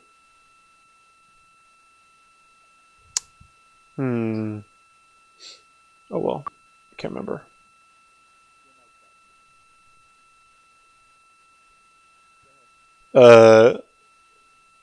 Moon's getting pretty big out the window. Let's create a maneuver here for circularizing our orbit around the moon.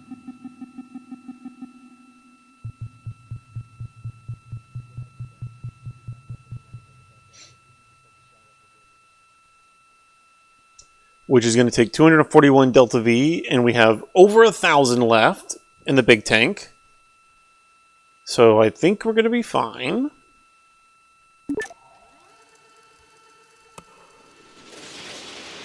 Ooh. All right, and now here we see pilot Victor Glover and mission specialist Christina Cook sitting on the edge of one of the helicopters, looking in great spirits. That familiar smile and laugh from Victor, I can see it from here. Christina, I'm sure, feeling the same way, just blocked a little bit by our camera here, but we'll see her here shortly.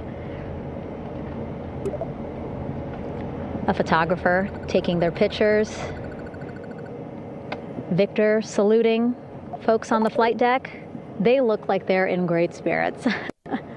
Happy to be home, I'm sure. Here we go. Lunar orbital If you're insertion sitting at home, burn. I hope you too are wondering, what would you want to ask them if you got a chance to talk to them, because that is what I'm thinking about. Getting the opportunity to talk to or ask questions of these 4 astronauts who just made history as the first crew to return to the moon since 1972. Nice.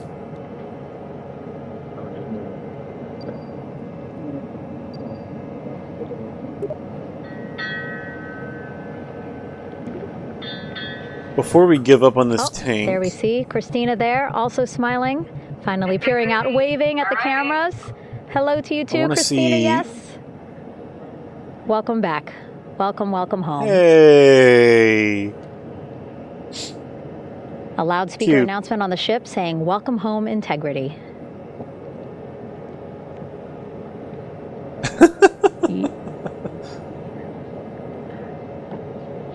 Victor in great spirits.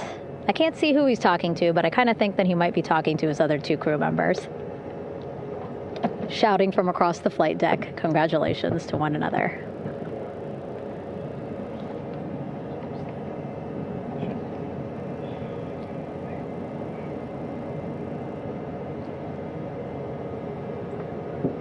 And so now we see some Navy personnel walking up to the helicopter. This is again the first helicopter carrying pilot Victor Glover and mission specialist Christina Cook. Both have taken off their helmets now.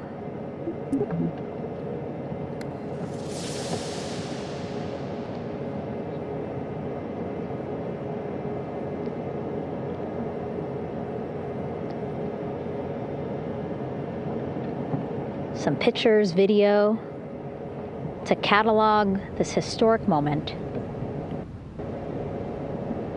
A beautiful sunset just behind them here in the Pacific Ocean. Golden hour. These pictures will be beautiful.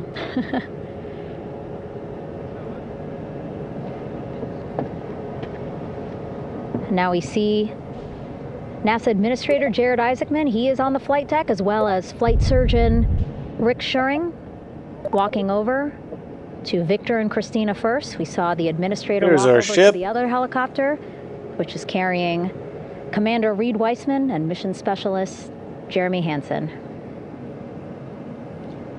We heard from Rick earlier in the broadcast. Again, he said he's going to be out there on the flight deck. Where do we want to land is the question. Do another initial assessment of the crew, ask them how they're feeling. Right in this Mare, or maybe in this one Anything here. bothering them. But again, where this from cool what canyon I'm seeing, they look like they're in great spirits and feeling pretty good. For folks who just traveled 695,000 miles from Florida to the moon, and now here to the Pacific Ocean. Wow, look at that. Okay.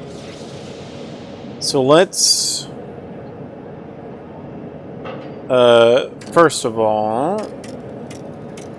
we're just going to warp time here so that we can land on the lighted side of the moon Jared Isaacman walking across while the deck. He had been talking Kerbin to is Reed going to be above and us. Jeremy now approaching Victor and Christina. A hug from Victor, a hug from Christina. What a moment that we're getting to experience together.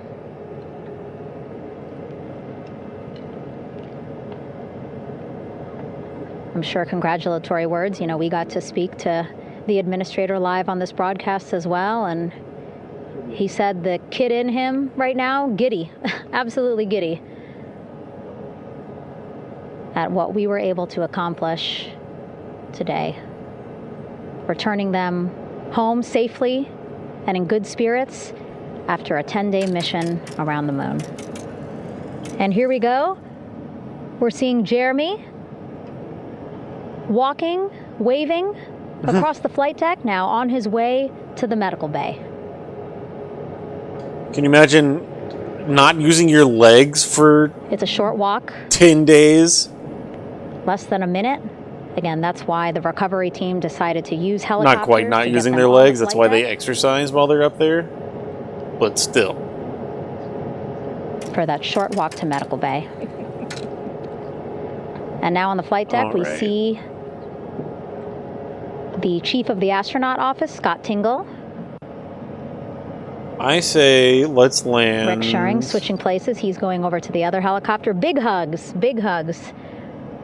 from Victor, Christina. In here. To Okay. Scott. Let's make sure.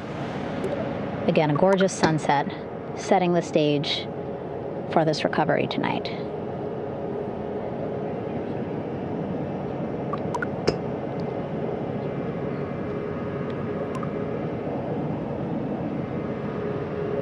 All right.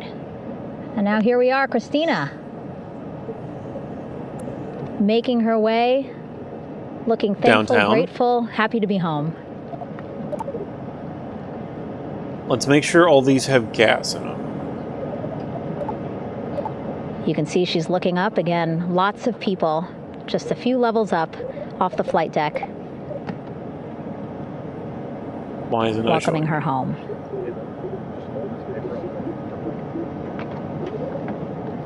Scott holding the door like a gentleman, but back on his way to the other crew still on the flight deck. Can I not see the fuel on me? Oh, Jesus.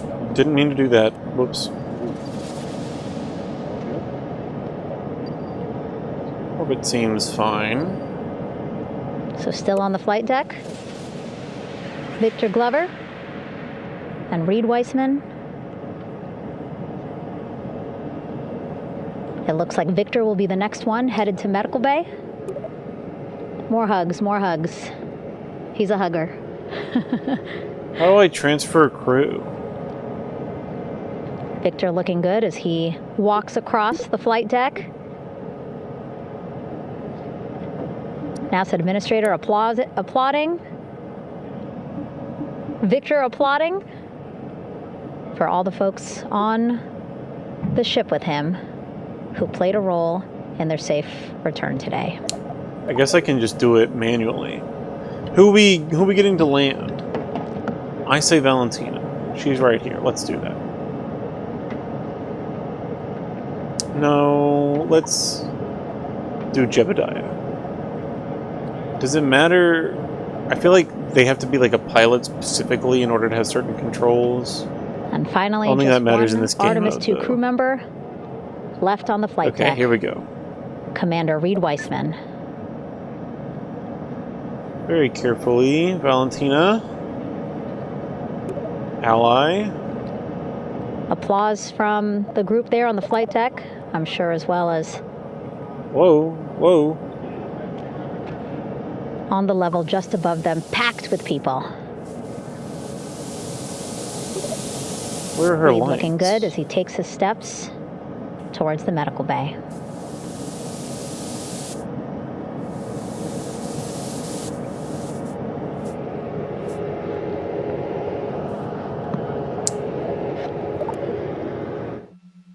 See our 4 Artemis 2 crew members back on the ship.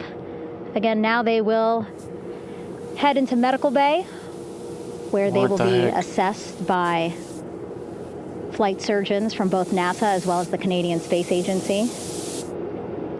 A more in-depth assessment. When they get to medical bay, they will each have their own nurse. Can't remember what the controls are. They will be here. helped out of their suits. And then again, we'll check to see that they're feeling good.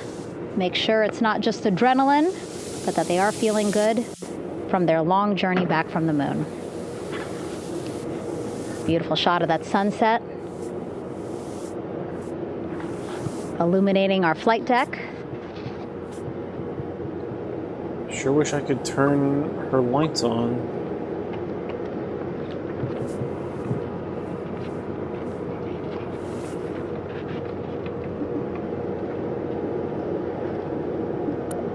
All right, and now with our astronauts safely on board, I want to welcome on Artemis Recovery Director Lily Villarreal. Lily, I don't know how you must be feeling right now. Ecstatic, relieved? So ecstatic, relieved. Of course, we still have to bring the capsule into the well deck of the ship, but this is a major milestone to have the crew here on the ship and in medbay. You know, our team has been preparing and working really hard, and I'm just so proud of them all. Everything went very well, just as planned. Our teammates in Houston, the flight control team was just amazing. We were able to have great conversations and communications about everything. And I don't know what else to say. I'm just so ecstatic. It's such a wonderful feeling to get to this point.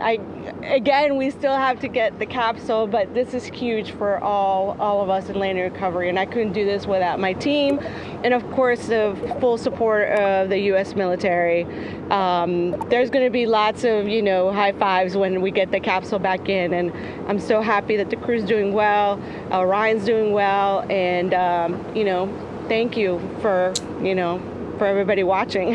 Yeah, it was great to watch the crew come back to the ship with you. How were you feeling when you were seeing them looking so happy to be home and feeling really good? The funny thing is that we had video of them from inside the Orion vehicle. Here we go. They were like that from the beginning. When we opened the hatch, they were already out of their seats, having a good time, waiting for us to open the hatch. and they opened the hatch, and of course we did the first medical assessment. Everybody was doing very well, and they were just having such a great time with the medical team that was inside the capsule. I think they were all taking selfies with the phones that they have, probably talking about what they saw, and it was just smiles all around. They were having such a great time.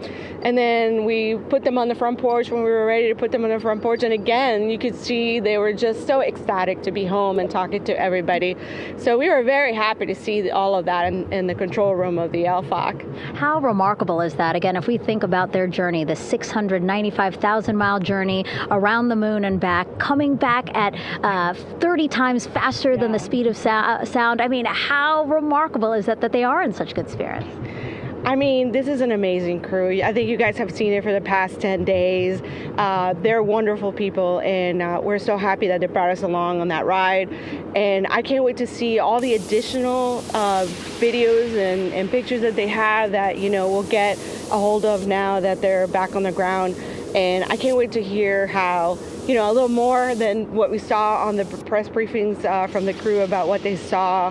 It's just fantastic. Okay. Some of my favorite people do around this 10 days was a science team and how excited they were. Turn and so RCS off. This is exactly how we feel in the landing recovery team. We also need you to be quieter, please. You're so loud. Goodness, when they heard all the discussions about the moon, this is exactly how we feel now in the landing recovery team. We're so ecstatic. Yeah. Again, we have to recover the capsule. I want to make sure we don't forget about our. We want to activate this one. Lily's all about business. She's thinking about what's next. But yeah, speaking of these 10 days, I mean, we have been. But we do not want these ones to be activated. Live with them 24/7 for 10 days, and just really seeing the engagement that we've gotten. Okay, here we go. What do you hope people take away? This new broke his ship. Sea of moisture. Is that where you're landing? Sea of moisture. Who said that? Born in Colombia. I was 10 years old. Doesn't say anything about that. In the United States, but when I was 7, my family took me to the visitor center. Okay. That's when I learned about Apollo. We haven't named our capsule yet. We need a name for our capsule. Don't forget the chat. I'm right here. That story was what really fueled me to want to do STEM and want to be an astronaut. I think that this Artemis. Here we go. Is going to do exactly what. We're going to make our burn. We're going to slow ourselves down. And land. We also need a name for our lander. That's the spot on the moon you're landing in, I think. You don't study the maps? No, I don't. And neither do you, obviously, because this is a completely fictional moon. There is no real lunar topography here. Artemis program's just going to inspire everybody, and I'm so happy about that. Okay, here we go. Thank you so much, Lily. Really appreciate you being here. As you said, still a lot of work to do. 5 to 6 more hours to recover Orion that's still out in the water. So I'll let you get back to 3 seconds. You had beautiful words to say again. We hope that this inspires people, that you come and join us at NASA and accomplish great things with us in the future. Back to you, Rob. Thank you, Megan, and safe sailing out there in the Pacific. Here in Mission Control, it is now all quiet. The team of flight controllers and all their support personnel have left the room I'm aiming for this one, this Mare. The aftermath of a, but as we slow down, we'll probably end up landing in this Mare, closer to the Terminator. Down in the Pacific, right on target to complete this historic flyby. And the Mare is going to be smoother. With that, we'll wrap up our coverage for the night and point you to a post-splashdown news conference in 15 minutes. At 9:35 p.m. Central Time, 10:35 p.m. Eastern Time, where... Oh, the capsule is called Nebuchadnezzar. That's what we named it. I forgot. But we need a name for the lander. The completion of the Artemis 2 mission. Morium. I recognize it anywhere. All right, here we go. We're going in. I just need to blast the First Man soundtrack. And we have 3 good main shoots. Use integrity. Splashdown. Sending post-landing command now. Splashdown confirmed. Copy splashdown. Waiting on VLDR. I really don't know how fast we're going to be able to decelerate, so we're going to play a lot of it by ear. We're already less than 100 kilometers.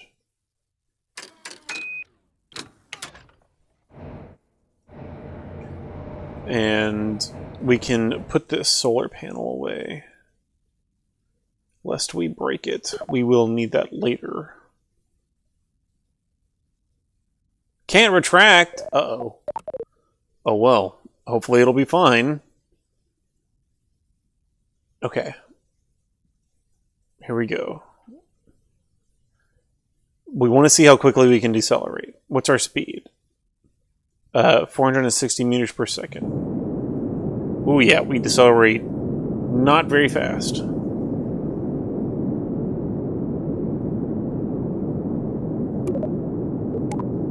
And we can limit this gimbal, let's say 50.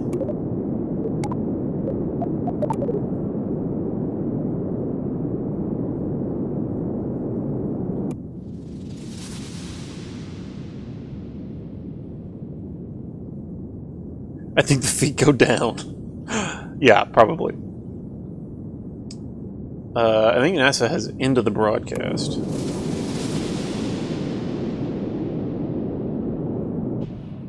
That's probably good for now. We cut a little over 100 meters per second. We're just going to regain all that back here in just a minute. NASA has ended their broadcast. So let's turn on the music again.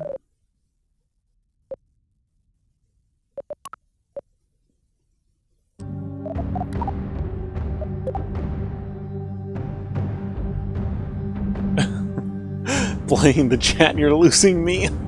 Other things demand my attention. We're landing on the surface of the moon. How much more attention demanding can I be?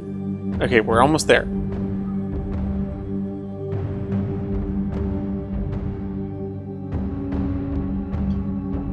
$40 kilometers. Yeah, we're picking up some speed.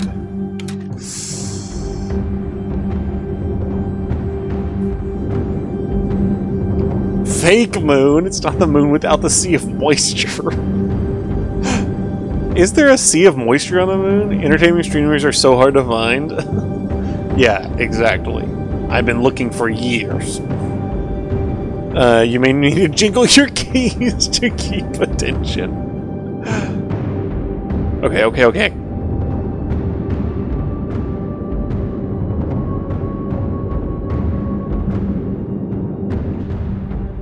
We can cut that speed pretty quickly.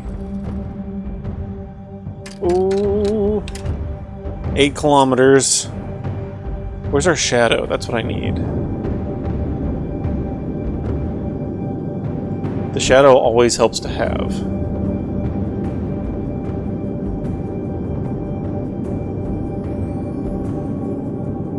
Uh-oh. Uh-oh. Uh-oh. Uh-oh. Uh-oh.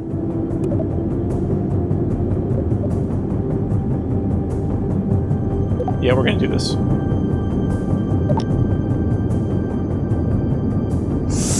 Uh-oh, uh-oh, uh-oh, uh-oh, uh-oh, uh-oh, uh-oh, uh-oh.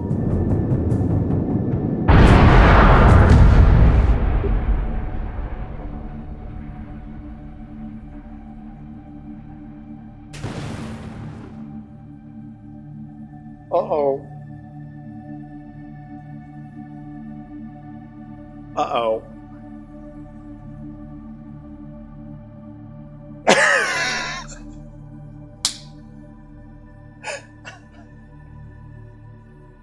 You had one job.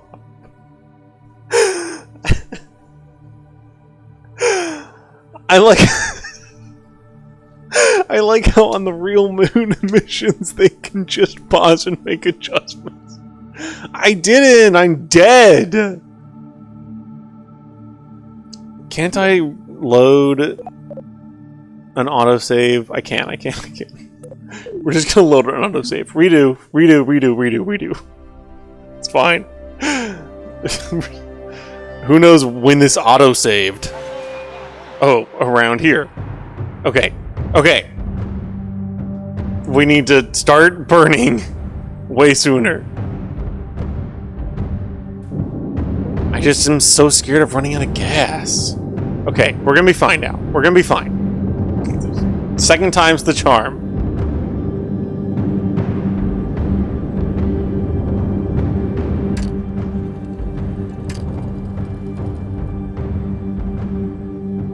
Call a mulligan?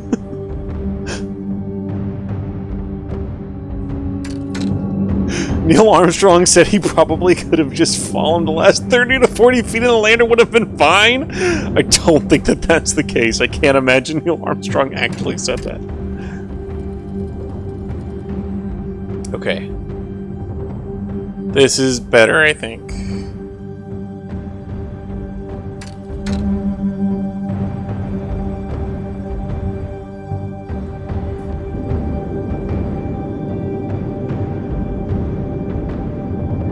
Okay, this is better.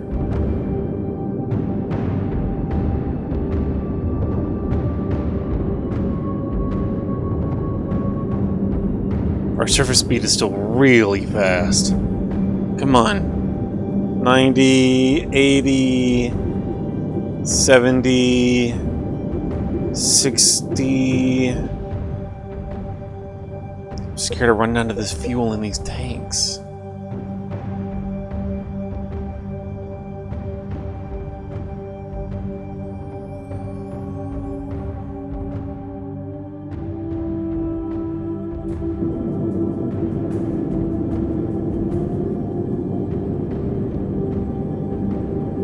And it is quite featureless. Okay, we're doing good now. Just don't.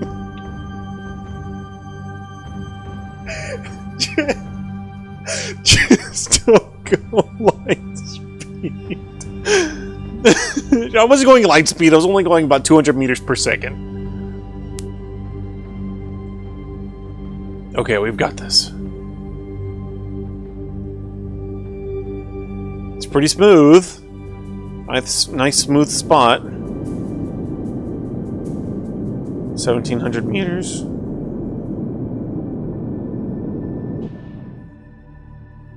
And we got plenty of gas. We'll be totally fine on gas. Where's my shadow? 1 kilometer. Ooh, 800 meters.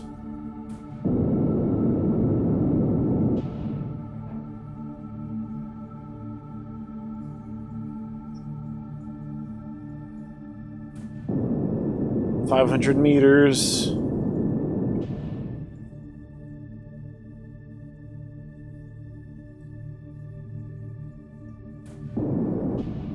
$300 meters.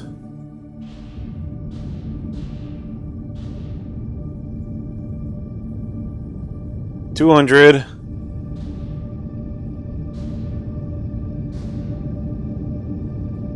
Come on, a little slower, a little slower, a little slower. Little slower. Ooh. Careful, careful, careful, careful. Careful.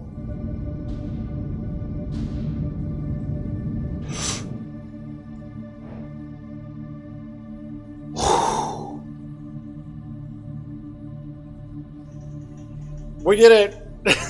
And another fake moon landing. Oh my god. We're kind of tilted, but that's fine.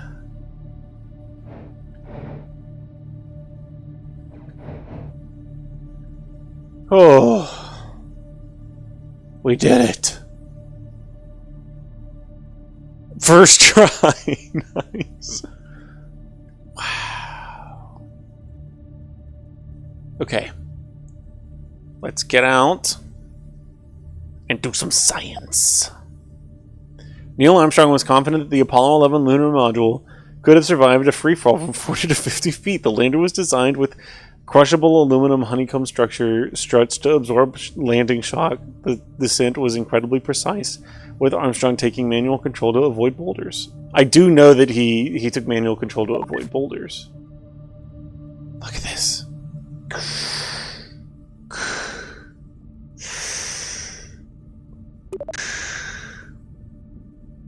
How do I turn on my lights?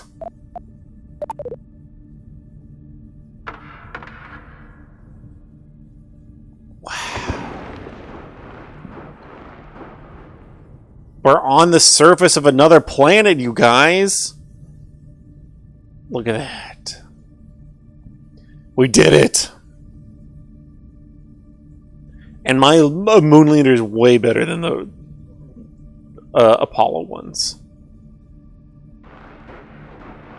That's one small step for Kerbals. One giant leap for Kerbal kind. Plant a flag. We got to put a flag down. Always look directly at the sun with no visor. What are we naming our landing site? We never named our lander. What's our lander's name?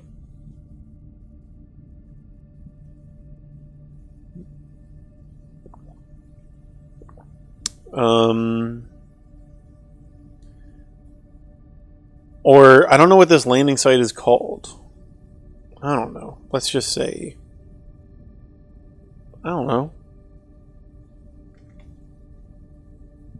That's how Apollo 12 fried the TV camera. That is true.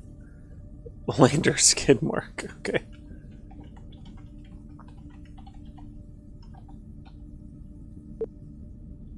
Character limit. Whatever. We did it.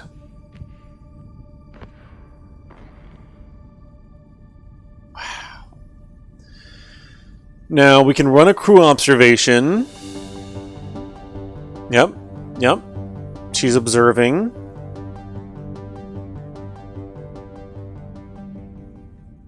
Excellent.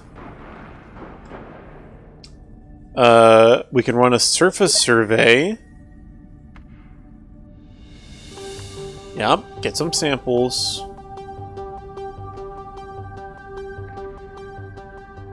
Nice. Well, we did all the science. How does it feel to be believed immediately? Oh my god. No secret Nazi moon, no secret Nazi base on the moon. We checked it. Yeah. Not here, at least. Could be on the other side. Alright. Now we go back. Empowering. I believe you, though. Alright. Now we just gotta... Oh, actually, you know what? We have a good amount of EVA propellant. Let's go see the sights.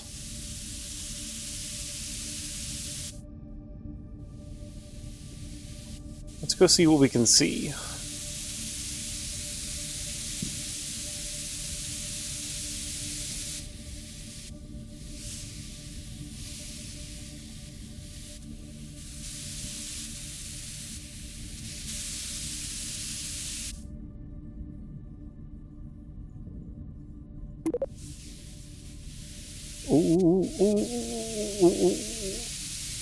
Whoa.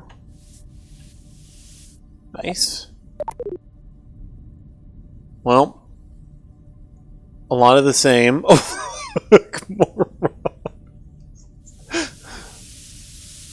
Is there... I mean, how close are we to the edge of this mare? Not close at all. Oh, that's a really big one, though. Oh well. We did it. Feels really worth it.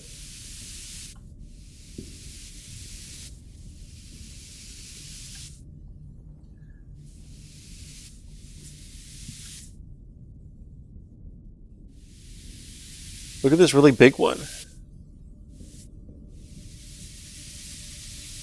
Ooh. We're good.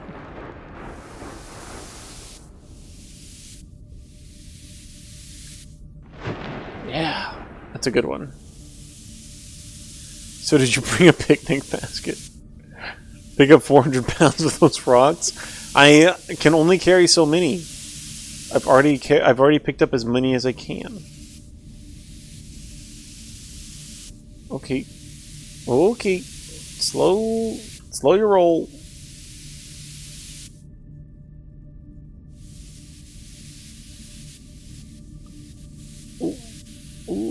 Oh. It's a little rough. Probably a little bad on the knees. But that's fine. Whoa.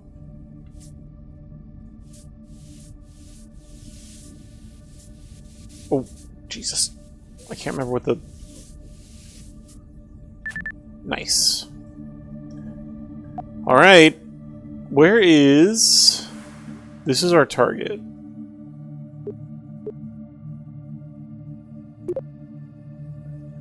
Now we have to dock, and this is going to be complicated. Did someone, besides the parachutes, also forget a ladder on the lander? We don't need a ladder, we got a jetpack. Who needs working legs? That's no moon. Okay, here we go. Oh wait, what is... Wait, there's a cool thing over here. It's too far. Okay, here we go. I don't really know... I guess we need to go in the direction of the sun.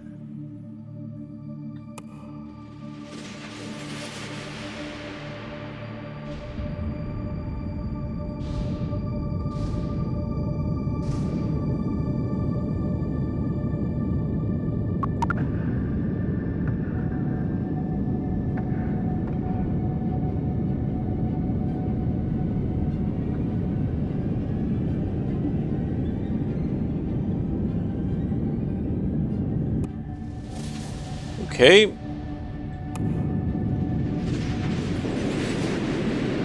Now, we need to get back into orbit. And we need to match our orbit to the Nebuchadnezzar.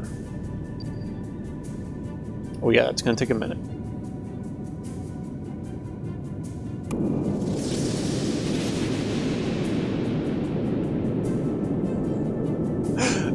Let's go look at the sun, yay.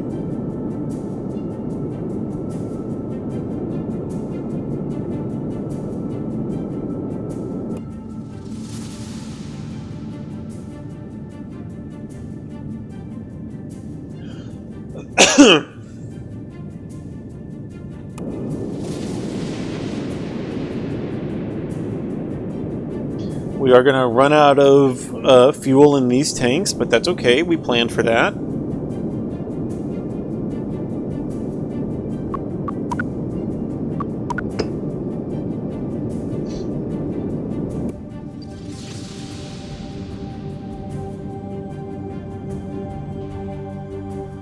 Okay.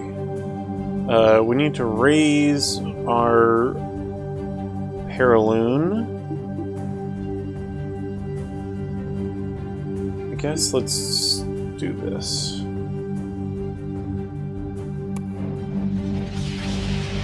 Point to prograde.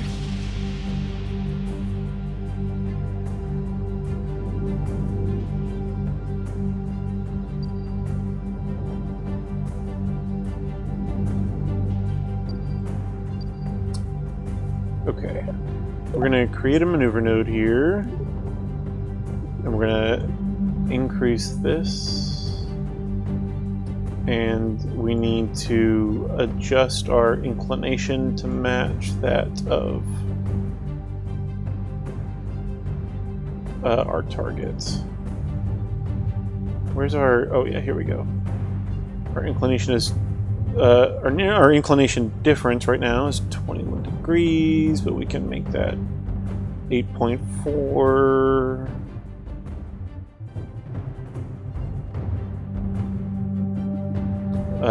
Well, we can make it...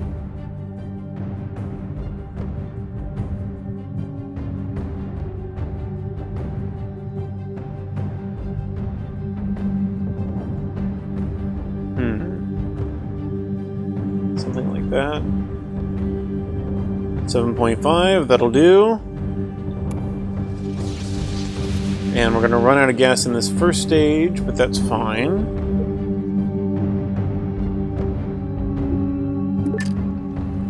Hold-o maneuver? We're not pulling any hold-o maneuvers.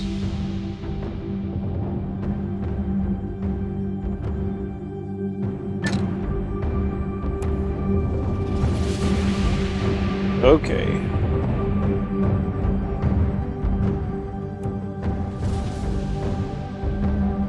"20 seconds till burn," which is going to circularize our orbit and kind of get us closer to matching the inclination of the Nebuchadnezzar.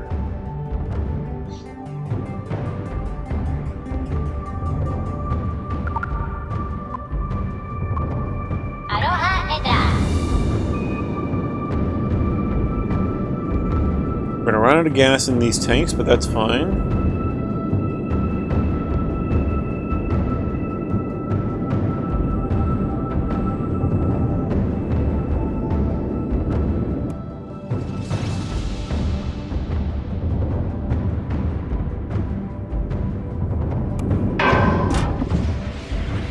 That's okay.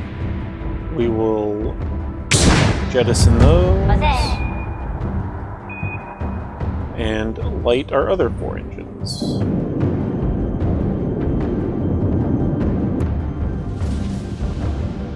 To complete our burn. What are we at? 7.3. So now let's create another maneuver to really match this. Oh yeah, that's nice.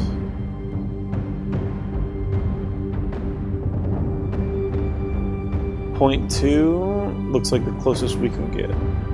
That'll be fine.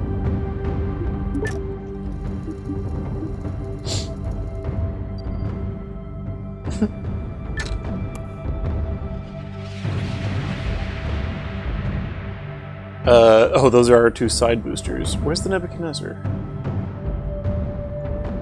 I don't know.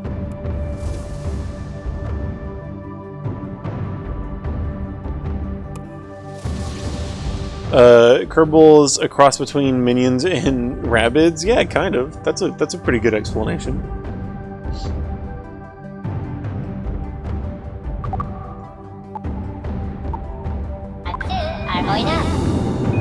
Also, so this solar panel can't be retracted. I don't know if we broke it or something. But, so we're not going to be able to dock. But that's fine, because we can just use our jetpack to jetpack over to the Nebuchadnezzar.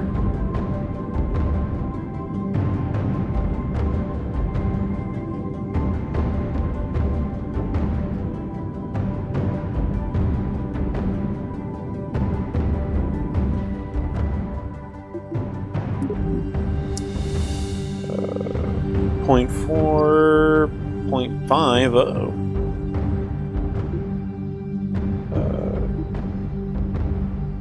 Let's flip around and burn a little bit more this way. .4, .3, .2. Okay, good enough. Now, we're gonna perform another maneuver here to try to catch this. Okay, how close is this approach? Less than a kilometer. 100 meters per second of relative speed, that should be fine.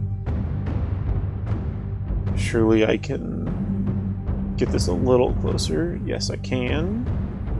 800 meters, 700 meters. Nope, nope, wrong way. Oh, that's a lot more distance, but our relative speed is better. Ooh.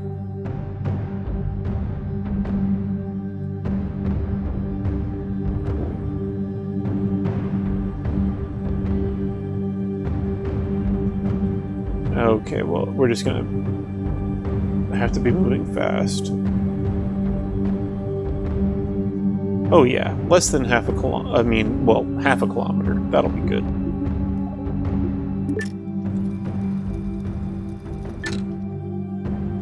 Okay. This will get us pretty close. This will get us a pretty good close approach to the Nebuchadnezzar, and then we need to match our speed, which will match our orbits.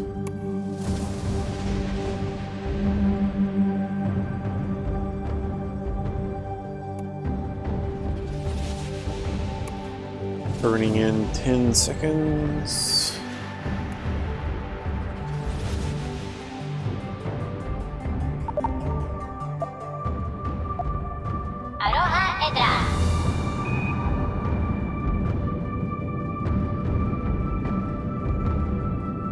And we're just going to burn for about 15 more seconds, and then we should match. Or, well, we don't match at all, but we're going to get a pretty good close approach here.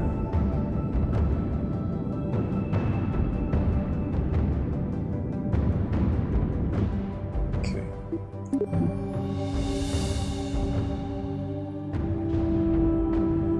Ooh. Now we want RCS. H and N. And with our RCS, we're going to tweak this even closer. H? No, N. Oop, nope. That's as close as we can get. Okay. Now...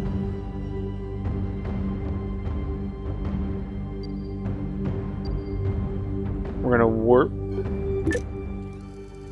to here. And now we should be able to see the Nebuchadnezzar, probably. There she is. She's only 26 kilometers away.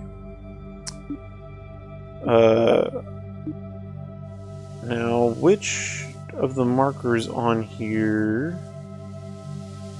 oh no, I need to switch this SAS mode to target mode. I don't know how to do that. Freak.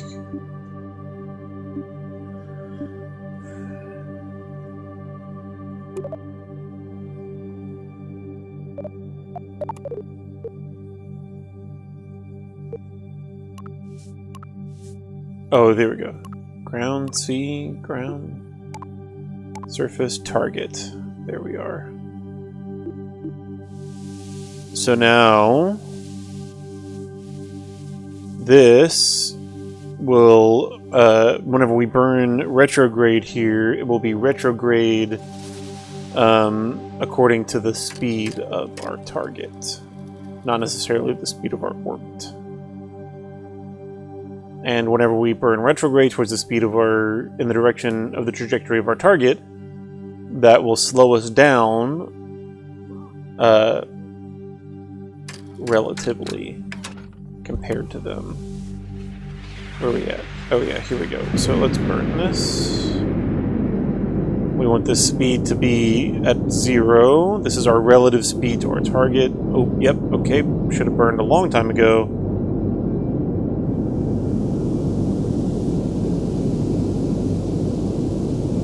That's fine. They're slipping away, but we can make up that distance. Come on, we want our relative speed to be 0.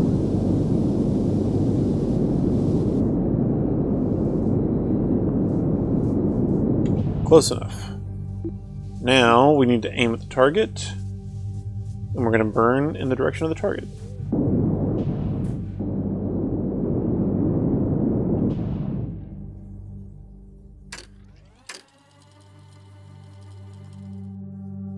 And we should be approaching here. If we look at our map, yeah, see, because we matched our relative speed, it matched our orbits. And our next closest approach is going to be 52 meters. That's very close.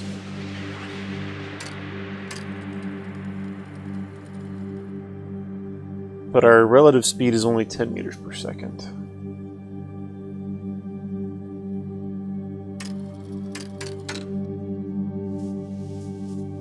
Okay. There she is.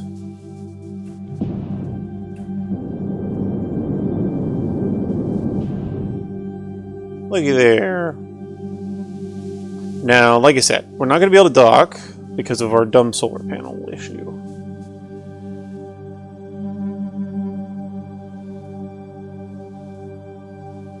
But we can get as close as possible.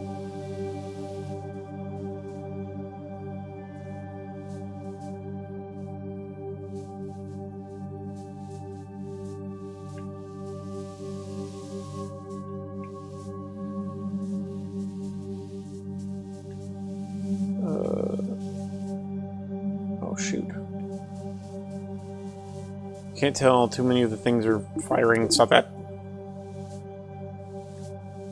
This way, this way, this way, this way, this way.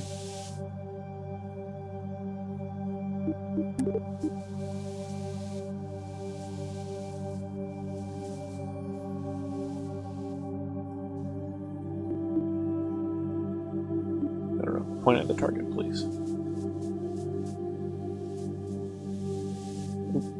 Nope. Go this way. There we go. Relative speed is virtually nil. And we're just gonna approach very slowly. I really wish I could dock. I bet I can.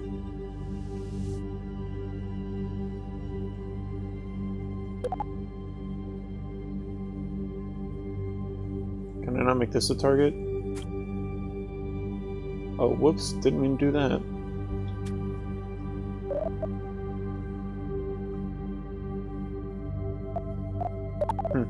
That's dumb. Okay. Let's get a little bit closer.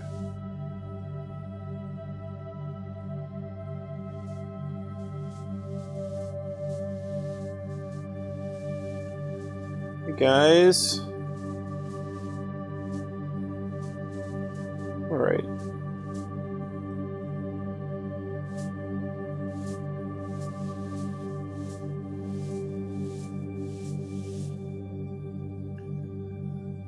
Okay, let's go, Valentina. Oh, shoot. We're gonna crash into it. That's okay.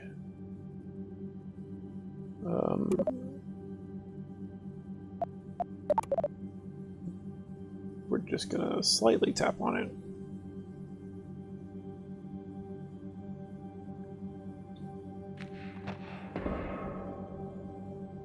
No, R. R? Hello? Whoa, whoa, whoa, whoa, whoa, whoa.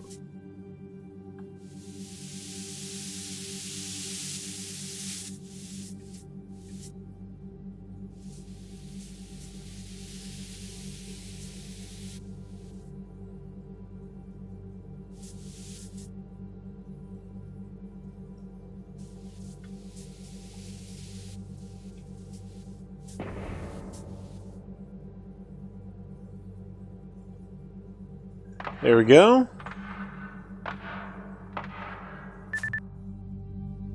Everybody on board. Now we just have to get back to the Earth. Do the spinning docking like Interstellar? No way. Like this. Doody doody doody doody doody doody doody doody doody doody doody doody doody doody doody doody. Ow.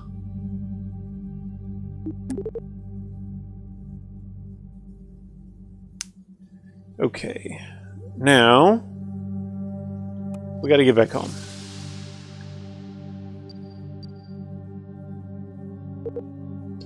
Ooh, I forgot I gotta get an orbit around home because I forgot parachutes.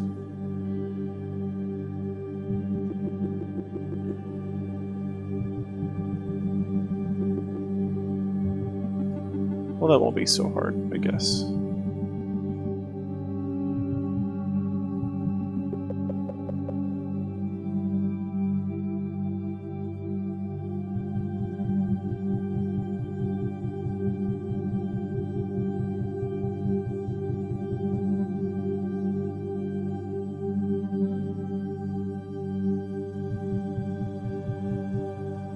Nice. Okay.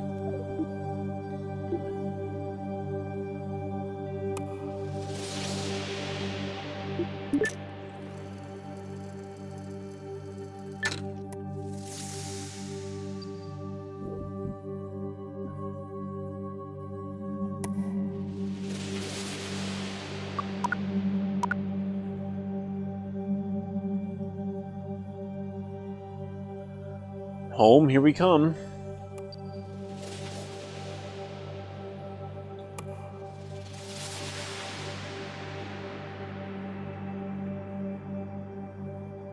15 seconds till burn. 10 seconds.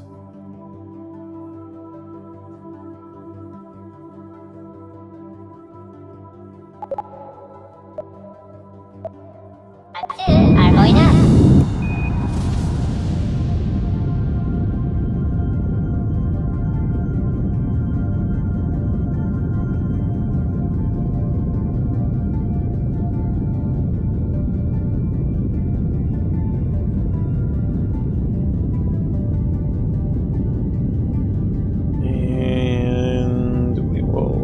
Stop there. And we'll manually do our periapsis from here. We want it to be right at about 100 kilometers. That'll be a convenient altitude to come back up and get them. There we go. Alright. Bye, moon.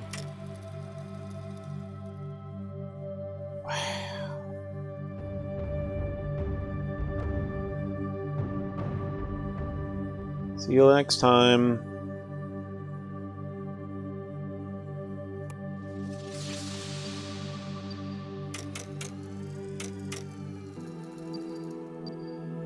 Okay. Now...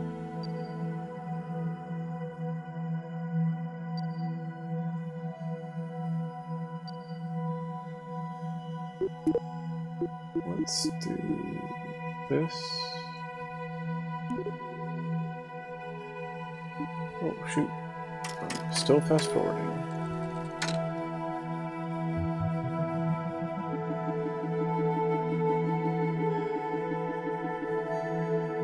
We want to circularize here. And then we're going to match our inclination to some of this debris.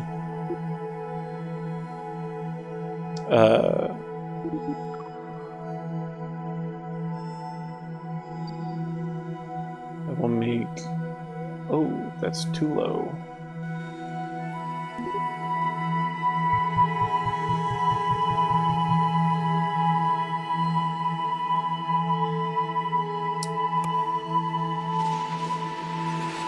Okay, here we come.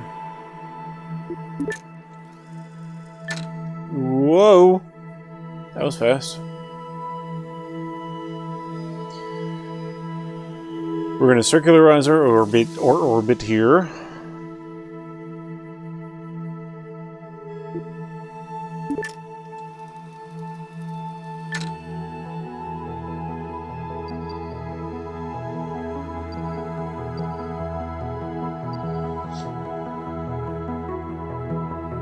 And then we're going to match our inclination to like one of these, since we know that that launched from the Kerbal Space Center.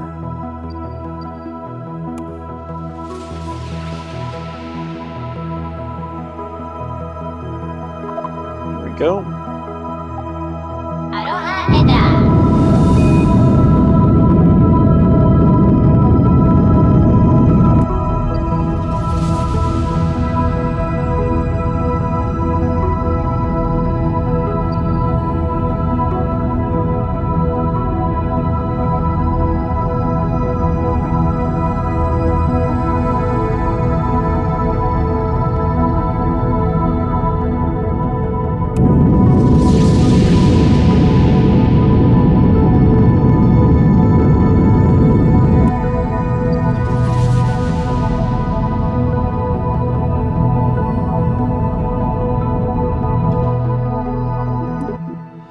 Nice.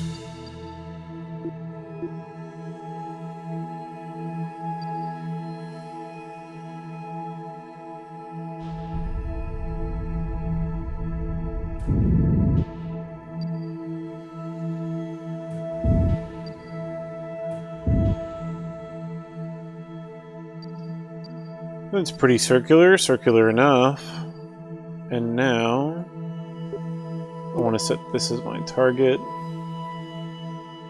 And I want to adjust my inclination here.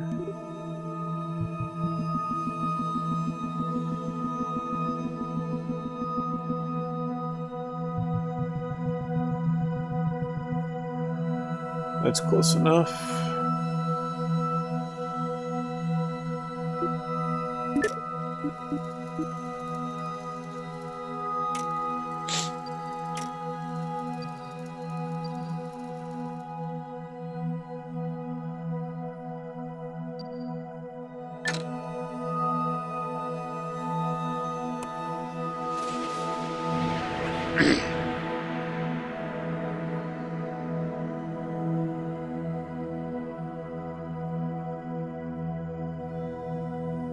Seconds. This is a gorgeous little set of islands here. Look at that.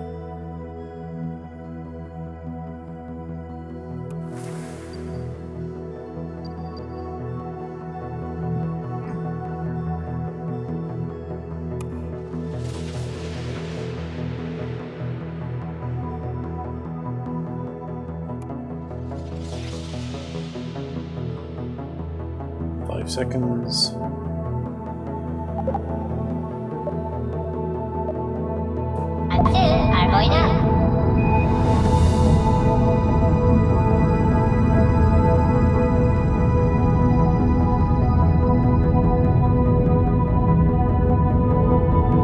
Wait, what's happening here? Hold on. Am I screwing this up? No, I'm not. Just that looked weird. We are coming close to running out of fuel, though. We are going to run out of fuel here.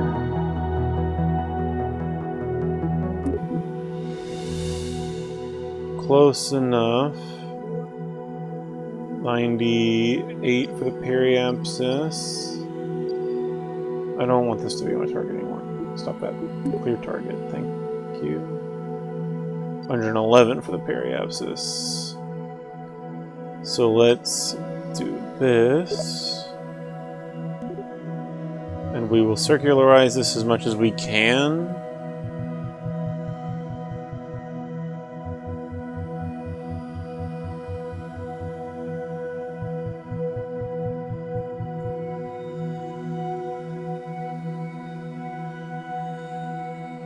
I don't need a thing for that.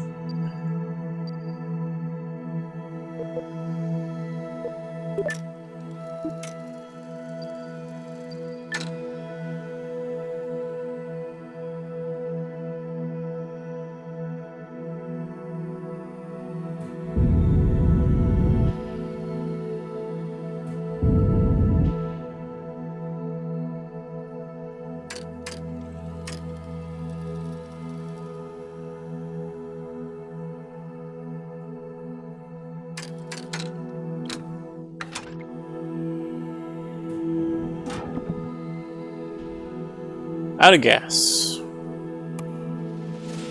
But that's okay. We will save.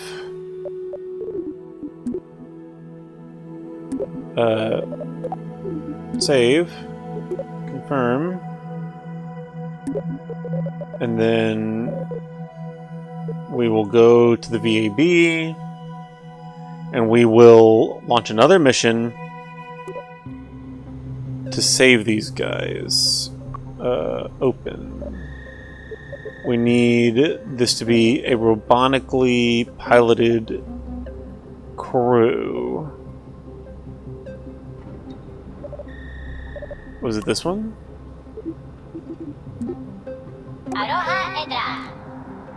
Seems like it.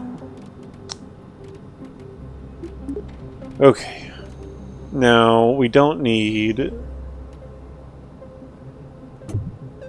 any of this.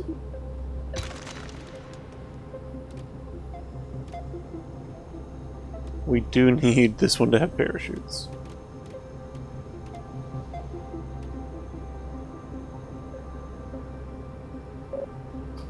And a docking adapter.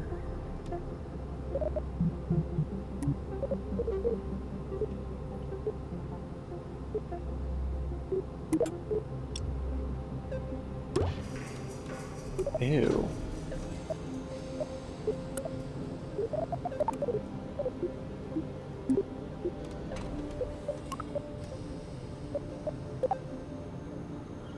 Get 2 sets of parachutes. The crew's in this one. No. The parachutes are going to go on the capsule. But we're going to have to retrofit this capsule to be able to be remotely piloted. Because this only has 3 seats on it, I think. I'm almost positive. So, this... Oh, and let's put RCS on it. Because I don't think it had that before.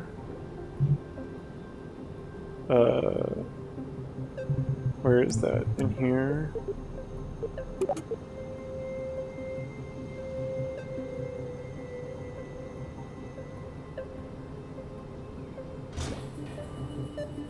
RCS. Let's give it some extra RCS, actually.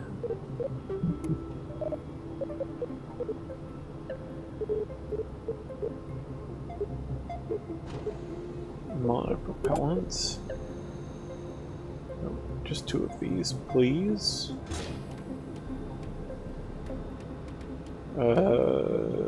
Let's do this.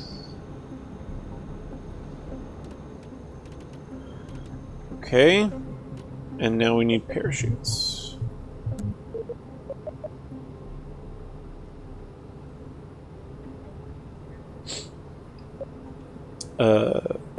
Radially mounted main chute.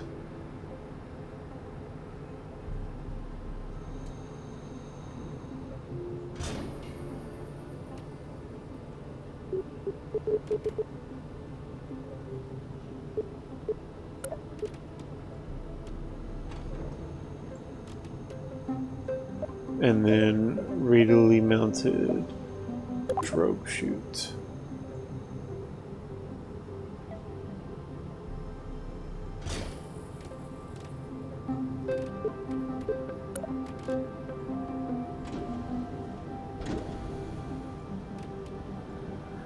Okay.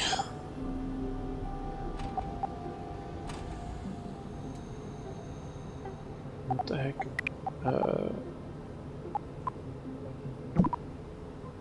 Do like that. Okay, this one, this one, this one, this one, this one, this one, and then all those. Excellent. Okay. So we need some kind of robotic control here. We need comms.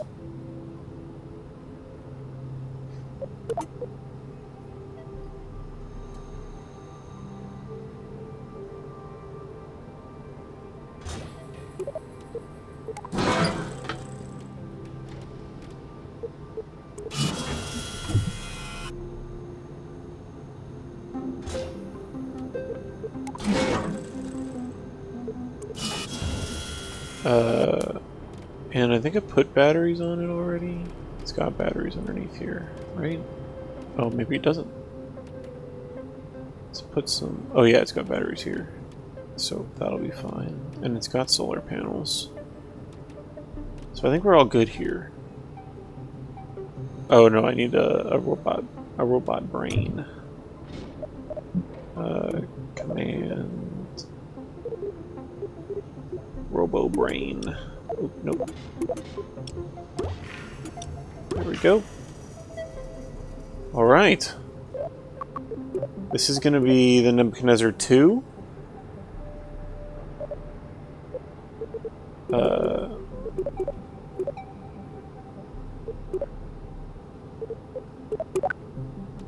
Nebuchadnezzar 2. And to signify that this one is a robotic one, we're gonna do like this. We're gonna make it not colorful.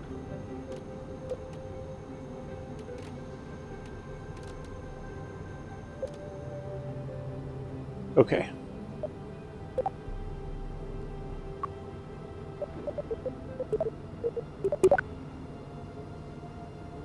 Okay. Here we go.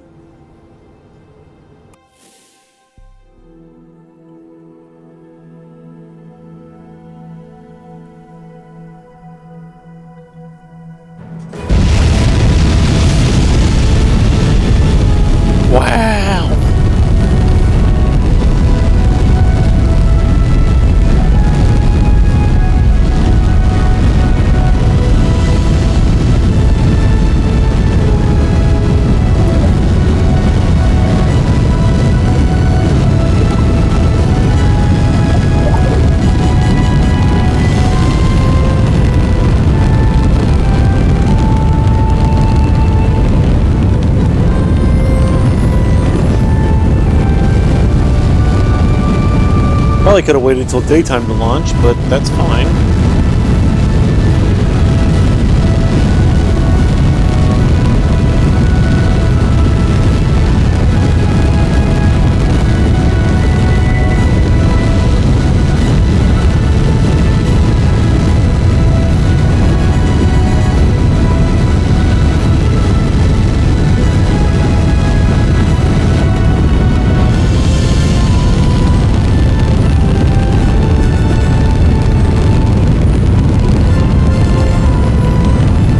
Flame flickers like a tadpole swimming away from Earth. Poetic.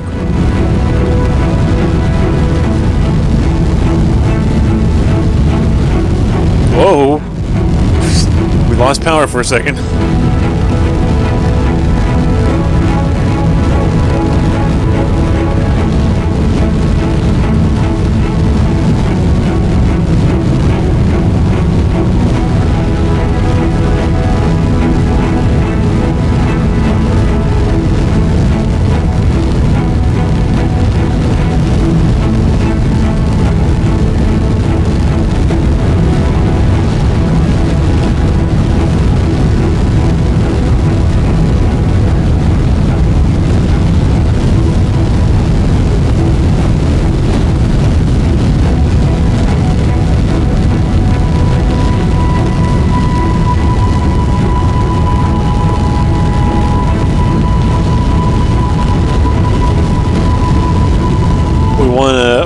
Is to get to about 100 or so kilometers, because that's what the orbital height of the Nebuchadnezzar is.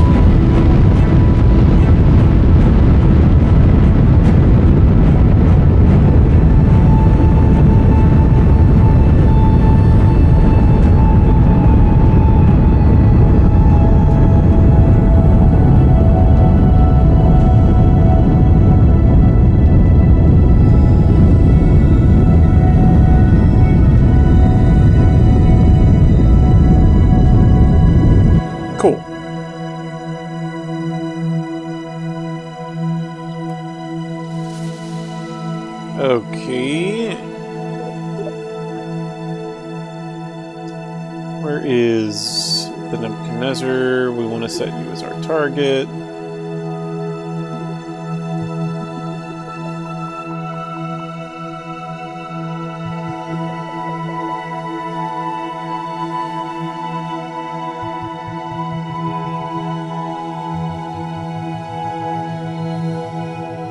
We want to decrease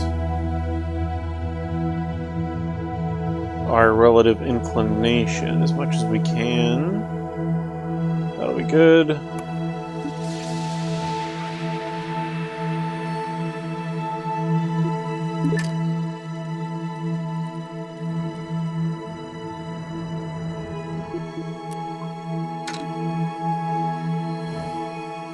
We still have 2 minutes until we get to this maneuver node.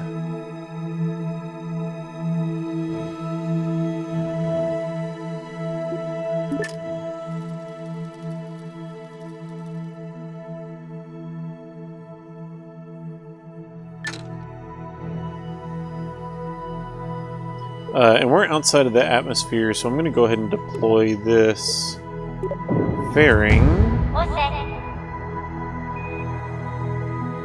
And just to ensure that we don't lose communications here, we're going to extend our antenna and our solar panels. Alright, here we go.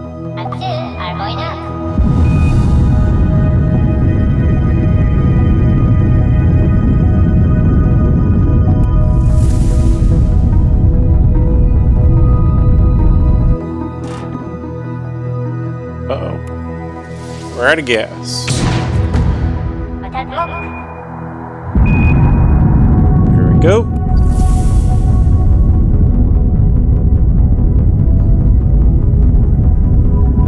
Don't worry, guys. We're coming to save you.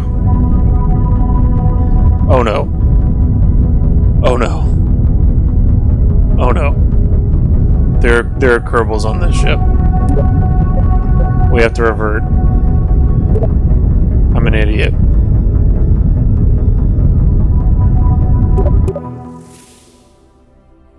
We have to revert.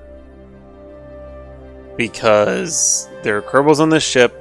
I needed there to not be Kerbals on this ship. The whole reason why we're doing this is to save the other Kerbals. There won't be enough space for them for the other ones. Ay, ay, ay.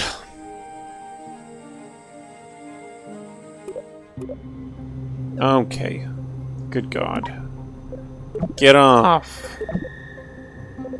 Empty. Thank you.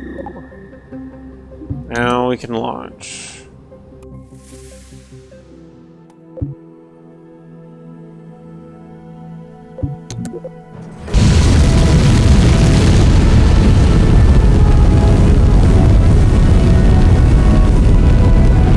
Goodness gracious.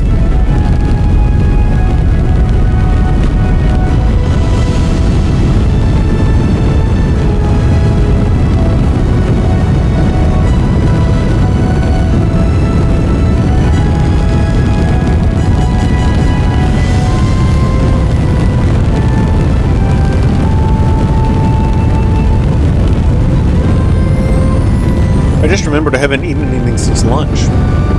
Whoops. No wonder I have a little bit of a headache.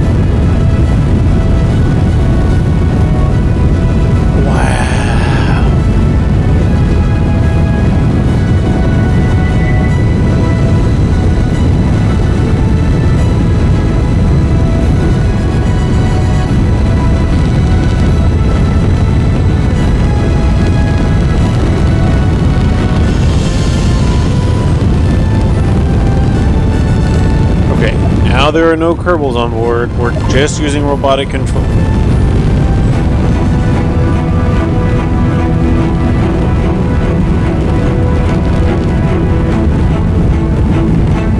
Too late for a full meal, perhaps a snack. There is no time that is a bad time for a full meal, trust me.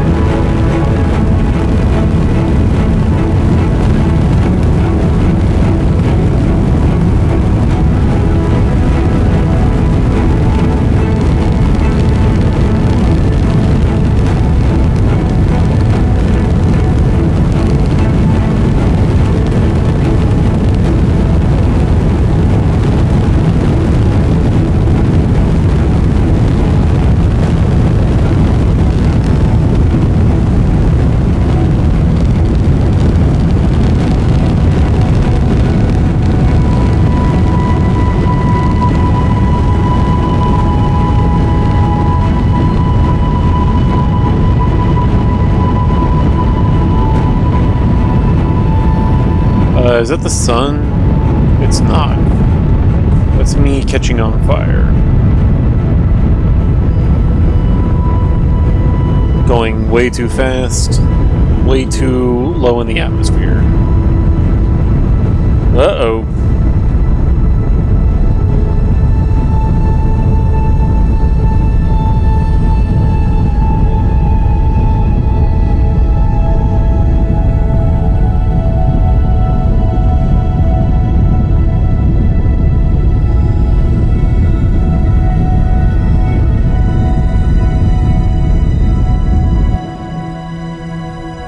There we go. Okay, set as target.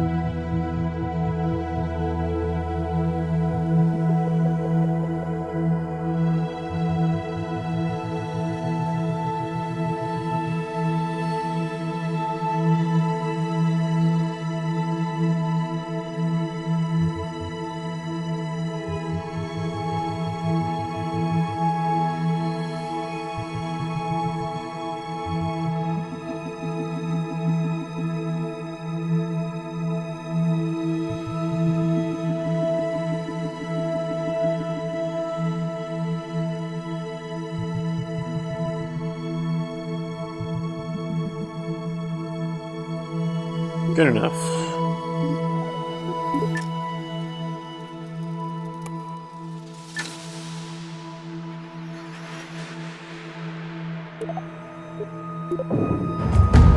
We can jettison this, and we can extend our solar panels, and we can extend our communications antenna.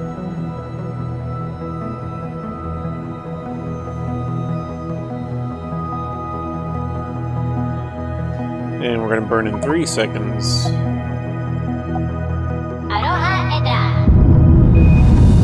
Whoa.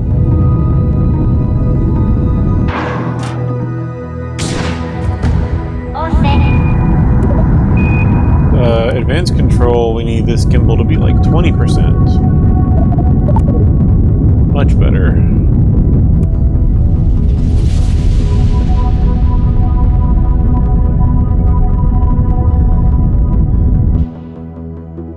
Okay.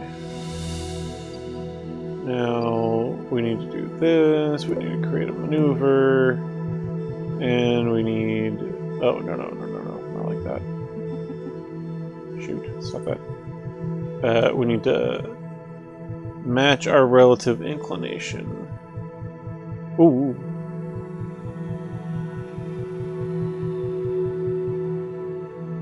Okay.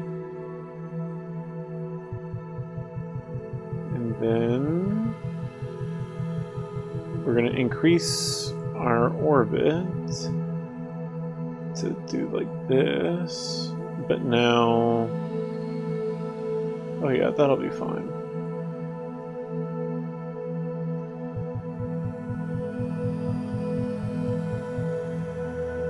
Now our relative distance is about 2 kilometers, and our relative speed will be like 200 meters per second. That will be more than fine.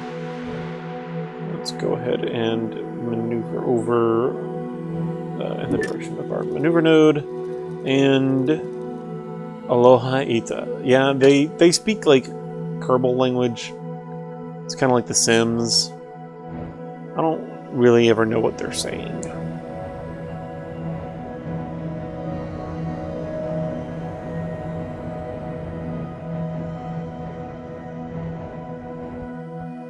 Okay, here we go.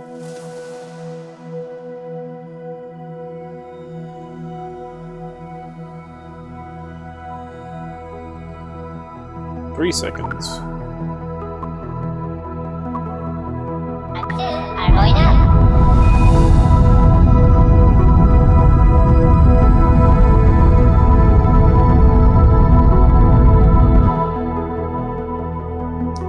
Okay, delete this. What is our closest approach now? Yes, that will be totally fine. Let's warp to there. And change this to target. And change this to retrograde of target. And we're going to use these real big engines here to just immediately arrest our speed. As soon as we get kind of close.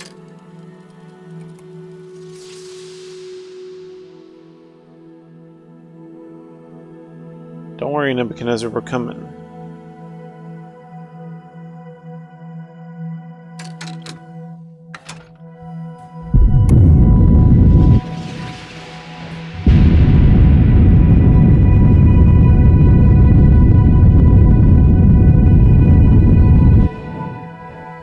Nice. Oh, too much. Too much.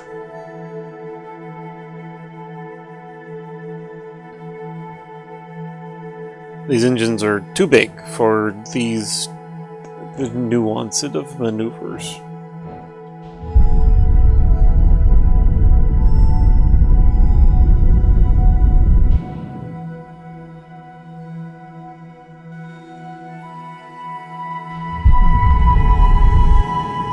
Okay, that's enough of this.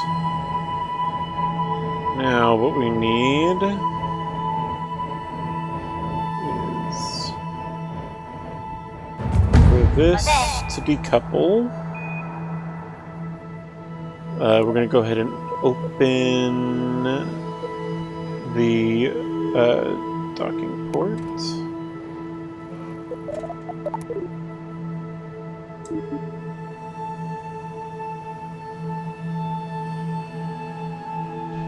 And we're going to burn in the direction of our target.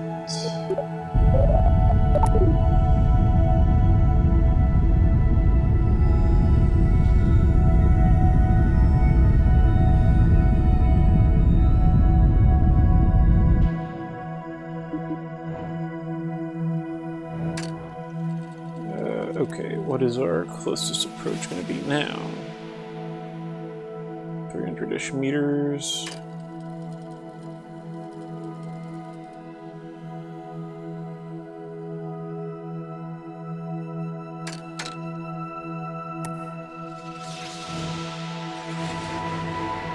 Ish meters.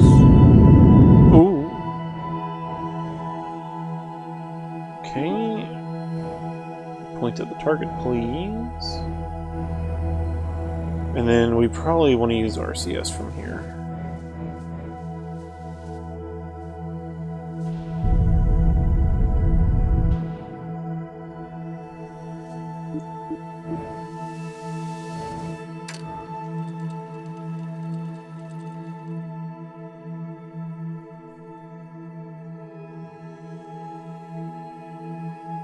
Hey, Nebuchadnezzar.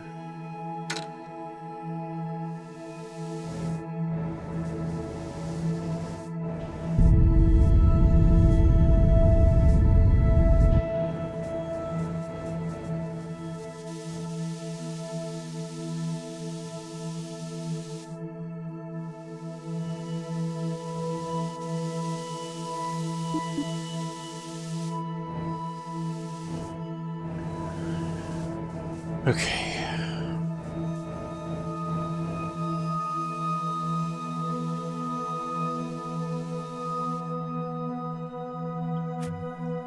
Approaching at 2 meters per second.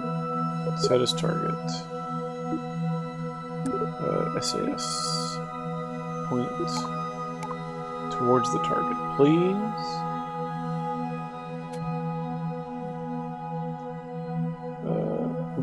Slow down just a tad.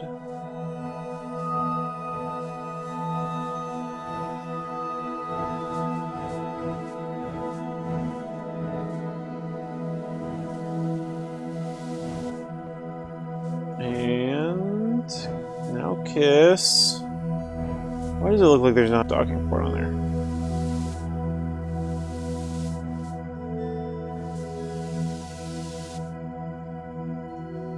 Is there not a docking port on here?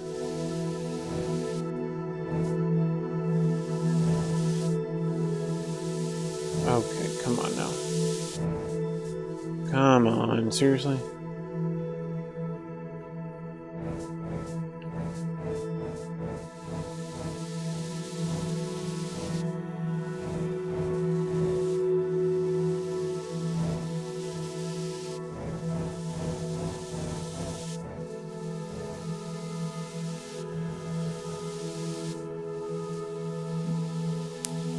I might have to be manually transferring them again. It has to have a docking port on here. It was docked with the thing. With the skid mark.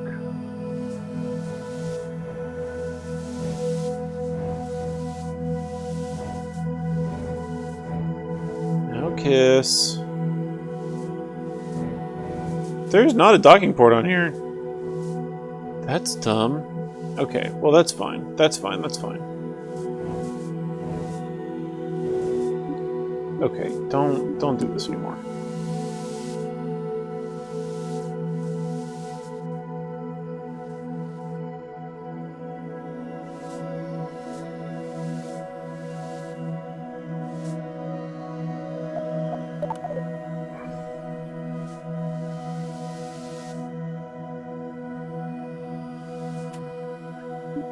You don't do this anymore either.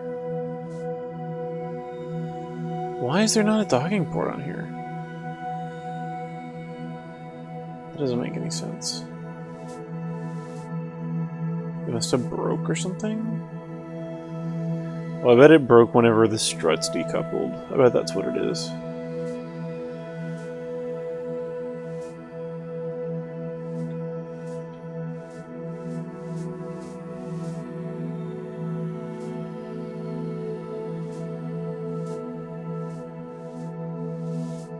Okay, that's as slow as they're gonna get.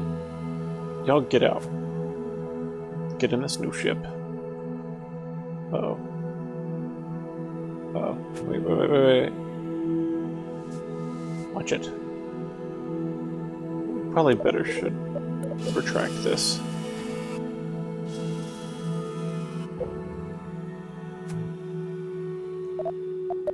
Okay. 1.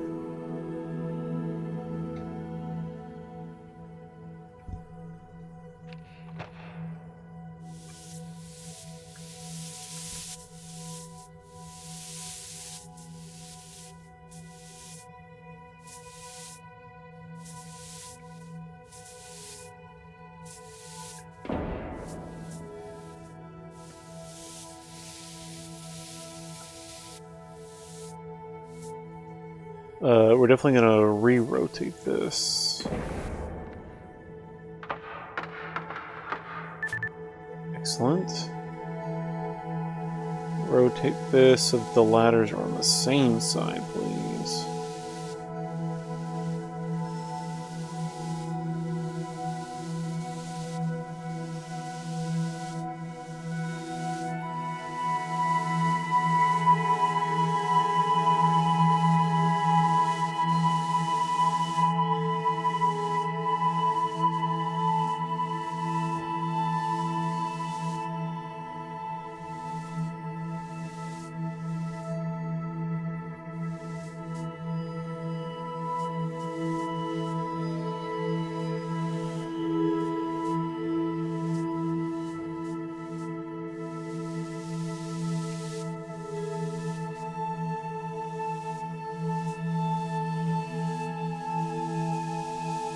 Oh man, KSP2, the largest disappointment of my adult life. Yeah, it's fine.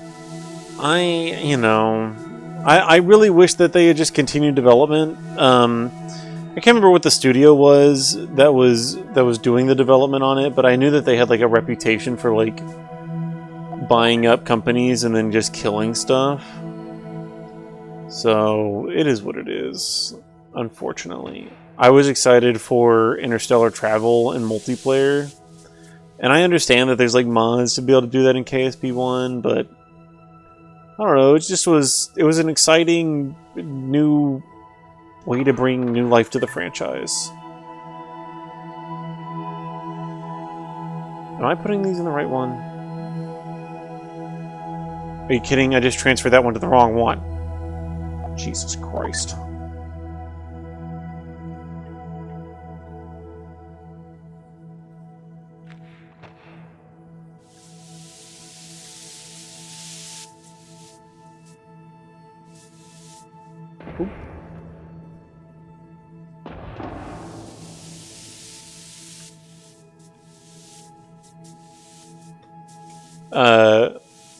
Skogs, were you a fan of KSP1?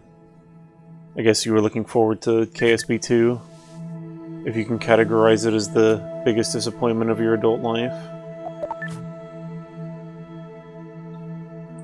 I accidentally forgot to put parachutes on this, so we're running a rescue mission. But we're almost done, and then we're going to wrap up the stream. Oh, whoa, what's happening? Why are you doing this? Stop that. Stop that. Stop that. Hello, RCS, where did you go?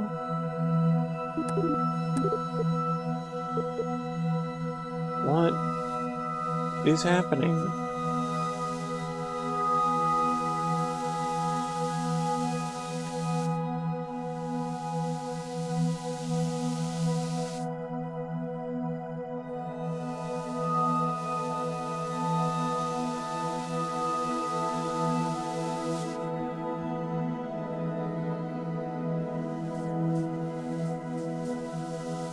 If only they'd nailed down the engine properly before blowing the budget on cosmetics. What we have is super great for what it is. Just so buggy, like your parachutes. No, the parachutes aren't buggy. I forgot to put them on. But I feel like I have encountered a couple of bugs here and there, like weird parts that break for no reason and stuff. Okay, so we're just gonna do this.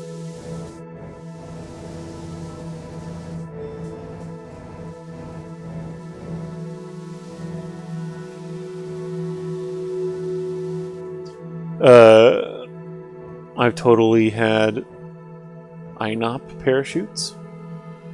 Not sure what that means.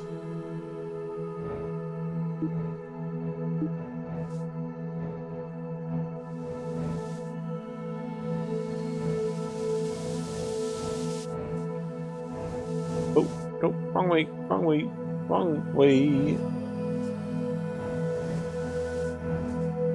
Is it, am I rotated the wrong way or something? What is happening?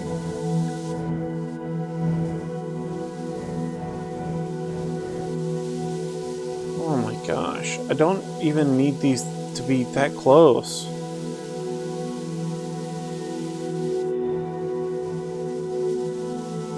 How much monopropellant do I have? Oh, I've used a good deal of it, so let's get this done. Lord.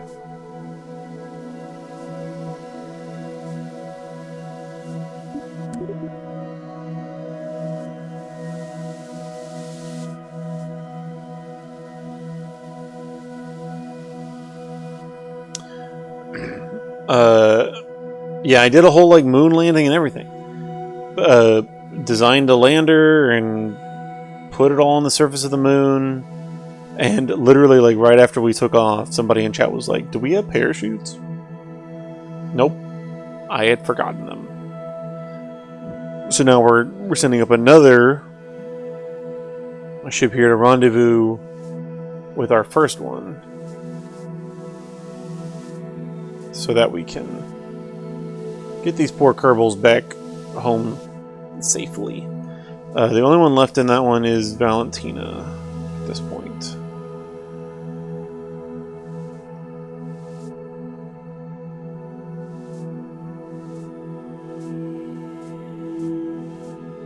Okay, here we go. Valentina. For the love of God, get out of this ship and let's go home.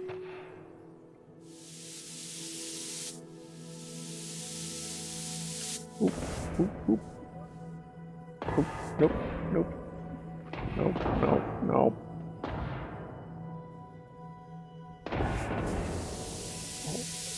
Nope, nope. Come on. Grab, grab.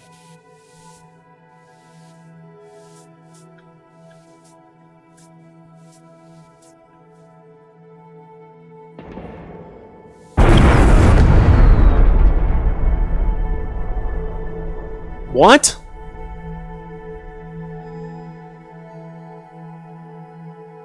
What? What? I did not quick save. Who knows? Biggest disappointment of my whole life. Yeah, it's got bugs, man. That's crazy. I have not yet experienced that one. That's crazy. It's so nuts that they can just like completely halt development on it like that. R in. No, I need you to turn on RCS in. That's fine. The autosave was pretty close to where we were. That was lucky. Okay.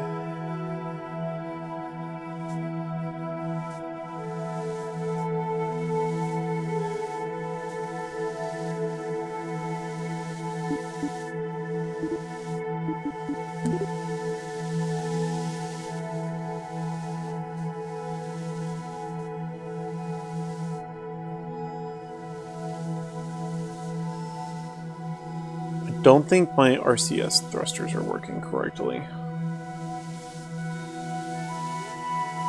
Something's not right.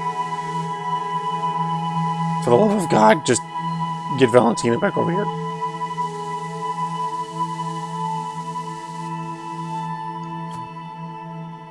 Okay, let's just get out and hope that that doesn't happen again.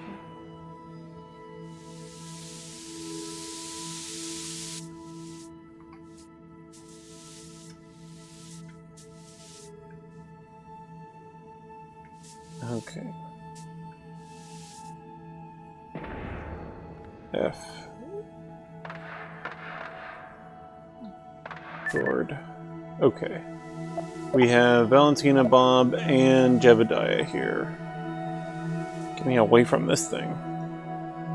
Lest I explode again. Okay. Now we just need to...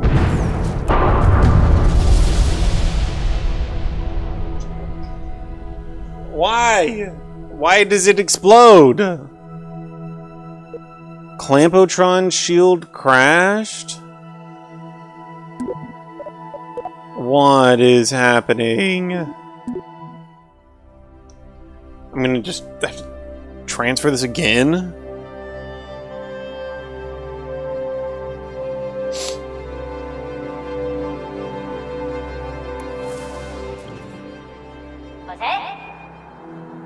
Okay.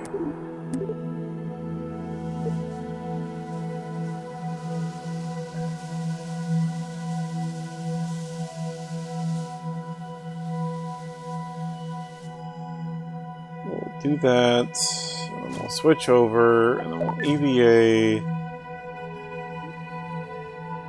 It might not be a thing that I can, like, get away from in time.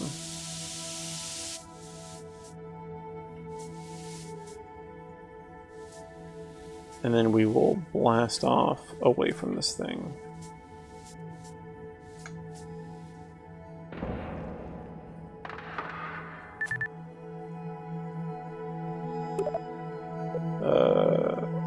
Close this.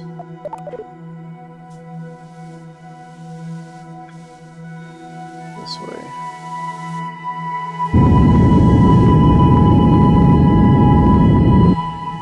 Lord.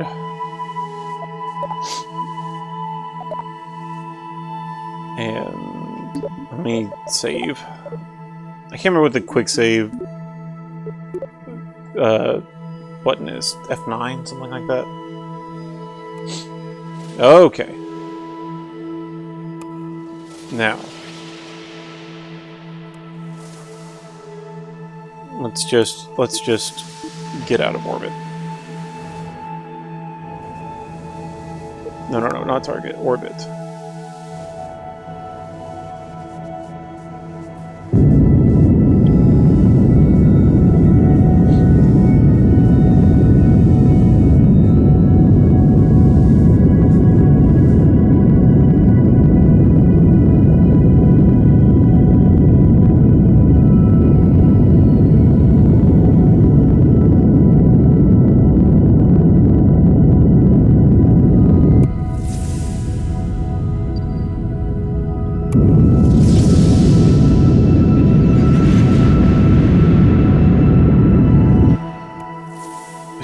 You think that's good enough?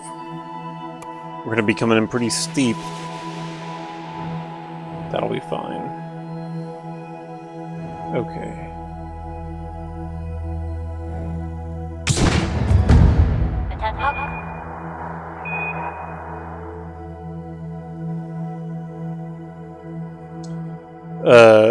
Now you find out you forgot a heat shield? No, I have the heat shield. Don't scare me like that.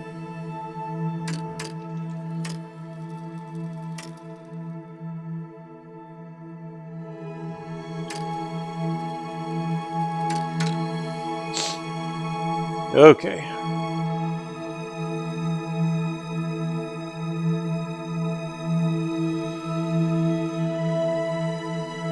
Almost home. Skogs, do you play a lot of Kerbal Space Program? What are you usually do in Kerbal Space Program. Because I feel like once I like make a rocket and land on the moon, that has usually satisfied my desire to play the game. But I also really like making space probes and sending them to Joule. It would have been really fun to send interstellar space probes places. Oh well. And I definitely like playing career more than I like playing sandbox.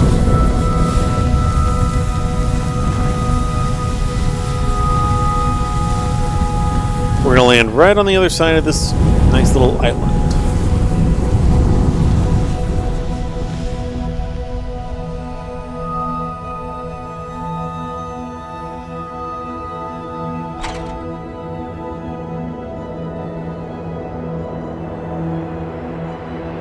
We actually might not even make it to the ocean.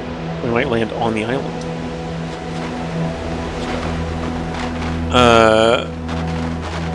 Two sort of broke my heart. Old, I just enjoyed doing dumb stuff on the moon. Yeah. Do you watch a lot of Kerbal Space Program content creators? Because Scott Manley definitely like got me on the game originally. I liked his like space content, but then I found his Kerbal Space Program content. But I also really like the way that Matt Lown plays the game. And they have like way more patience than I do. So I usually get bored. Mainly in Daz. I don't know Daz. Got me hooked. But Scott Manley like makes hardly any Kerbal Space Program content anymore. It's a sad day. Lown just intimidates with his fantastic builds. It is unbelievable. The amount of like time and energy and effort that he puts into all of his builds. Look at this. Couldn't ask for a more beautiful place / time to land. Okay, we can go ahead and get down though.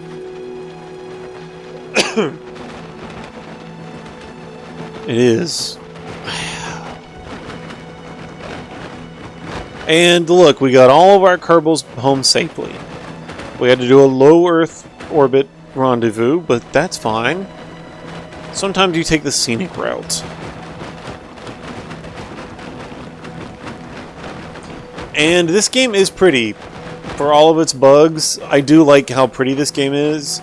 It just is a ridiculous amount of money to spend developing a really pretty Kerbal Space Program game when there are a million mods for KSP1 that will make it look better than this does without all the bugs.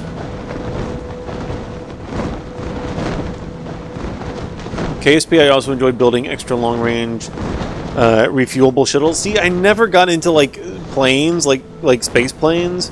Planes are so complicated. Planes are way more complicated than a rocket is, and I could just never make them fuel efficient. It was cool that they were like reusable, but it was just always so much easier and more effective to build a rocket. We did it! Alright, Jeb, let's stretch our legs and plant a flag, I guess. On Kerbin. Where is plant flag? And we'll name it Skogs, in honor of Skogs.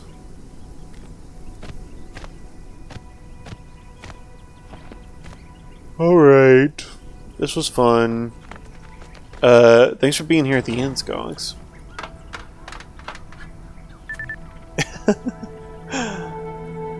Recover vessel, please. We did it! Alright, thanks so much for watching, buddies. I'll probably be live tomorrow night playing some Red Dead and maybe doing some political stuff, reacting to some retweets from earlier this week. The negotiations in Iran should be over by now, so we'll see what the outcome is tomorrow. So long, buds. See you later.